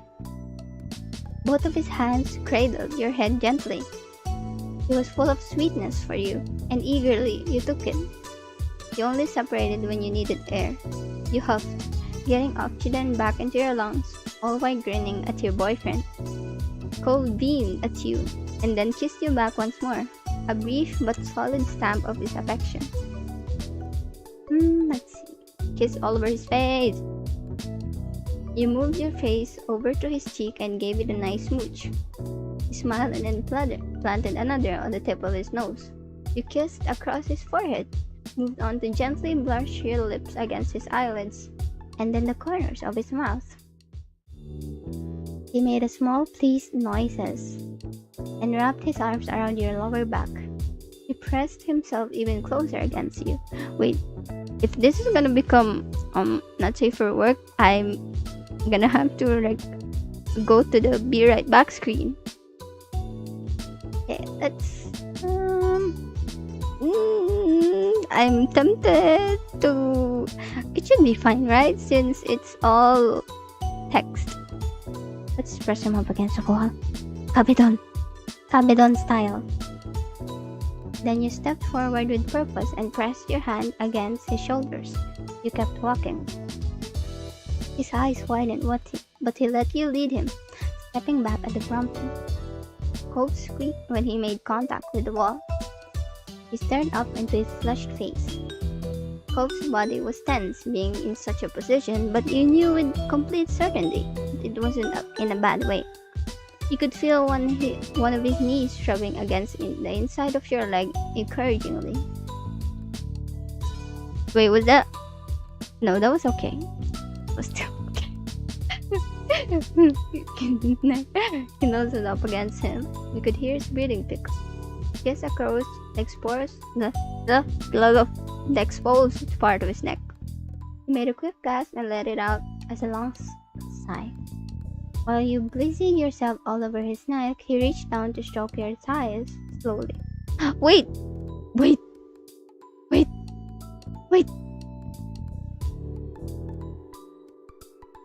If this... Okay.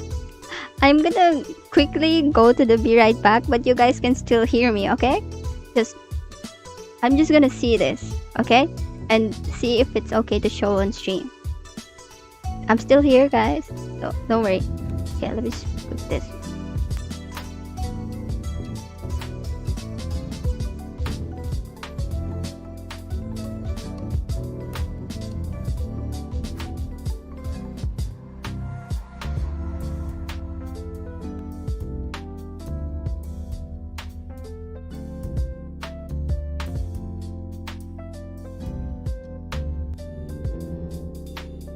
Okay. I saw the first one, but let's see the other one.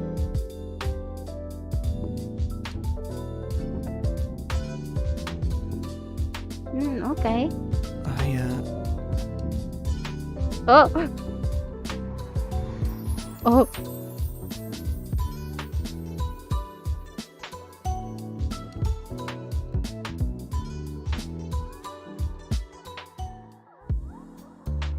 Wait. The.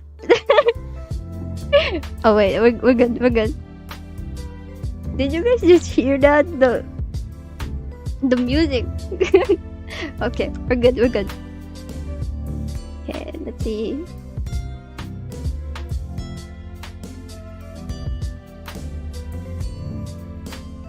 No, it's okay. We should be fine. Okay, it should be fine. Yep.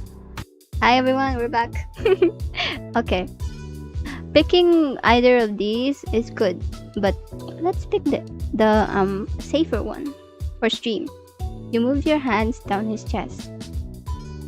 You brought one hand to the nape of his neck while you ran the other along his chest. His shirt wrinkled, but neither of you cared. His body was firm to the touch. He kissed your ear long enough to heat it up and down to your jawline, letting the warmth spread while you touched him. Then Cove carefully rested his hands on your shoulders and looked away. He took a few deep breaths as he kept you there. You could tell he was as worked up as he could manage for tonight. That was alright. You were rather feeling satisfied. You smiled a little and tried to slow down your racing heart. You couldn't help thinking about... Let's see. How you were certain you wanted to spend your life with him, and you told him as much. I hope we get to spend our whole lives together. Cove's expression crumpled again. He wasn't able to tamp down the newest wave of emotion. His eyes watered once more, and he took a few heavy breaths. You hope so too. We could be together always, have a place of our own. And kids? And also pets. Do you think so?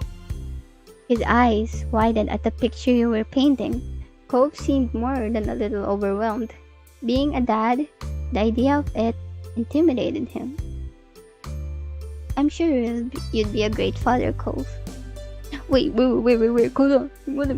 We're getting too far. But, okay, let's continue. Cove wasn't able to find the words. Instead, he squeezed his eyes shut and nodded resolutely. Your heart lifted. He was anxious, but he wanted a family with you. You felt warm being able to talk about this openly. You liked to imagine the life you could have together. And now you can do it with him. You rubbed at his scarred arm bashfully. You know, I thought having to grow up for real was gonna be so hard. I didn't know if I even could, but you, well, maybe it won't be that impossible. So... I mean, I better make sure it's not, huh? I'm looking forward to it. Finally, he was able to laugh softly. Oh wait, hold on everyone. Wait.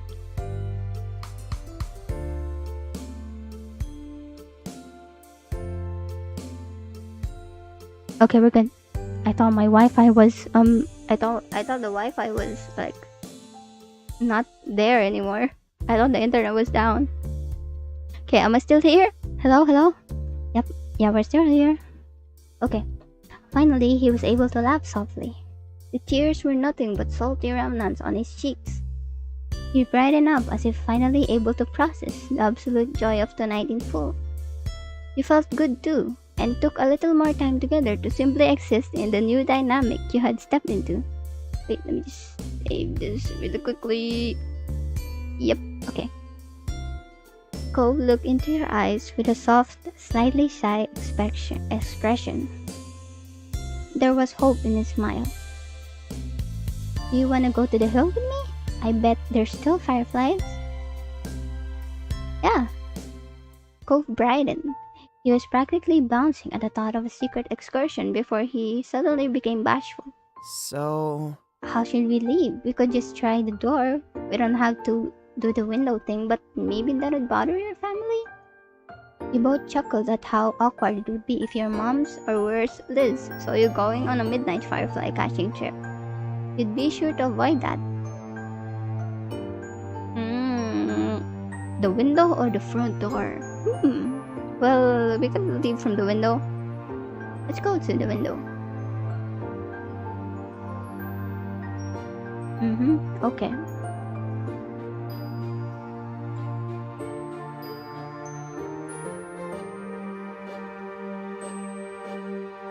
are you okay? Yes. I. He grabbed you about halfway down and brought you to rest firmly on the ground. Nice suit.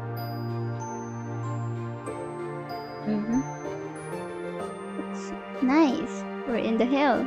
Cove was right. The entire hill was lit up.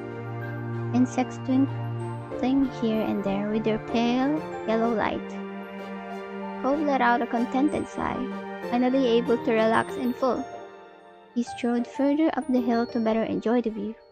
You walked along as well, letting yourself be surrounded by the twinkling display.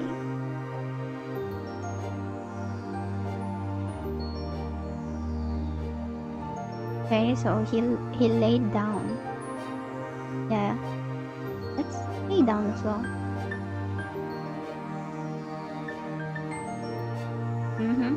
Snuggled against Cove.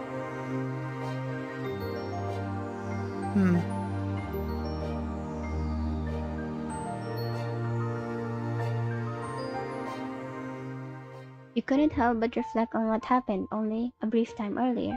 Between this and your room, this almost felt like a different world.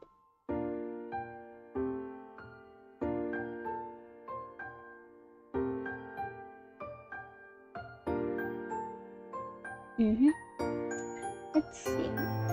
Let's ask Cove if he wanted to catch fireflies. Wait, dancing would be good as well. Fireflies or dancing? Let's catch fireflies actually. We danced earlier. That should be enough.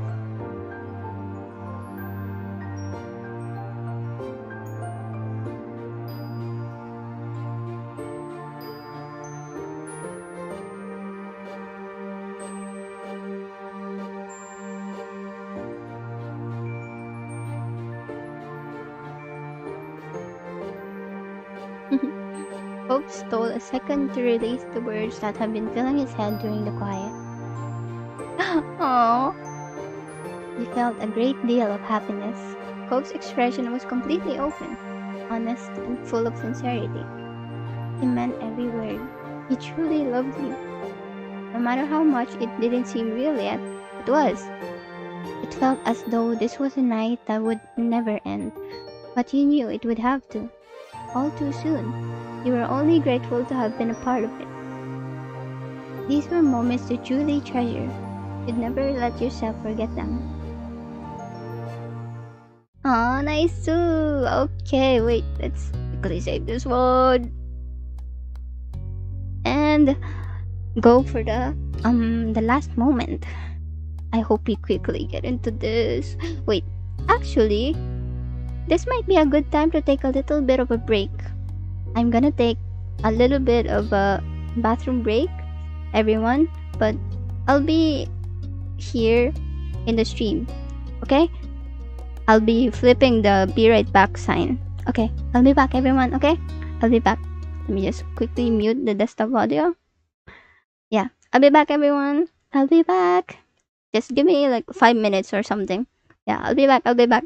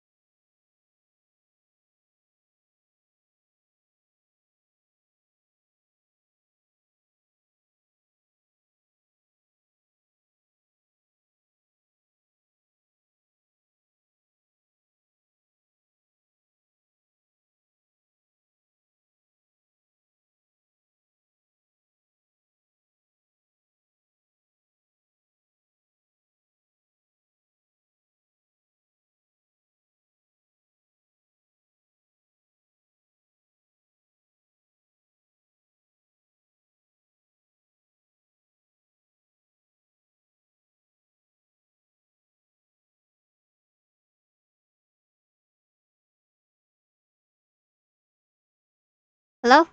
Hi everyone, I'm back. Okay, hold on. Let's continue this really quickly.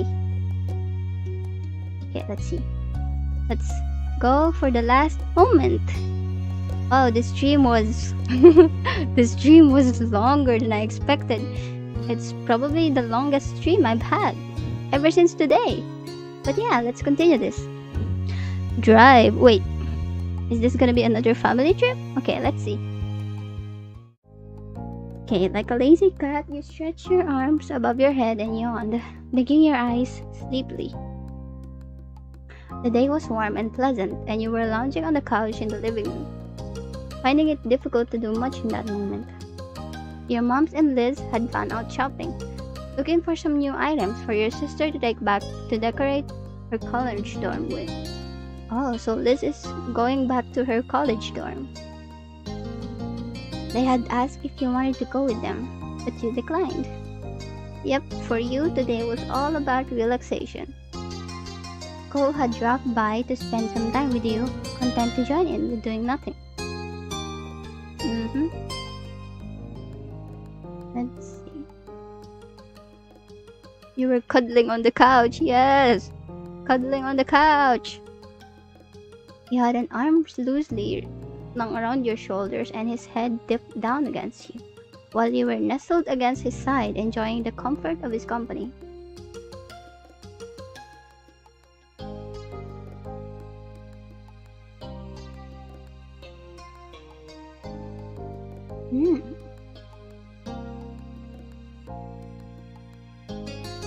Oh, Oh, it's my mom. It's Cove's mom.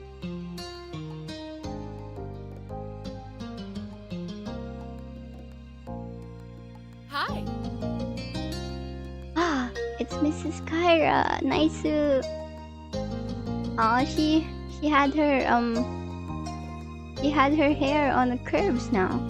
Back then, guys, in part 2, her hair was straight. I think she flattened it out.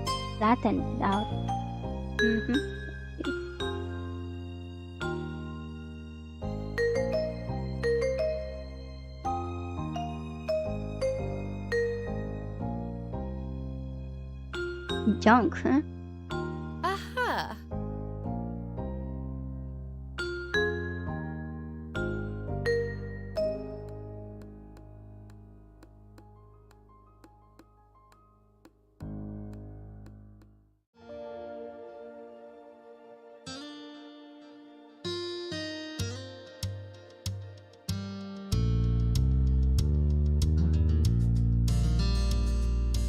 Okay.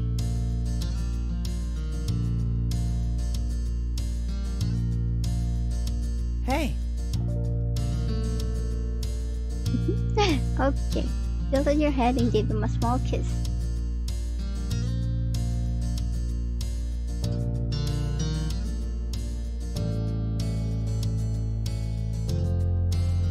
Fine.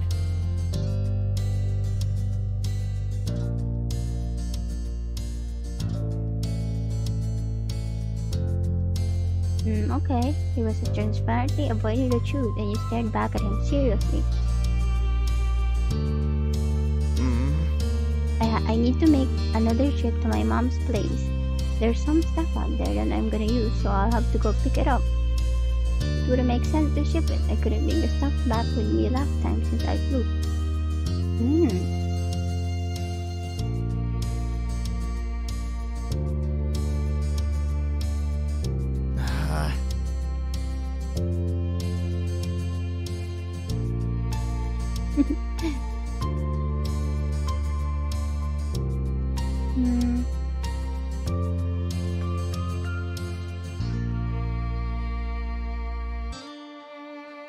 Oh, Oh? You could come with me. Oh, what? You should come with me. I mean, I get that the two of us live right next door to each other.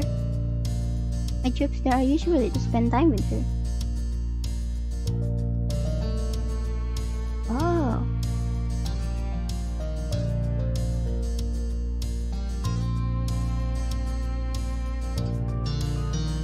please. Of course I'm gonna come with you. Yeah, when do we leave?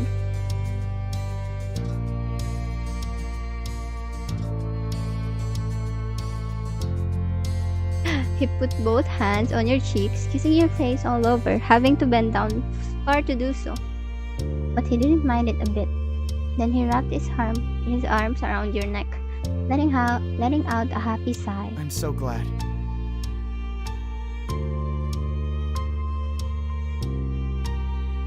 Two-day trip, okay. Excited, of course. I'm gonna be excited. We're gonna go for a drive off to Cove's mom's place.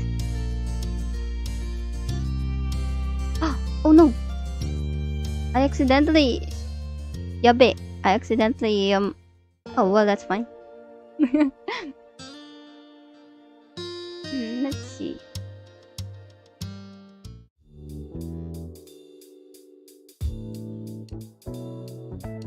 Oh, so we leave the next day, huh?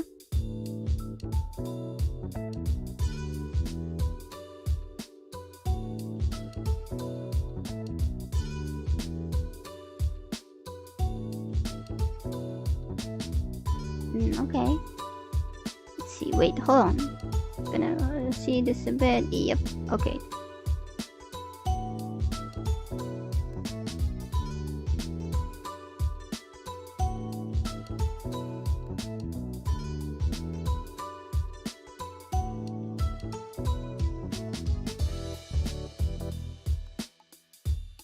All right. Okay, let's go. Woo!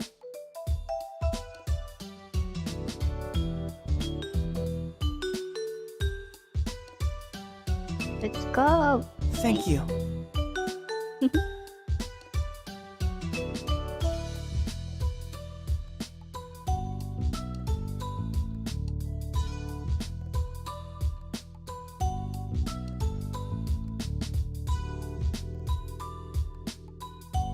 Okay, playing on the radio. Yes, you know what I like about songs.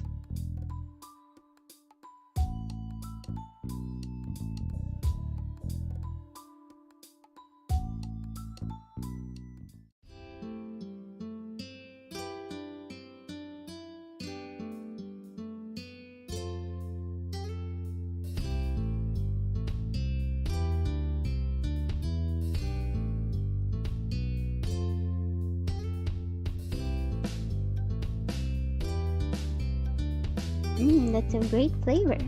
Right?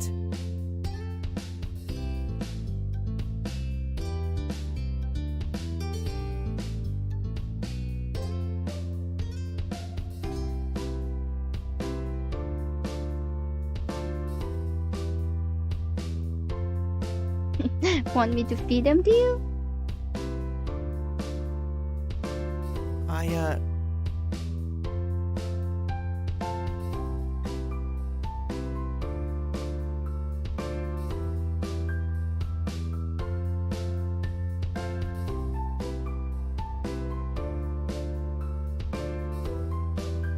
Man.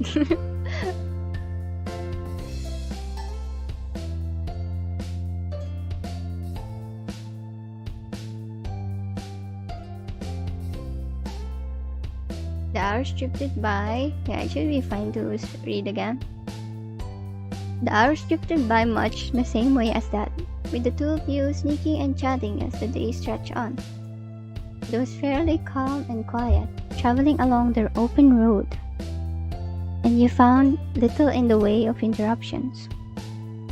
At one point, you passed a Welcome to Nevada sign, and Cove gave a tiny cheer.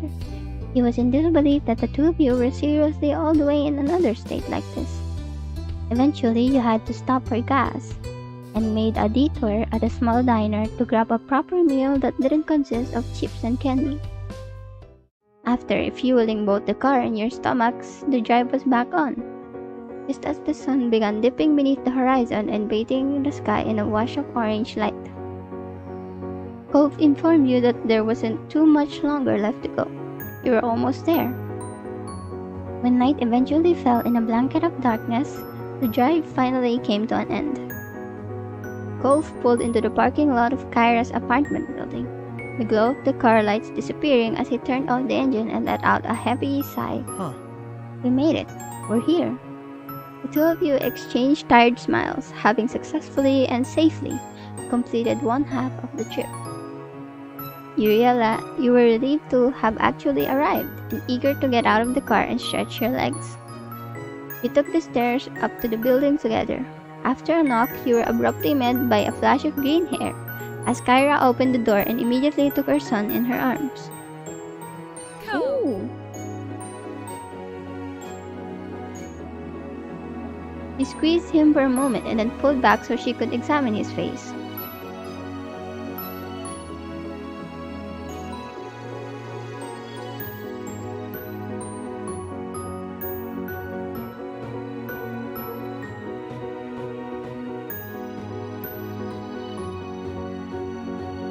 So,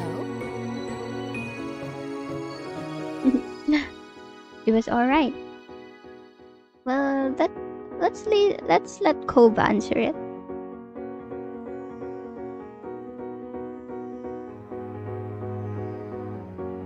I don't know.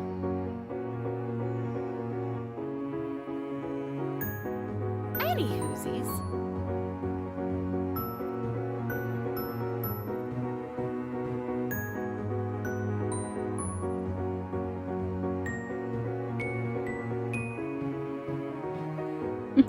I wonder why I don't believe you'll stay on the floor when Patricia is right there in your bed. Cole froze in shock, his cheeks turning a dark beet red. Then his eyes narrowed, and he scolded her with a harsh whisper. Kyra giggled to herself, but managed to give him an apologetic look upon seeing that he was less impressed by her teasing.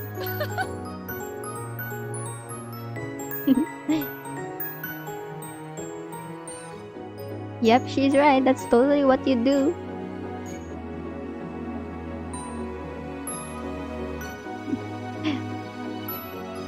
Well, I'll sleep on the... I'll take the floor. No. Okay, fine. Or... I don't want to take your bed.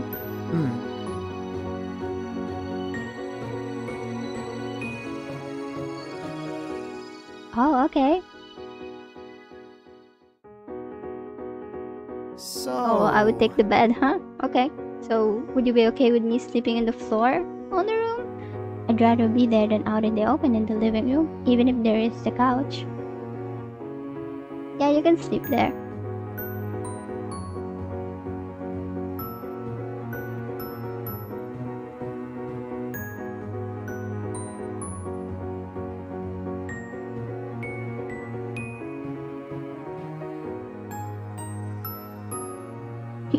Yes, very responsible.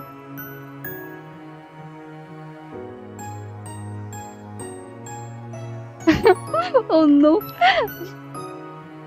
Okay, let me... I'll leave it at it then, for now. Just remember that the walls are thin here in this apartment. If you can't settle down and sleep, I might have to separate you. We'll be good. Marvelous. Perfect. Kyra clasps her hands together, her bracelets softly tinkling against each other again. It's only getting later, so I better let you prepare for bed. He nodded towards the hallway and gave you a small smile. I'll play hostess for a sec and show you where the bathroom is first. And where you'll be staying for the night. You hoisted your travel bag down over to your shoulder and followed behind Kyra and down the hallway. Cove shuffled along behind you, disappearing into the bedroom while his mom had you go to the restroom. The apartment was small but nicely decorated in soft, cool colors, with plenty of artwork hanging on the walls to give it character. It was stylish and exactly what you would have expected from someone like Kyra. After being shown the bathroom and wishing Kyra good night, you headed into the room and found Cove already there. He had changed into his sleepwear for the night as well. Looking around, you found the bedroom to look much as the same as the rest of the apartment, but with small ocean elements You were sure Cove must have enjoyed when you stayed there. All in all, the room was pretty clean, and though it almost looked like more like a hotel guest room than a bedroom. Cove only spent a few weeks out of the year there, so it made sense that it wasn't especially lived in. So? Yeah, it's a great room. He seemed pleased enough with the response and gave you a small smile while opening the zip on his bag. When you went back to the room, you jumped in the bed and under the covers, just as Cove was shuffling onto his sleeping bag on the floor. You waited until he settled in before you flipped off the lights, and a soft glow from outside peeked through the blinds, casting shadows over the floor. Night. Good night. The room grew quiet as the two of you wound down for the night, and you found yourself listening to the sounds of the city outside of the window.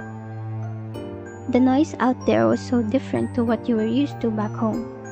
Cars zooming past and people out having fun instead of crashing waves and the ocean winds cocooning your house in their embrace. Cove shifted around in his sleeping bag, making the fabric crinkle loudly.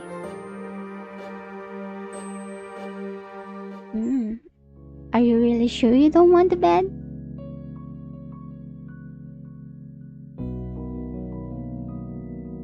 Don't worry about it.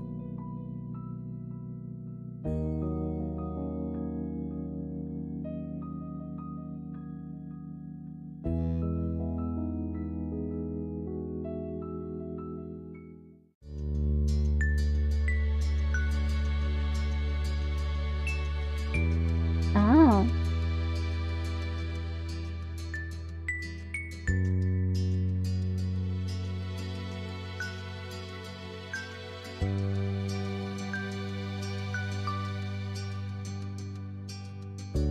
Oh, okay.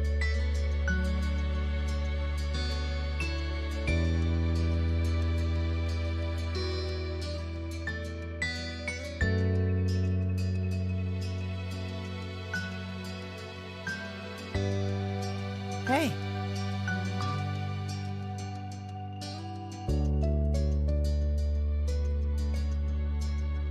Okay.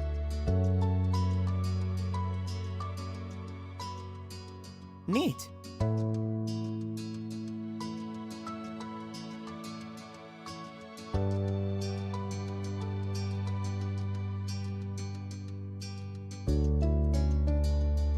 Aww.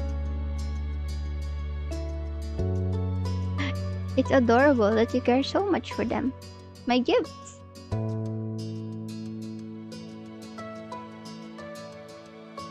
It's nice. I felt the same way, that's why I gave them to you. Cole smiled, pleased that the feeling was mutual, but then the expression became more amused. And did you keep the souvenirs I brought back? Of course. His grin grew into contemplation. Another hour passed by in silence, and you were happy to see you were making great progress with Cove's room, with the only closet left to sort through. You took a minute to take a mouthful of water from your bottle and perch on the ledge of the bed, feeling productive.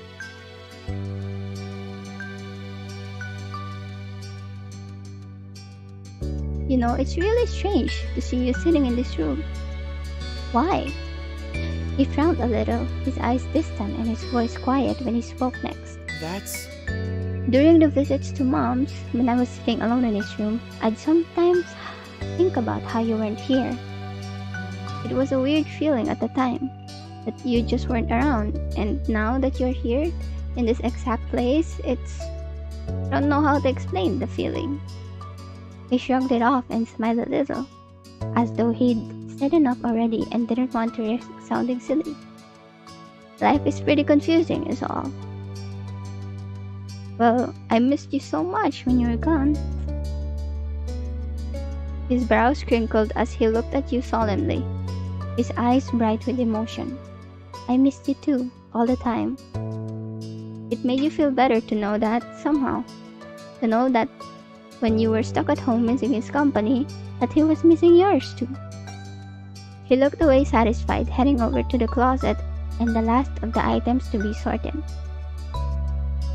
Before long, every box, closet, and drawer had been thoroughly combed through, with the items either neatly packed up in boxes or organized and returned to their proper place. With a sigh of relief, you glanced around the bedroom and the work you had done together. Alright. Okay, when the two of you headed out into the living room ready to get everything finalized to hit the road, you found Kyra in the kitchen pouring a cup of tea. Cove headed toward her, leaning casually against the counter that divided the two spaces. Come on. She beamed at him, in all honesty, seemed more than happy to be up and getting ready for the day.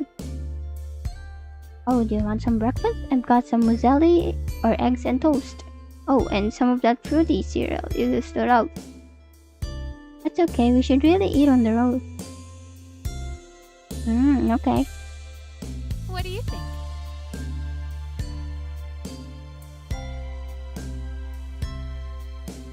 Thank you.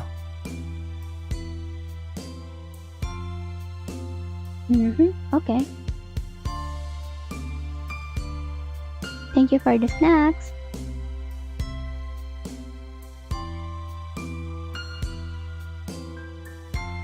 Sure.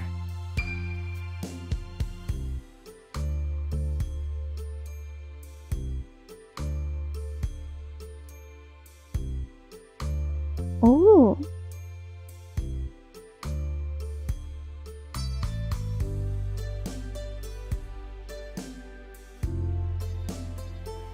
Okay.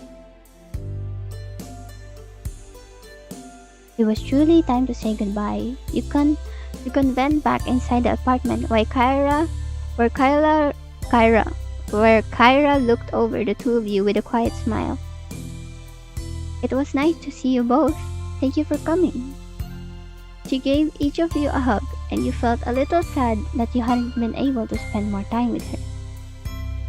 It was good to see you too, Mom. Cove embraced her in return, the two of them holding onto each other for a few seconds longer.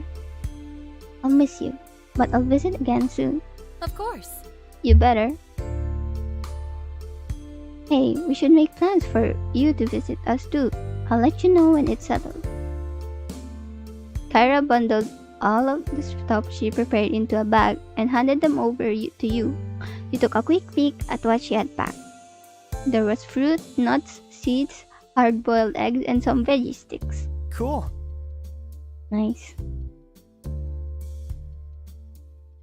I seriously hope you're feeling yourself better than that at home. She looked over him fondly, his eyes at last focusing on his face and filling with emotion. Me too. Yep. Thank you for letting us come. Bye.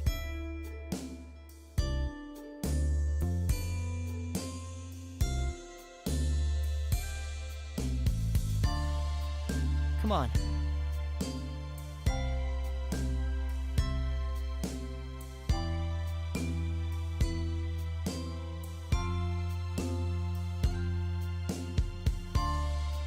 Okay. Cove announced that he planned a little stop on the way home. He was quite pleased with himself as he arrived at the precipice.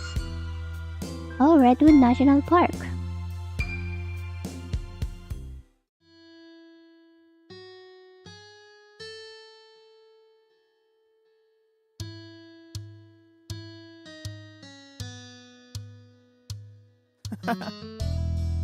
Remember the trip our families took here that one summer? Yep, I definitely remembered.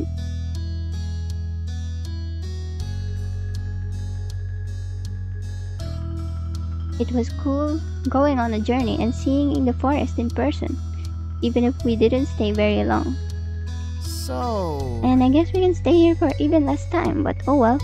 It just seemed like a good time to stop by. Who knows when we'll get another chance? Mm-hmm. Mm-hmm. You were pleased to have stopped there. It was a beautiful place to stretch your legs and take in some fresh air. Let's see. There will be more chances in the future. The two of you walked around for a while, completely dwarfed by the sheer scale of the redwoods.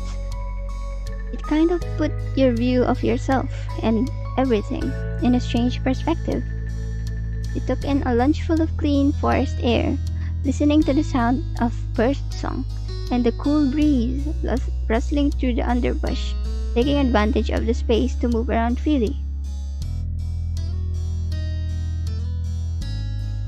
Let's see. You wrapped an arm around Cove.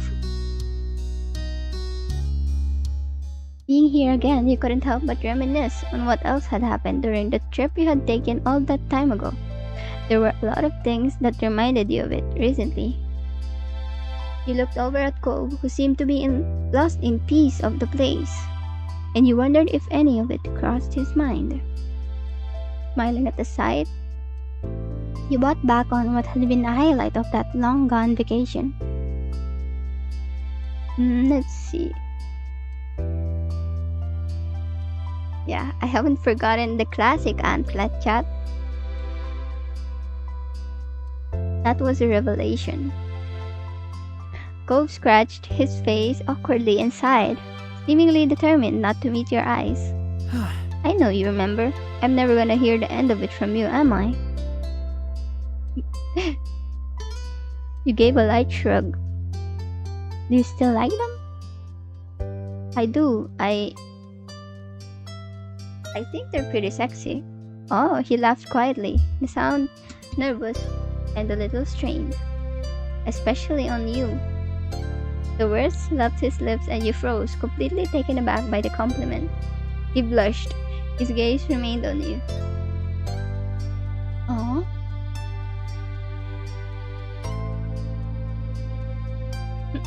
You're so sweet. He blushed further, his face turning a deep shade of red. Your spirits were light as you ambled past information boards and picnic areas. But before long, you decided it was time to bring this short trip to an end and head back to the car to get on the road again. Cove sighed when you finally reached the vehicle, jangling the keys in his hand before unlocking the doors. Well, I wish we didn't have to go, but we're going to be responsible and not stay longer than we should. How grown up of you. He smiled slightly, and with that, the two of you jumped into the car, buckled in, and he put it in drive. You were getting closer and closer to town as the sun started setting, though they were still far enough away that the radio stations were unfamiliar to you. Yo! Ma! Cove twisted the dial this way and that before stumbling onto a channel with a song you seemed to like. That was a rare gift from the fates in a sea of static, strange radio jockeys and waiting tunes. His face immediately brightened at the sound of it, and he drummed his fingers along the bottom of the steering wheel happily. Sitting back in his seat, he booped his head and shimmied his shoulders in time to the tune, all while mouthing along to the words. Occasionally, he even lifted one hand from the wheel to gesture with his fingers for a specific time, for a specific line. Let's sing along.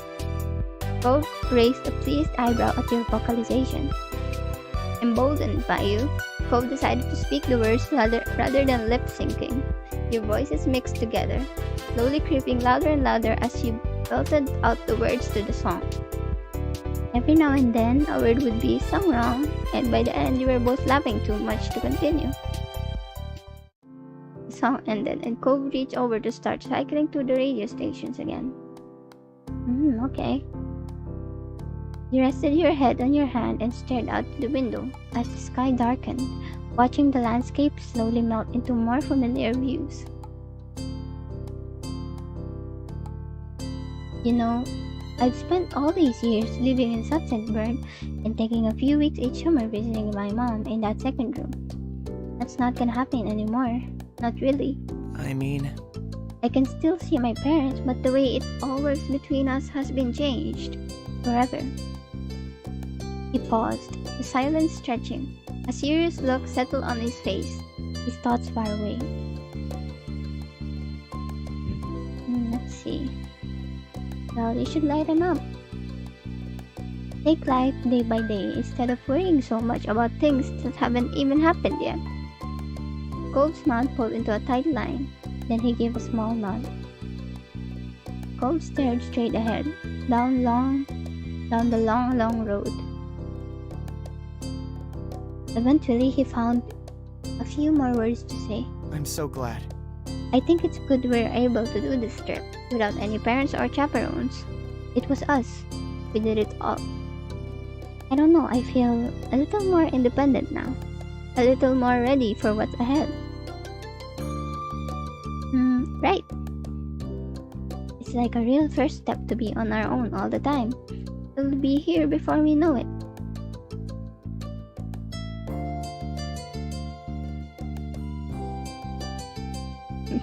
I'm gonna miss you having right there tonight. I'm gonna miss it too. And with the feelings confirmed as mutual, the two of you fell into a comfortable silence.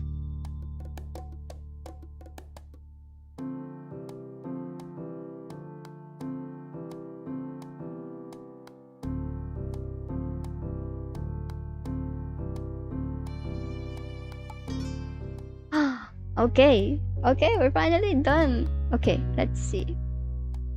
And then summer ended. Let's see what it has to say. Yep, are you sure? Yep. Okay. Moth spots against your window, attracted by the light of your room. Okay.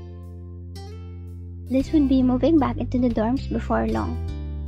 So Lee had been able to come a day stay for a short trip before her own new journey began. Yeesh, first choice college.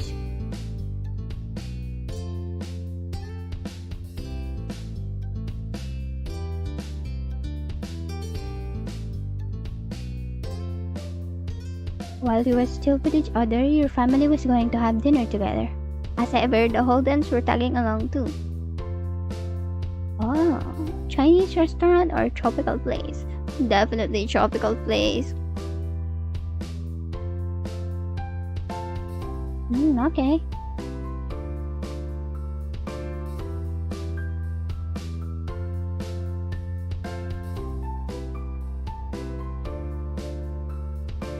Okay, and then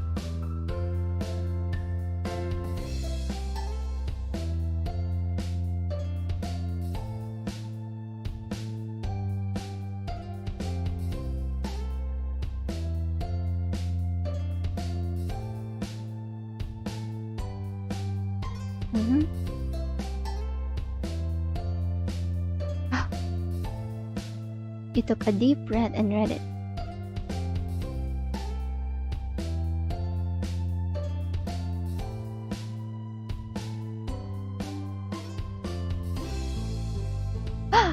Oh, we'd been accepted to the college.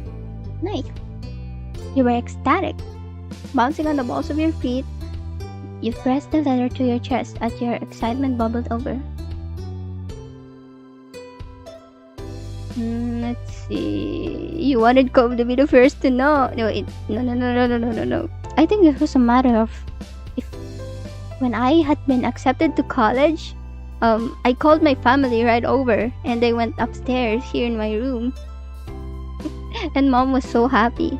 We were all like jumping and excited. So yeah, you had to tell your family right away. You tore down the stairs, your feet barely touching the ground as you leapt from one step to the next. Your arrival, which compensated for excessive speed by creating a riot of noise, caught Mom's attention. Someone's hungry. Her eyes were twinkling, amused, as she let you catch your breath. So what's the rush for? It's not for good. I got into college. Mom whooped, holding out a hand for a high five. You're fantastic. Nice. The commotion had summoned the other women from various corners of the house. Liz looked up from her book, grinning as Lee hurried over. Ma swept in from the side, wrapping an arm around your shoulders and squeezing you close. Good job. She wrapped her arms around you both without waiting for an invitation. Liz, her book neatly abandoned on the floor, tapped her hands in applause as she walked up to you. Good job. Nice. Lee didn't hide her excitement, openly jumping for joy as she treated you to a thunderous applause. Seriously? Nice.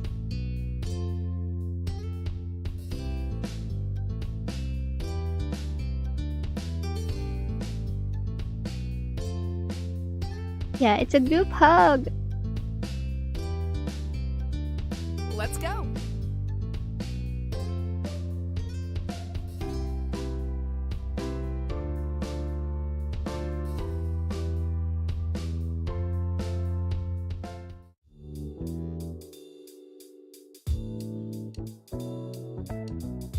Okay.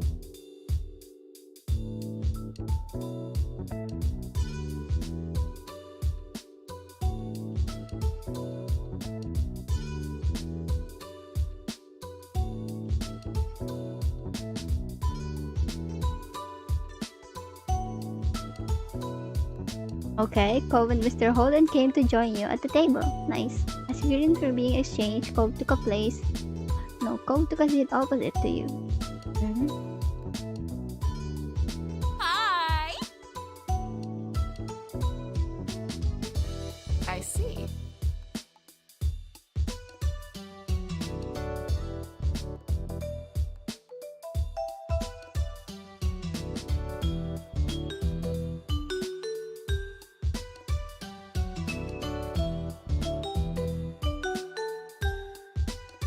Okay.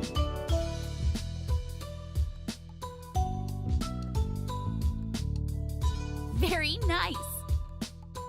That's a shame.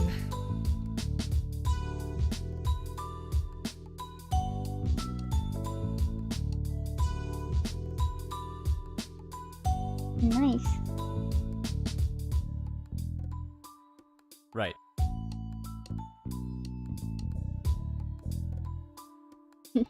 What happened? Well,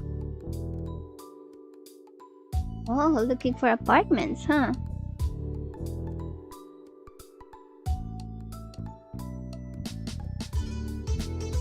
Oh, he's not going to be our neighbor anymore.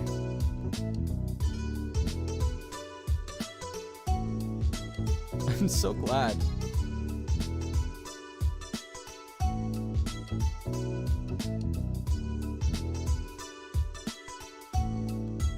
thanks. Aw. Mr. Holden threw an arm around Cove's neck, pulling him into as close of a hug as the seating allowed. He rubbed his cheek on the top of his son's head, while Cove chuckled, accepting the affection with good humor. Would you like to tell Cove and Mr. Holden what you told us earlier? Sure.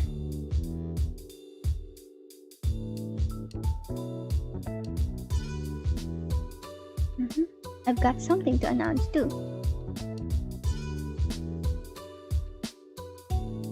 Good kid. Impressive. Nice. Seriously?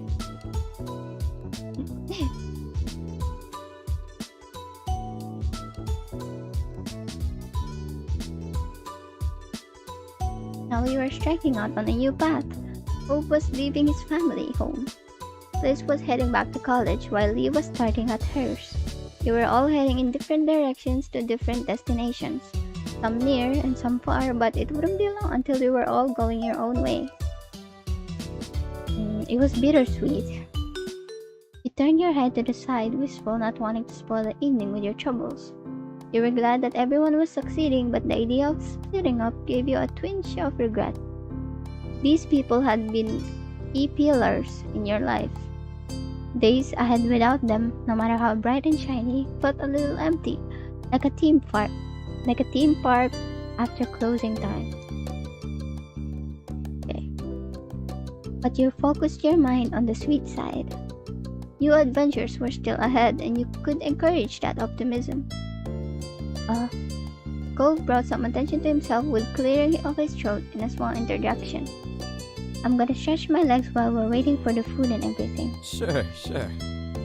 With a tiny smile, he nodded as he said, but the lightness to his expression faded when he moved to face you. Wanna come? He was attempting to be subtle, but there was obviously something on his mind, something he wanted to talk to you about alone. You watched him with concern as you rose from your seat. Yeah, I'll go. With those parting words, the two of you walked about the place. He was trying to get as far from everyone else as possible without actually exiting the building. What did you need to say? Cove started pulling on the hem of his shirt. He turned his head back to face you. It was an awkward moment. Well, I wanted to talk to you one-on-one about all this. You know, my work, moving. I mean, it was coming before, but now it's pretty much here. Yeah, it's exciting. Cove stopped picking at his shirt and he seemed to respond well to that response. He was relieved you weren't upset about it. I'm glad you think so. But then he looked away and his brows furrowed. You saw his hand shift away from his clothes to instead rub at his arm. Are you looking forward to it? I am. I'm trying to be. He ducked his head further and you saw his face started to redden. But it's scary. What if I messed up everything for me? For us? You're going to do great things. Yeah, you're going to do great things. Cove then turned his head away and wrapped his arms around himself. He felt a sudden chill that definitely wasn't caused by the air conditioner. I promise I'm gonna keep asking this forever, but so much for our lives has been displaced with these people. It seemed like all of this is about to change. So are you really sure you want me? You remember that night of the Orca fundraiser when you admitted you loved Cove, that you wanted to be with him always. You seemed so confident about it then. But now that you were on the brink, his words came out hesitantly. He didn't want to ask this. He didn't want to know. I'm not just talking about today, but forever. Always. Even if things change later. Right now, do you feel we can make it? Or do you think we can't last? That one day we'll have to move on? Man. Okay, let's keep calm. You understood his concern. It was definitely hard to imagine what would happen. However, you didn't let yourself get upset.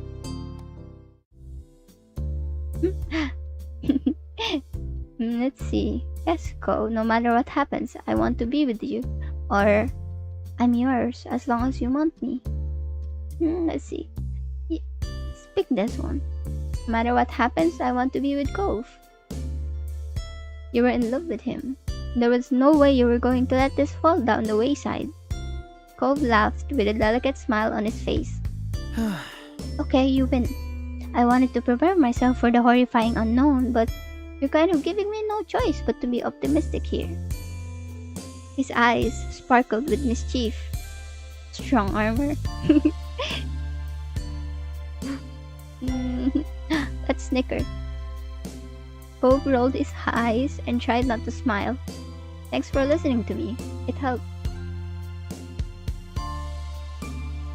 He felt pleased that his anxiety had eased after talking it out. I think it's time to rejoin the party. Do you feel like heading back? Yeah. Oh yeah, I forgot what we were doing here.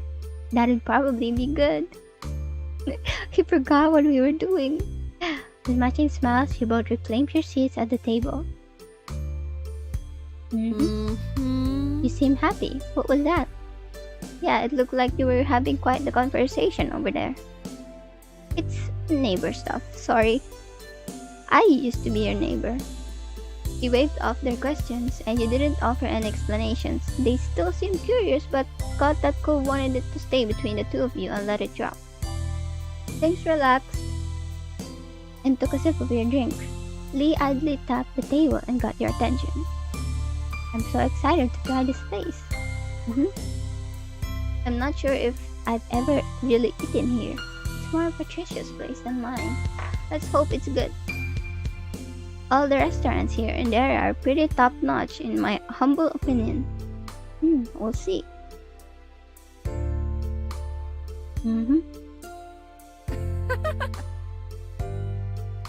Tough crowd. Ma giggled and chimed in as well.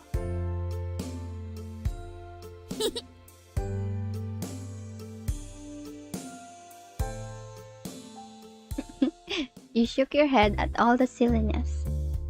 Was your family always like this? Why was your family like this? Jeez. Everyone burst out laughing, besides Liz, of course. Night fell soon after everyone finished their meals, and before you knew it, you were standing at the parking lot.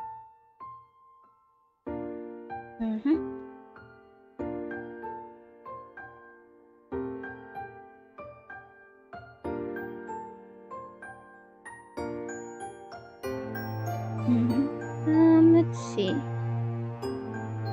You wanted to sneak out to his room. Okay. Well, he's always coming over, so yeah, sure. You made up your mind. You put on your shoes and slipped out of your room, closing the door behind you softly.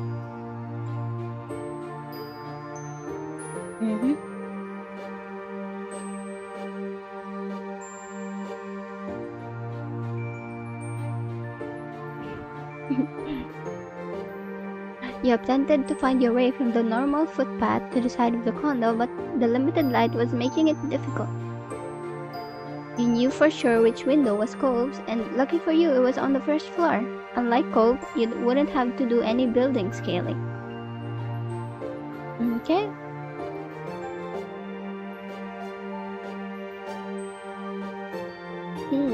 Hoisting yourself up with ease, you cleared the fence and avoided the shrubs, then darted over to the window.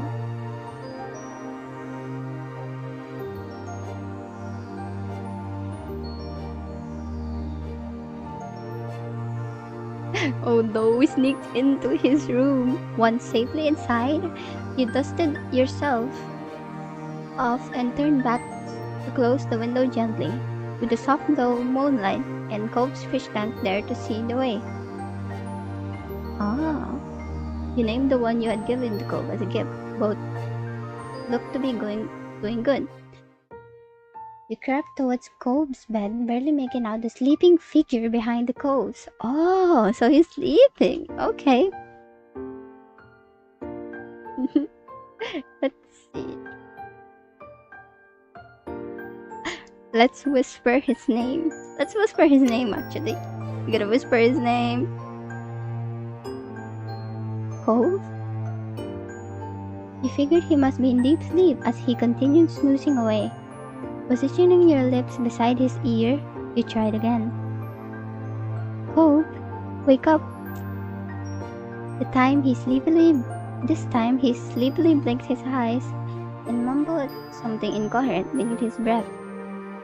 Hey, I wanted to come over, is that alright? He let out a yawn and rolled towards you, waking up just enough to understand the question but not the full context. A faint smile appeared on his face. What? Yeah, I want you here. He reached for you, his arms wrapping around your neck as he pulled you towards him. When your foreheads touched, he gave a satisfied sigh. Then, as if totally... Oh, he's still half asleep, huh? As if totally unaware of what he had done, he started dozing off again. You snickered quietly to yourself as you sat there. He could figure it out on his own. And after a few more seconds, he did. Wait, Patricia? Yes, do you need something? He shuffled under the covers and sat up to stare at you in alarm. What? Why are you in my room? What happened? A smile flipped into your face as he finally registered your presence for real. Well, let's give him a cheeky kiss. Clutching the front of his shirt, you gently pulled him towards you and met his lips with your own. He kissed you back softly, before pulling back too quickly, looking a little flustered. Was that the whole reason? He hesitated before whispering the next part embarrassedly. To kiss me? Well, it's not the only reason. He gave a small sigh but held a great deal of affection. I should have known you'd do this one of these days. It's only fair. Yeah, you were always sneaking into my room late at night. It's only fair I sneaked into your room. He let out a breath, feeling relieved that he didn't seem bothered by it. He pushed himself up fully, swinging his legs over the side of the bed and leaving a spot for you beside him. You can stay as long as you want. Really? Yeah, really. Well, can I stay the whole night? Of course. Nice. You smiled, feeling relieved that he had agreed, and he grinned back. You could always count on him. I've secretly slept over in your room before. It's fair you get to do it too. Okay, but there's no way I'm letting you take the floor this time. Here we go again. You rolled your eyes and let out a soft laugh. But Cove returned as he rubbed at the back of his neck.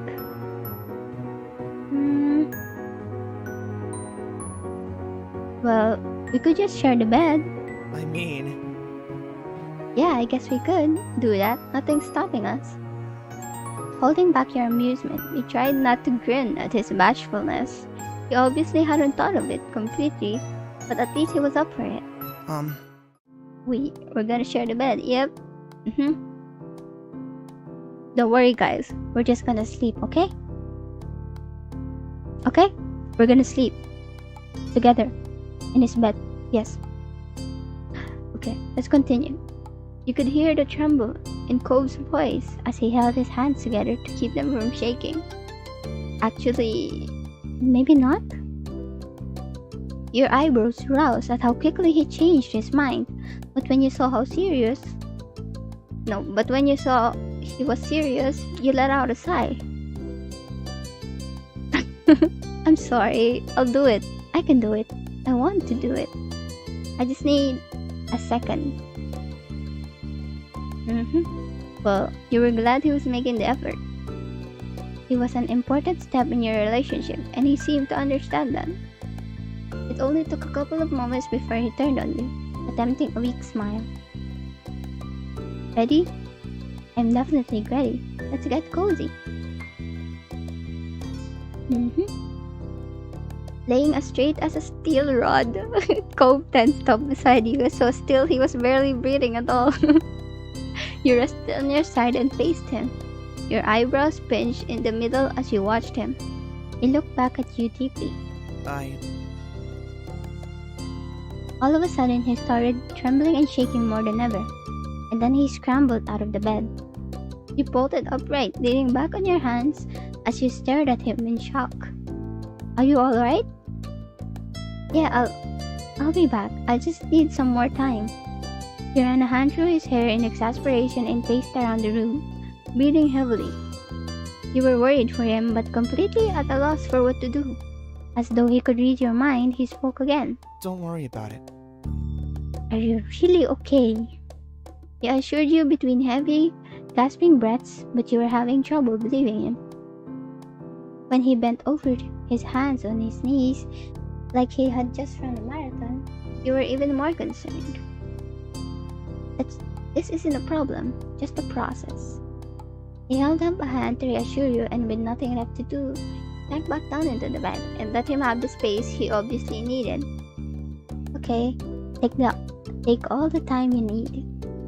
And it did take some time for him to finish out working his nervous energy and steady his breathing to an even rhythm. But eventually he collected himself enough to relax. You tentatively glanced over at him, watching as he let out a last deep sigh before turning back to you. Can I not come back still? Get in here. He chuckled softly, and shuffled over to make some space for him. He immediately perked up as he slipped back into the bed beside you, though he was still careful not to get too close. "Thank you for waiting again, as always." He laughed shyly, his soft eyes meeting yours through the dim light. Are you okay? "Well, yes." He let out a deep breath, relief written on his face. "That's good." He shuffled closer, an inch at a time, and nuzzled his chin against the top of your head, wrapping his arms around your sides. You wrapped your arms around him. Your fingers gently brushed up and down his back as you held him close. The room grew quiet around you. The only sounds to be heard were the faraway crash of the ocean waves and your breath mingling in the small space between you. Cove's heart was pounding, the thump of it rumbling through you as he spoke again softly. That's... "You know, I'm not scared of you, right? It's just so many other things that scare me. I'm afraid of what-if hypotheticals that aren't actually real, but I think about it anyway, and of nebulous concepts of what things mean that I can barely explain even to myself. I'm scared of my own feelings and how much I feel them. And I'm afraid because tomorrow things will be different between us, but I'll be alone again." He held onto you tighter, his breath stuttering ever so slightly. "It's normal right now to see you during the day and part ways at night. Except for special exceptions." A little laugh escaped him before his tone became serious once more. "It's easier to stay where I am than it is to make myself move, to not take a risk, and to not know what I might be missing, but..." He hesitated, and you reached up to brush a few strands of his hair from his face gently, his eyes slowly fixing on yours. "When did doing the easy thing get so hard? When it comes to you, I don't know how to stay still. I want to keep taking steps forward. Honestly, when I see your face or even imagine it, I want to start sprinting. But when I try, I hit a wall. It's just like I physically can't do it on one side of my mind. There's something blocking me. And then on the other side, I absolutely can't stop myself from doing it. Never ends well." I'm always like this.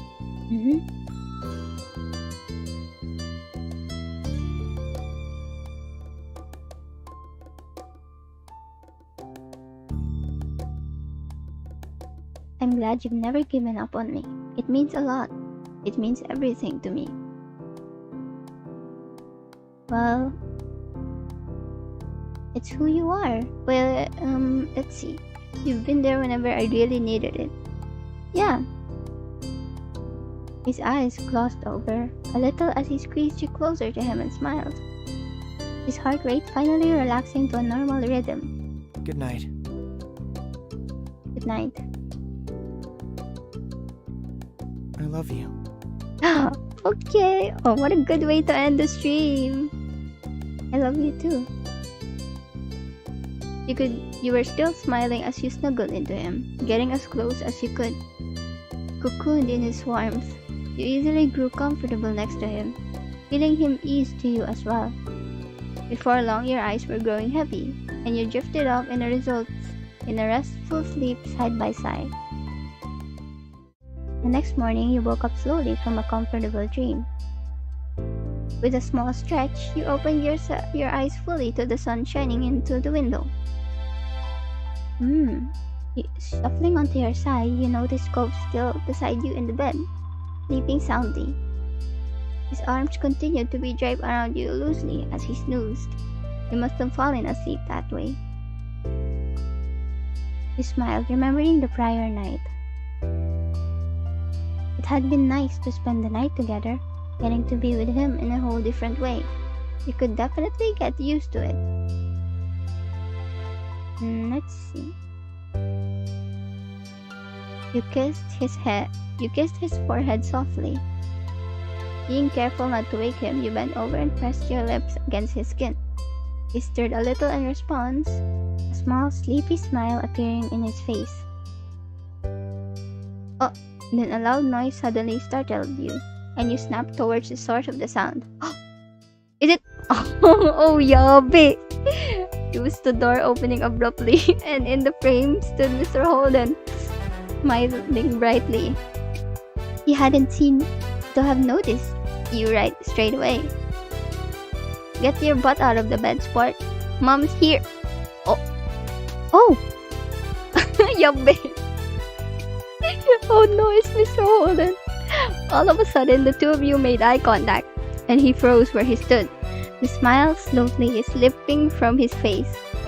Well, that's not what I usually walk into. I clearly should have knocked this morning. Oh shit.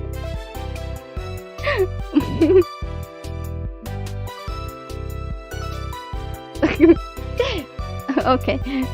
Good morning, Mr. Holden. Morning. Morning, Pachi.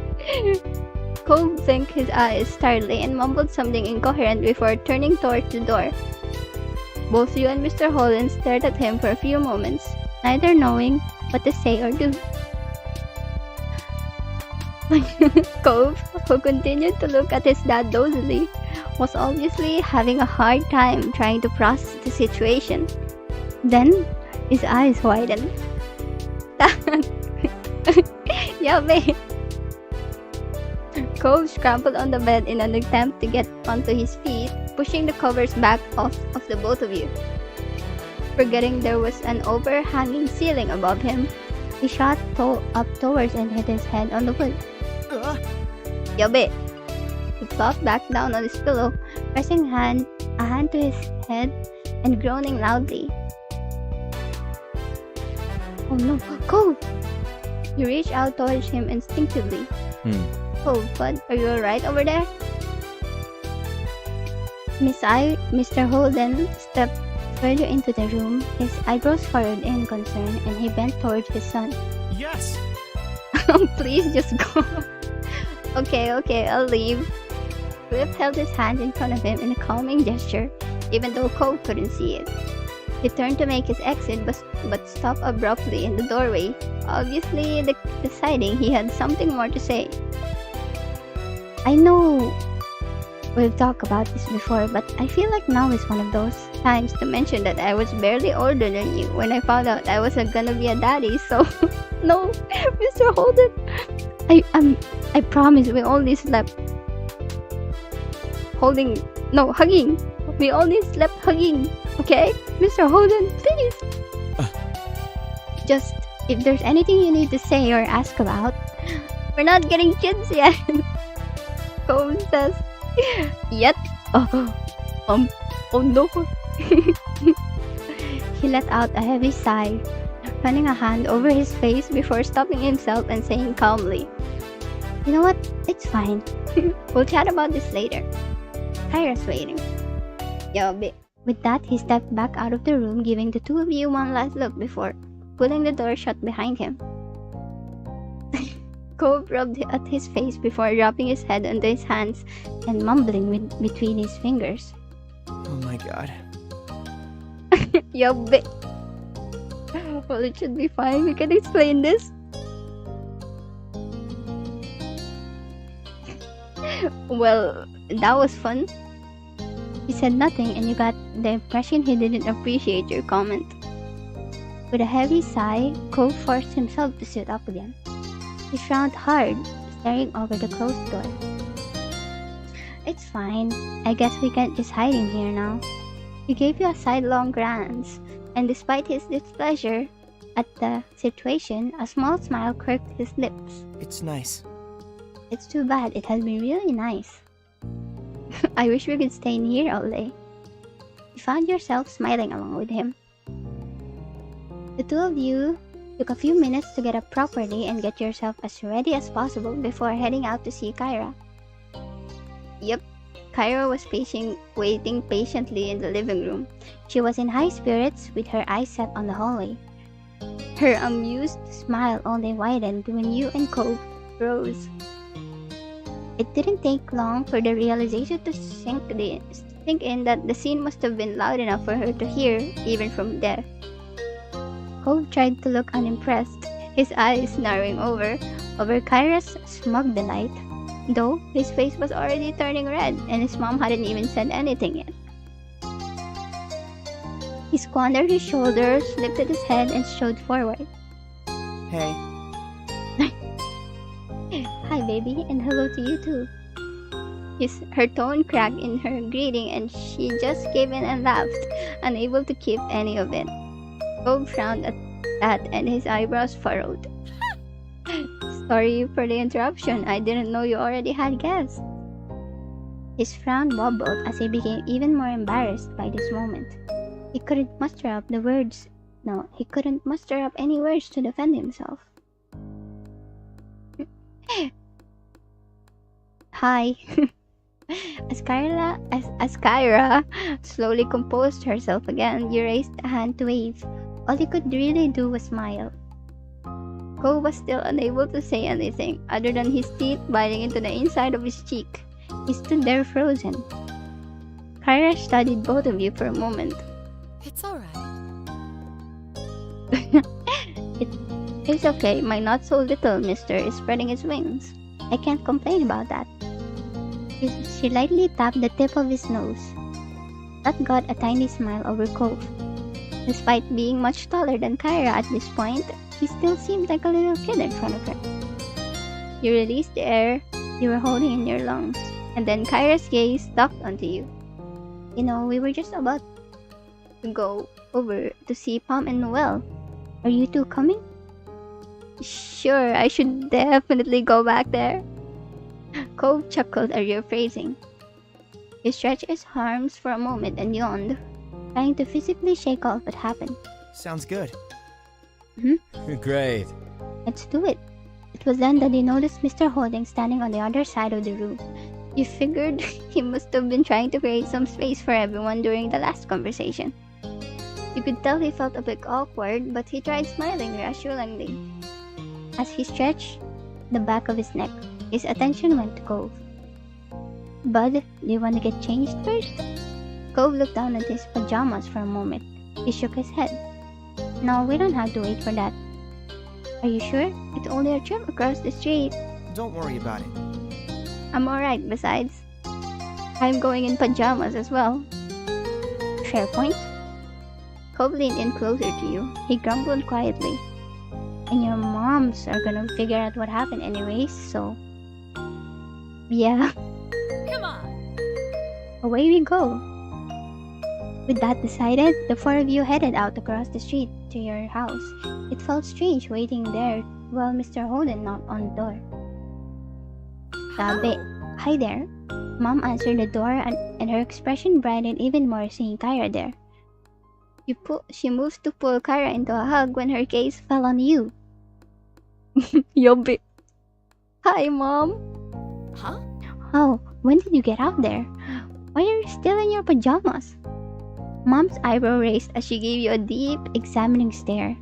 Meanwhile, you and Cove shared a slow side glance with each other. Before you could answer, more heads popped into view around the doorway. Ma, Liz, and Lee were all chuckling.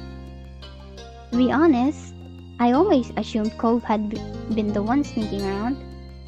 Her eyes sparkled with amusement and you had to look away. You noticed Cove's face was burning red again.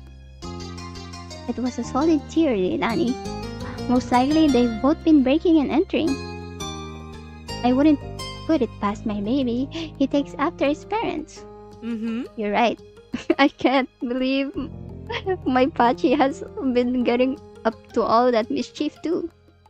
Mortified, Cove looked like he wanted to disappear while the adults chuckled and discussed what you and him may or may not have done. Fortunately, they left the conversation there. Enough of standing around here. Come on in. Mom moved aside to usher the group in and guided them to the living room. Before anyone could get settled in, Mom spoke up. You're all welcome to stay for the breakfast. We still have some great spices and stuff from the farmer's market. Of course. Yes, would be thrilled to host you. There were eager nods from Mr. Holden and Kyra, but Cove looked around the room filled with familiar faces before speaking up. Maybe instead of staying here, why don't we go to the beach? A scenic picnic, huh? Mr. Holden crossed his arms and contemplated the idea happily. Excited, Kyra clapped her hands together. Yeah. Oh, we could really make a day out of it. Might as well enjoy the ocean while we can. That sounds lovely. Everyone else put their own agreement with Cove's suggestion. Sandwiches had to be made, water, sunscreen, towels, and more needed. We got dressed, and then an hour later, both your family and Cove's were walking down the old path to the beach. And we went to the ocean. Hey. So? Oh, we're gonna call out Terry and Miranda as well. Wow, you had a good idea.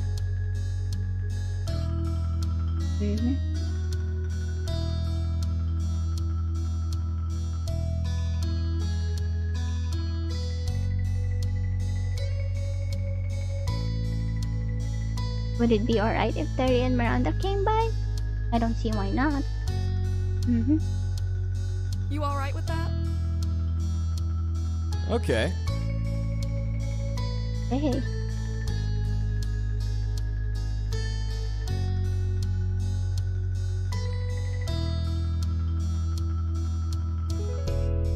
Oh, it was Derek. Yo.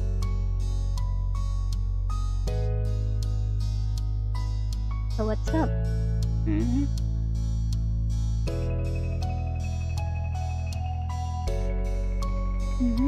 It's been memorable to say the least.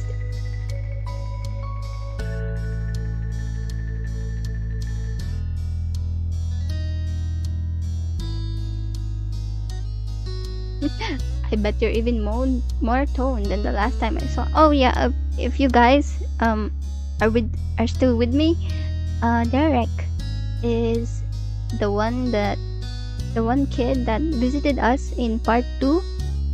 Wait, part 1? No, part 2. And he was like, his dad is a business partner, I think, of Cove's dad.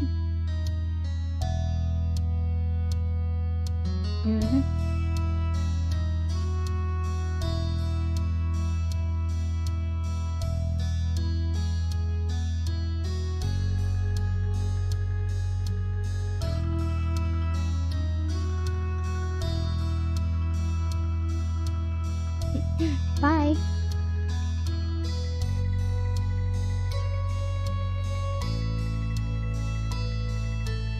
Yes, they're gonna come. Terry and wait, Maddie. Yeah.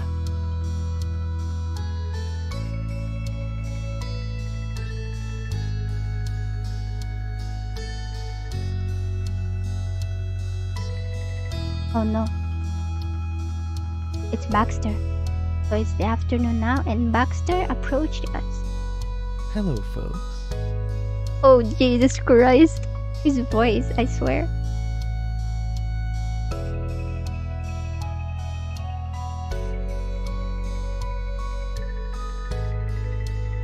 Thank you.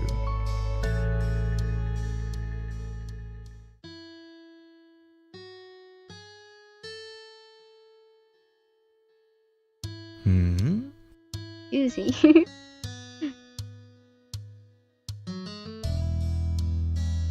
Wow, she's so pretty.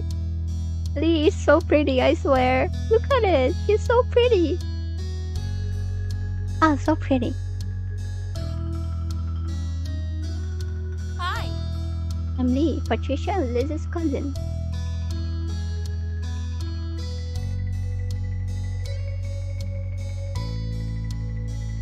Ah, Terry and Miranda. In that case, Ah, Is that volleyball. alright? Hey, volleyball.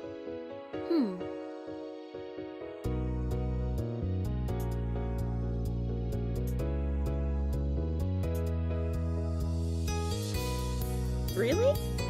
That'd be great. Absolutely. I'll play volleyball, sure.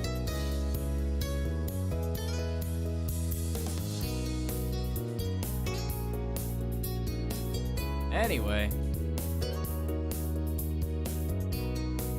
Well,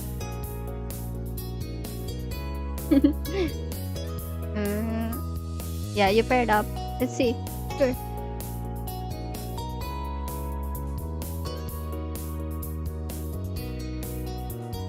Sheesh.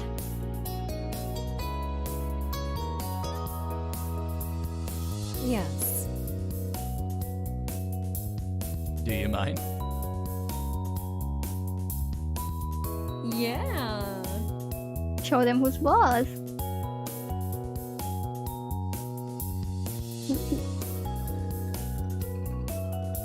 You're going down.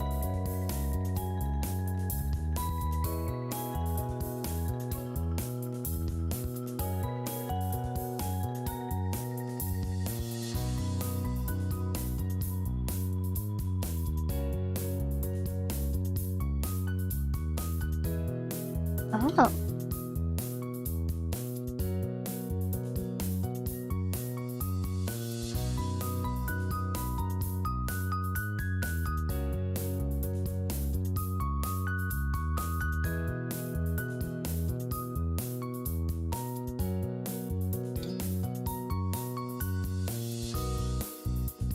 Oh no, Mr. Holden and his card games.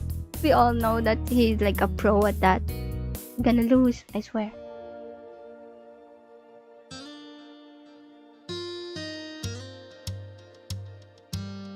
Oh no, are they gonna give me the talk? How are you? I'm doing great. They both sat down, squishing you between them. Ma leaned in her head against yours, and Mom started rubbing your back soothingly. True. Yeah, it's only thanks to you two.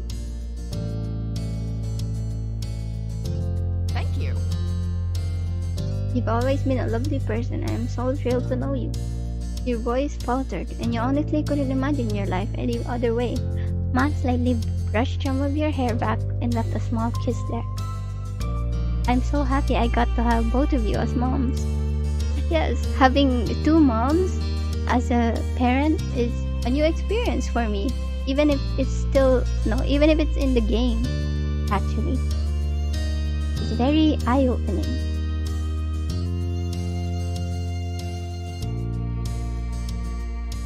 Of course.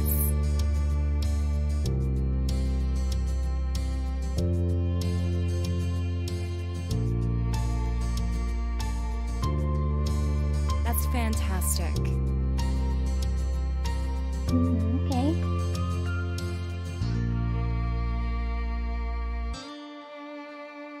No worries.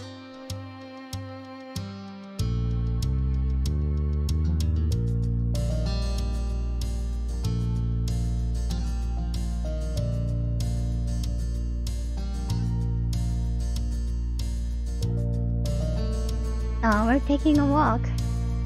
What a pretty view, though. I miss those days, when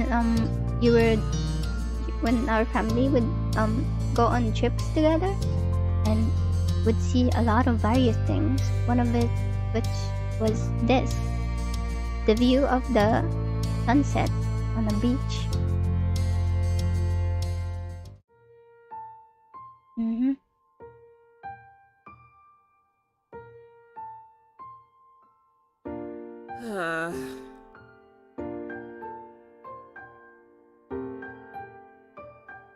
Yep. See you later. Bye.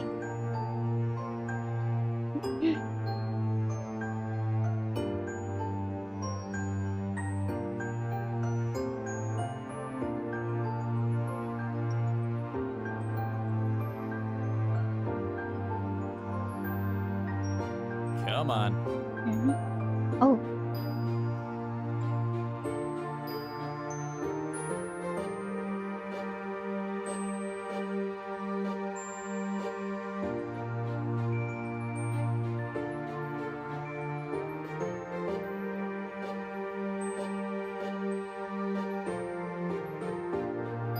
Thanks.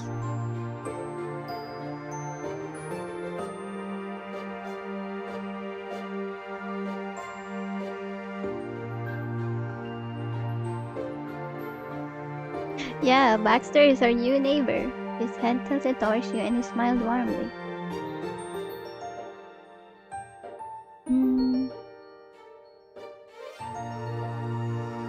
Yeah, sure.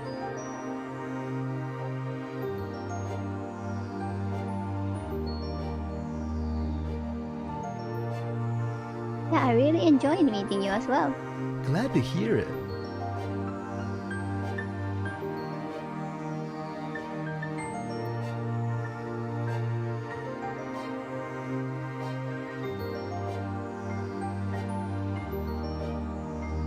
Goodbye. Bye.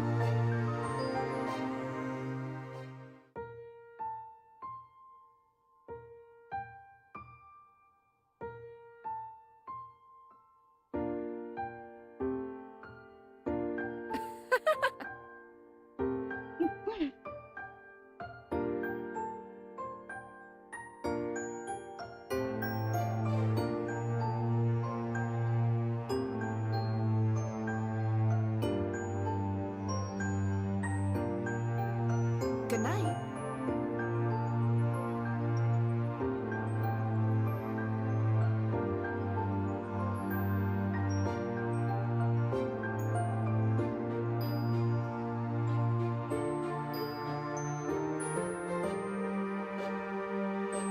Oh,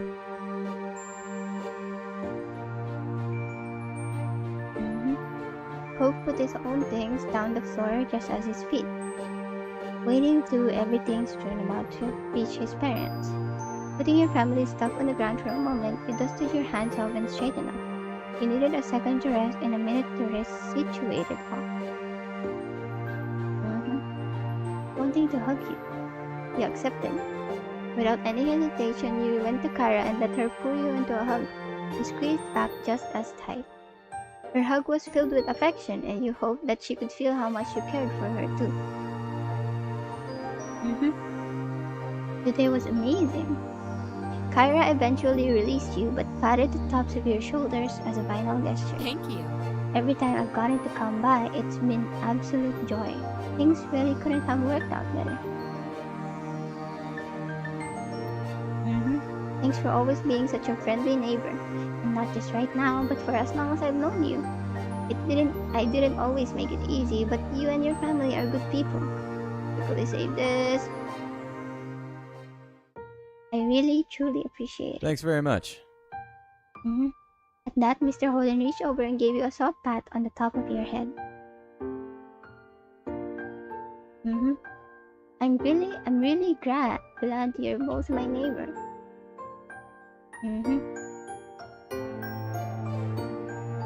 Mr. Holden was staring at you, but his gaze seemed far away. Maybe he was looking back at who you used to be, the 8-year-old he had asked to be his son's new friend. See you. Don't worry about it.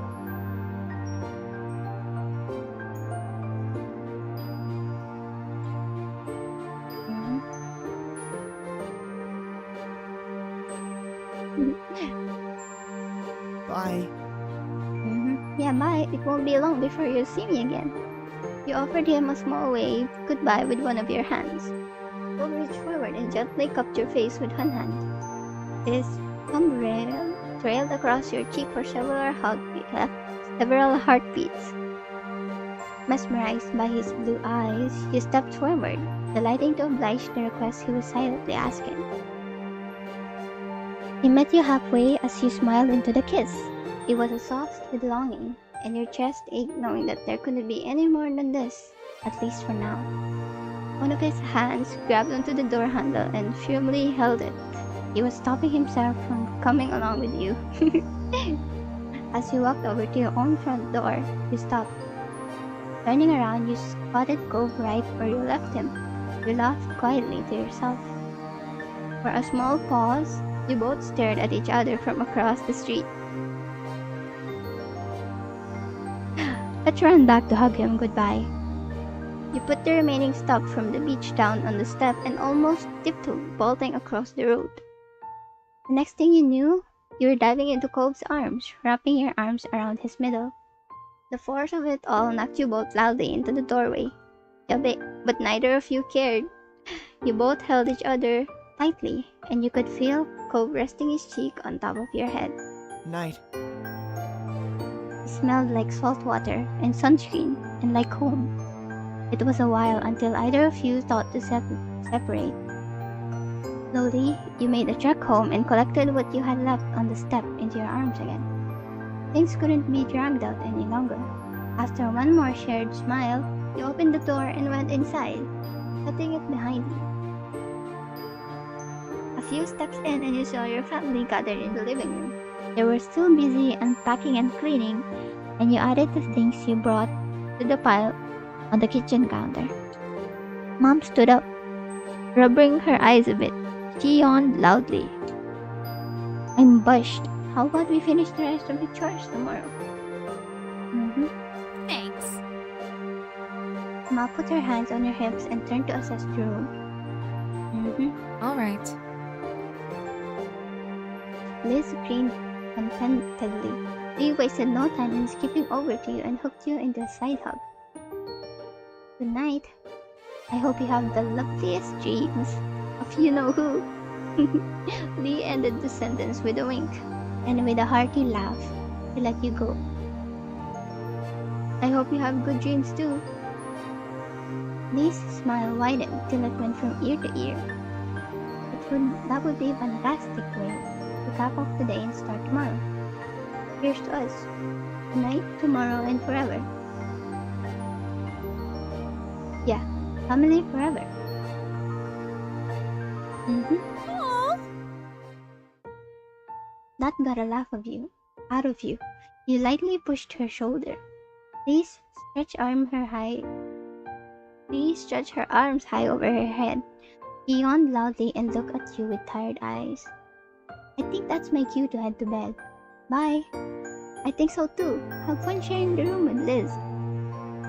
She laughed at that and Lee shuffled off towards the guest bedroom. Before you had a chance to do anything else, you could feel the top of your head being tapped. Turn around to see Liz smirking.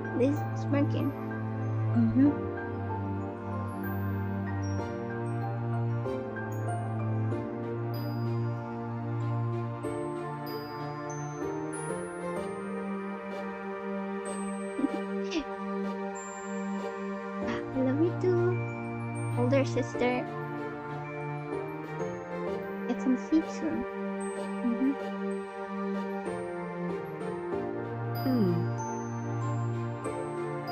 I want to finish getting everything cleaned up. What? Are you sure it can wait?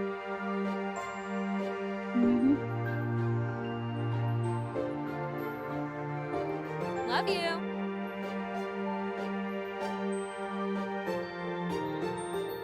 I love you. I love you too, guys. You're the best parents.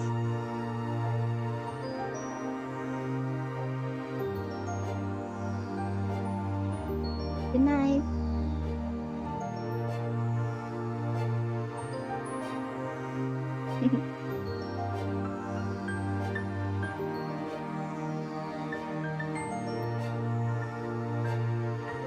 Oh, so I organized everything. Okay. Yeah, I feel like being the OCD person that I am, I wouldn't be able to leave all of the things unpacked as well. Your feet brought you right in front of the large window spanning the length of the back wall. Oh, it's Cove. Hung out on the hill. Yeah, sure.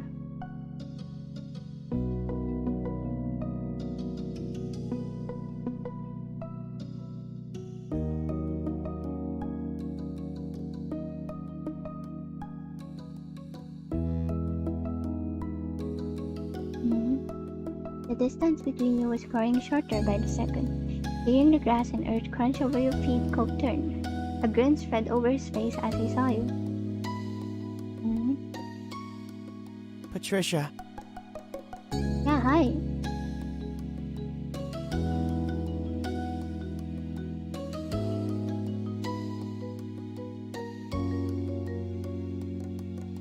did you think about when we met?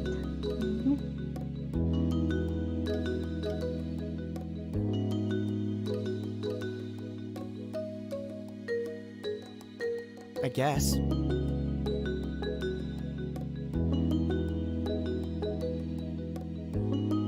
I mean,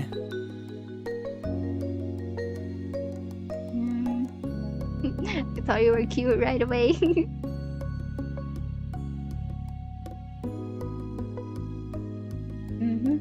Well, honestly, it was love at first sight, though I didn't realize it at the time. I think I can go with that because if you guys haven't seen it, in the first part, yes, we saw Cove, on this hill, and he was crying, but there was a choice. There was a choice there, and it was like, we noticed something about him, and the choices that I picked were the sad look on his face and his hair. Yeah, so it was probably love at first sight, but we didn't realize it. His mouth hung open. oh my god. Really? You seriously mean that? Yeah. He stared at you, eyes as round as the full moon, then ducked his head away. He seemed to be struggling for a way to respond. I What? don't even know what to say. You really just knew I was right for you? He took a deep breath, building up his courage for what he wanted to bring up next. I wonder if we were meant to find each other. I also wonder that too. I usually, in this age, I didn't see myself as, playing this kind of game, an otome game. I felt like it was the teenager me back then who would love these kinds of games, but look at this, I'm playing this on stream. Even though it's almost been 7 hours of streaming, I'm not bored. Well, maybe my voice is a bit hoarse now, but yeah, I'm not bored with this game. Let's see. Yeah, I think we are. Cole smiled bashfully, his eyes flicking back to you under the green lashes. Cole's hand drifted to the scar on his arm, his fingers unconsciously gliding over the mark. So his fingers came back to it without thinking.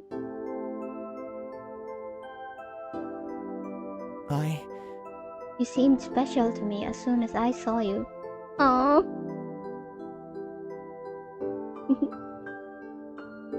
He raised an eyebrow at his vague words, wondering what it was that he meant. Cove lifted his head up, finally committing to meet your eyes fully once more. I remember you that day. I remember it very well. I don't think I'll ever be able to forget. Oh, he remembers us as well? I can picture the way you looked back when I first saw you standing right here. I still know the expression on your face when you chose to sit with me in the grass. He chuckled self-derisively, interrupting his own monologue. You scared me at first. I figured I'd be alone out here until I had to face my dad again. But then suddenly another kid appeared out of nowhere. It was startling, but I got over that fast. You were a strange person in a strange place, but in that moment, you were exactly what I needed. Somebody I could talk to freely about what was happening and how it made me feel. Yes, they do say that opening up to a stranger is more easy than opening up to someone you know. Example is a friend. I think I saw a phrase like that back then. Yeah, and you listened to me, you stayed with me. He sighed, then bit his lip as he gave a small smile. I was a little bit spoiled growing up. Let's let him continue. I looked off again, seeking clarity for his thoughts in the expanse of the night sky. What I'm trying to say is, when I was younger, I viewed myself basically as the center of the universe. I didn't even imagine it wasn't like that. I mean, Things didn't simply happen. That would be weird according to my little kid brain. It made far more sense that everything in my life had a specific connection to me somehow, right? He sought affirmation in you.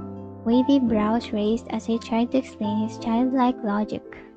So at the time, you felt almost unreal, like you weren't just anyone, some other kid who happened to live in the neighborhood with your own whole life that wasn't connected to Cove Holden. No, to me, you were there so that you could find me when I was lost. Though it turns out you were there for that. You were trying to find me because something had sent you specifically to do that. I just didn't expect him to be my dad. I guess he knew more about what I needed than I thought. He chuckled, shaking his head as he shook off the thought. I kind of expected it all to vanish like a dream when that night was over. I would wake up and everything would be the same again. that's... I'd be back in my bed at home, my real home, with both my parents. The future was something I couldn't picture anymore. I didn't know what school would be like when I went back, or a table where I'd eat breakfast the next morning, or anything. And if I could imagine it, how could I think it was something actually happening? I couldn't grasp my new reality. It was too big for me to hold all at once. So I never thought I'd see you again. Then Cove beamed at you, eyes shining bright. And I never, ever would have been able to guess that 10 years later, when I was a grown-up, the two of us would still be together. I'm so glad I met you. I feel the same about you. But the smile faded from his face as his eyebrows drew together. That was the worst day of my life at that time. The day my family broke apart, it was too heavy for me to even think about. I felt that way for I don't know how long. He held a hand over his heart, connecting with the pain he'd felt as a child, and looked at you earnestly. It's okay. But that was never really true. Things have only gotten better with me, and with Dad and Mom. It was the change we all needed. His eyes were going misty. So when I remember that time right now, it's not the point that my life was over. It was only the moment that I met the woman I love. Oh, Cove. When I was crying to a stranger over what I thought I'd lost, I didn't have any idea she would be the one thing in the world that I actually wouldn't be able to live without. Oh. Yeah. This, I think, is the right answer for this moment. He took in a breath, forever amazed whenever you spoke those words. I love you. Okay, what are we gonna do? Okay, let's see. Yes, I think this is a good time for a kiss. It's never not a bad time for a kiss. He leaned into the kiss, lips soft against yours. Cove sighed contently. His voice was as delicate as the petals of the poppies which crowned this hill.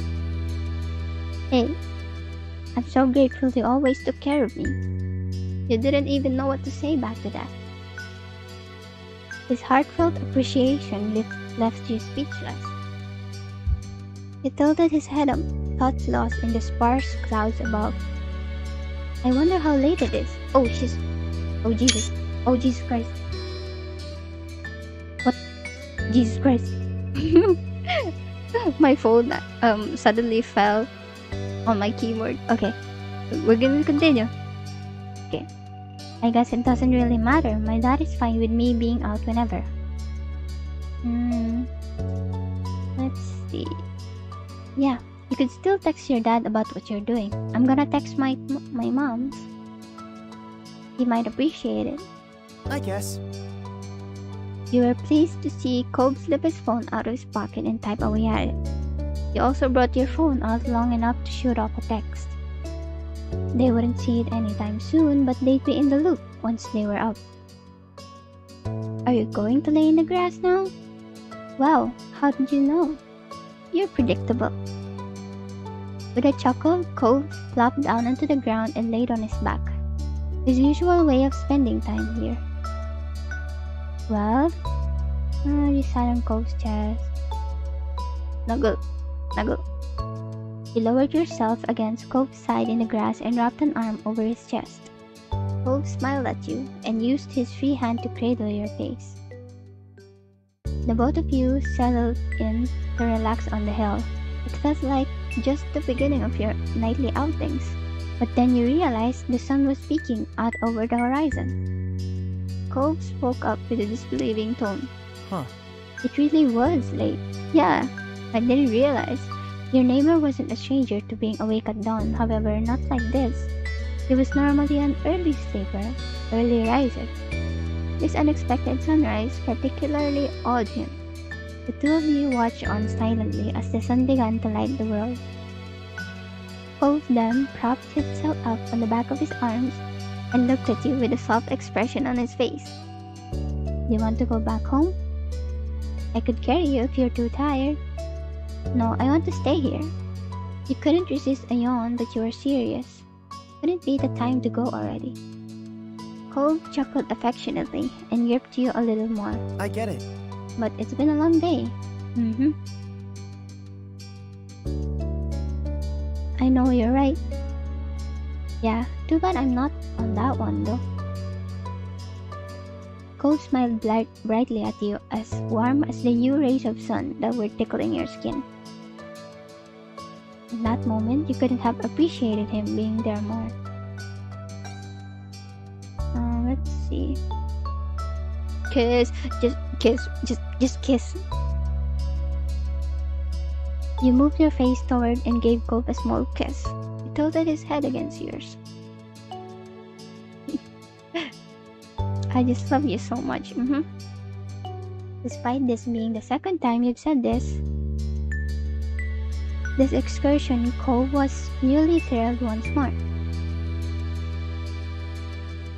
The two of you remained together on that familiar poppy hill where you first met until the world began to fade and blur. You were falling asleep. A few more gentle words drifted into your consciousness. See you tomorrow. Your eyelids dipped, but you felt good. You were safe and relaxed. Everything that had come before this had reassured you of that. You were confident that when you opened them again, things would be okay. You opened your eyes. Instead of the walls on your room, you were surrounded by open sky. Oh.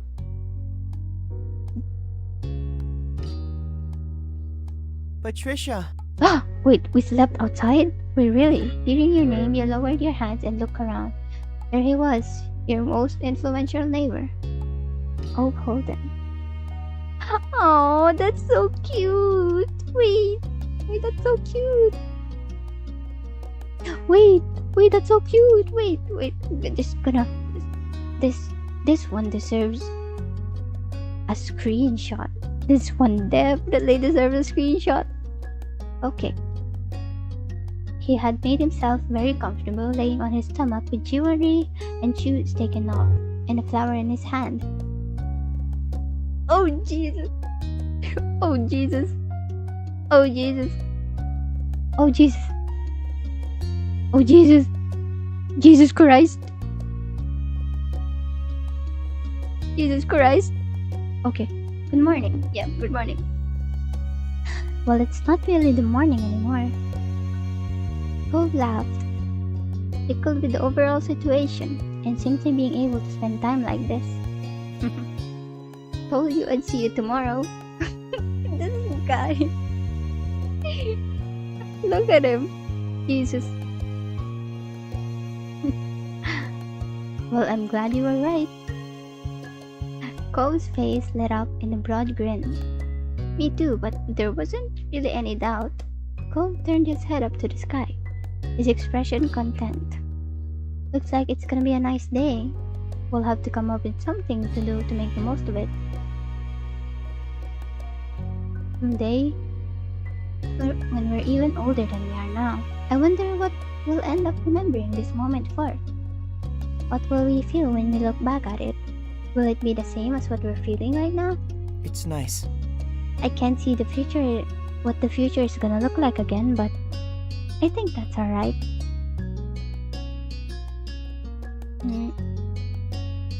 I don't know as well, but I'm looking forward to finding out. Cove turned back to you, nodding in full agreement. You eyed the hills sprawling out before you and down below where the wild hill and nature gave way to civilization. Your home in Coves lay down at the bottom, neatly filed among the other houses in the neighborhood. Hey, I bet I can beat you in getting back to the road. You laughed, amused by the wager that reminded you of so many moments in your youth. As much as I like it here, it's okay if we leave now. We can always come back to see the poppies and the fireflies again, right? Cove met your eyes, waiting for what you were going to say in response.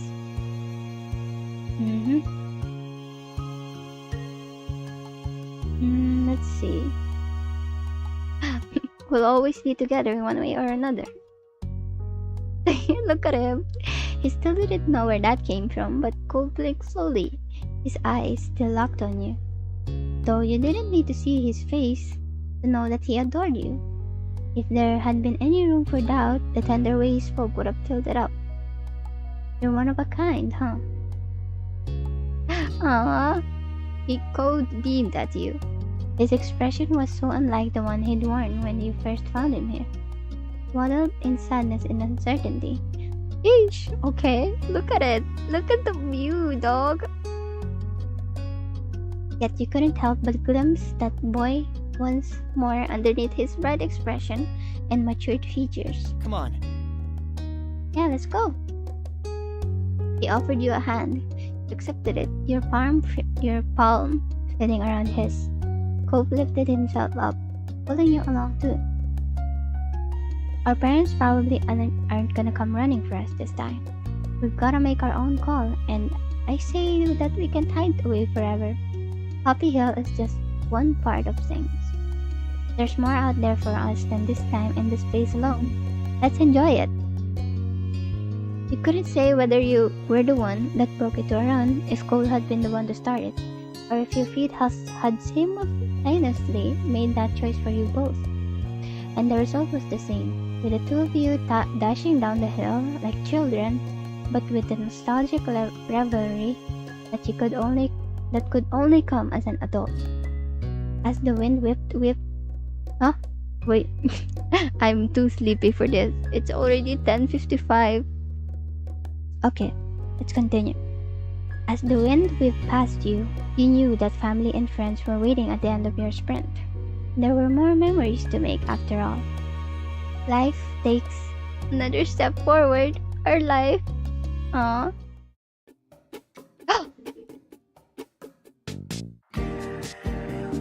Wait, what? Huh? What? Wait, this was the end? Wait.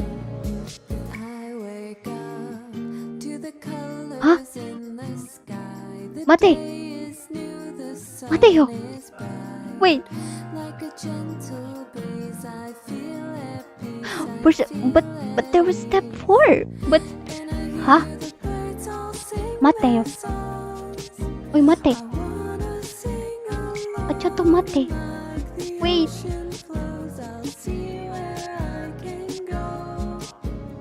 Huh? Huh? Huh? Wait, what? Oh, in between. Okay. What was that? Wait, was that an ending? Shit! Oh, wait. Oh, well. Yep, you can't lower affection. Okay.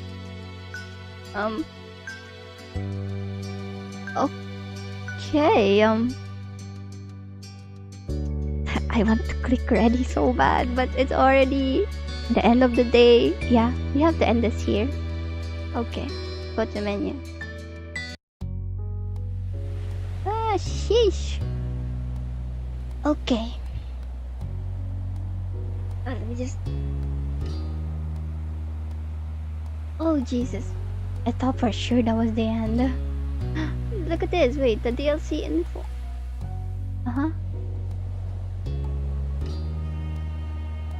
Okay, Cove Wedding. Cove Wedding DLC. Let me see if I can purchase that one in the future. Actually, yeah. Oh, I was surprised back then. I really thought that was the end. Okay. Okay, it's time to finally move on. Okay, let's see. I have a scene before ending the stream. Okay, hold on. Let me just quickly go to that scene and say my goodbyes. So we can finally end the stream after 7 hours. Jesus. My voice. No, my throat. My throat is hurting. Okay. Let me just quickly stop that. And then here. Yeah. Look at this. Do you guys like this? I mean, it was really cool. I really, really, really like that game. Man, I learned so much. So yeah, everyone, thank you so much for watching, for sticking with me, or for even viewing this stream. Almost 6 hours, huh? Almost 7 hours, yes. Yeah, so yeah, thank you everyone so much for watching, and I'll see you guys in the next stream. Let's see if it's gonna be scheduled or not. So yeah, that's all. Oh yeah, my thoughts about this part. I really liked how sweet Cove was. Yeah, one thing's for sure. I really liked how sweet Cove was. He's a bit emotional. He can get a bit emotional, but that's just him. Yeah, that's all about I can say because I am tired. So yeah, I'll see you guys in the next stream. Tune in on my Facebook page for wait, I'm seriously too tired to even be doing this, but yes. Yeah, thank you everyone. Goodbye. Bye everyone. Bye bye. I'll see you next stream. See if it's scheduled. Yeah, bye everyone. Bye bye. Bye.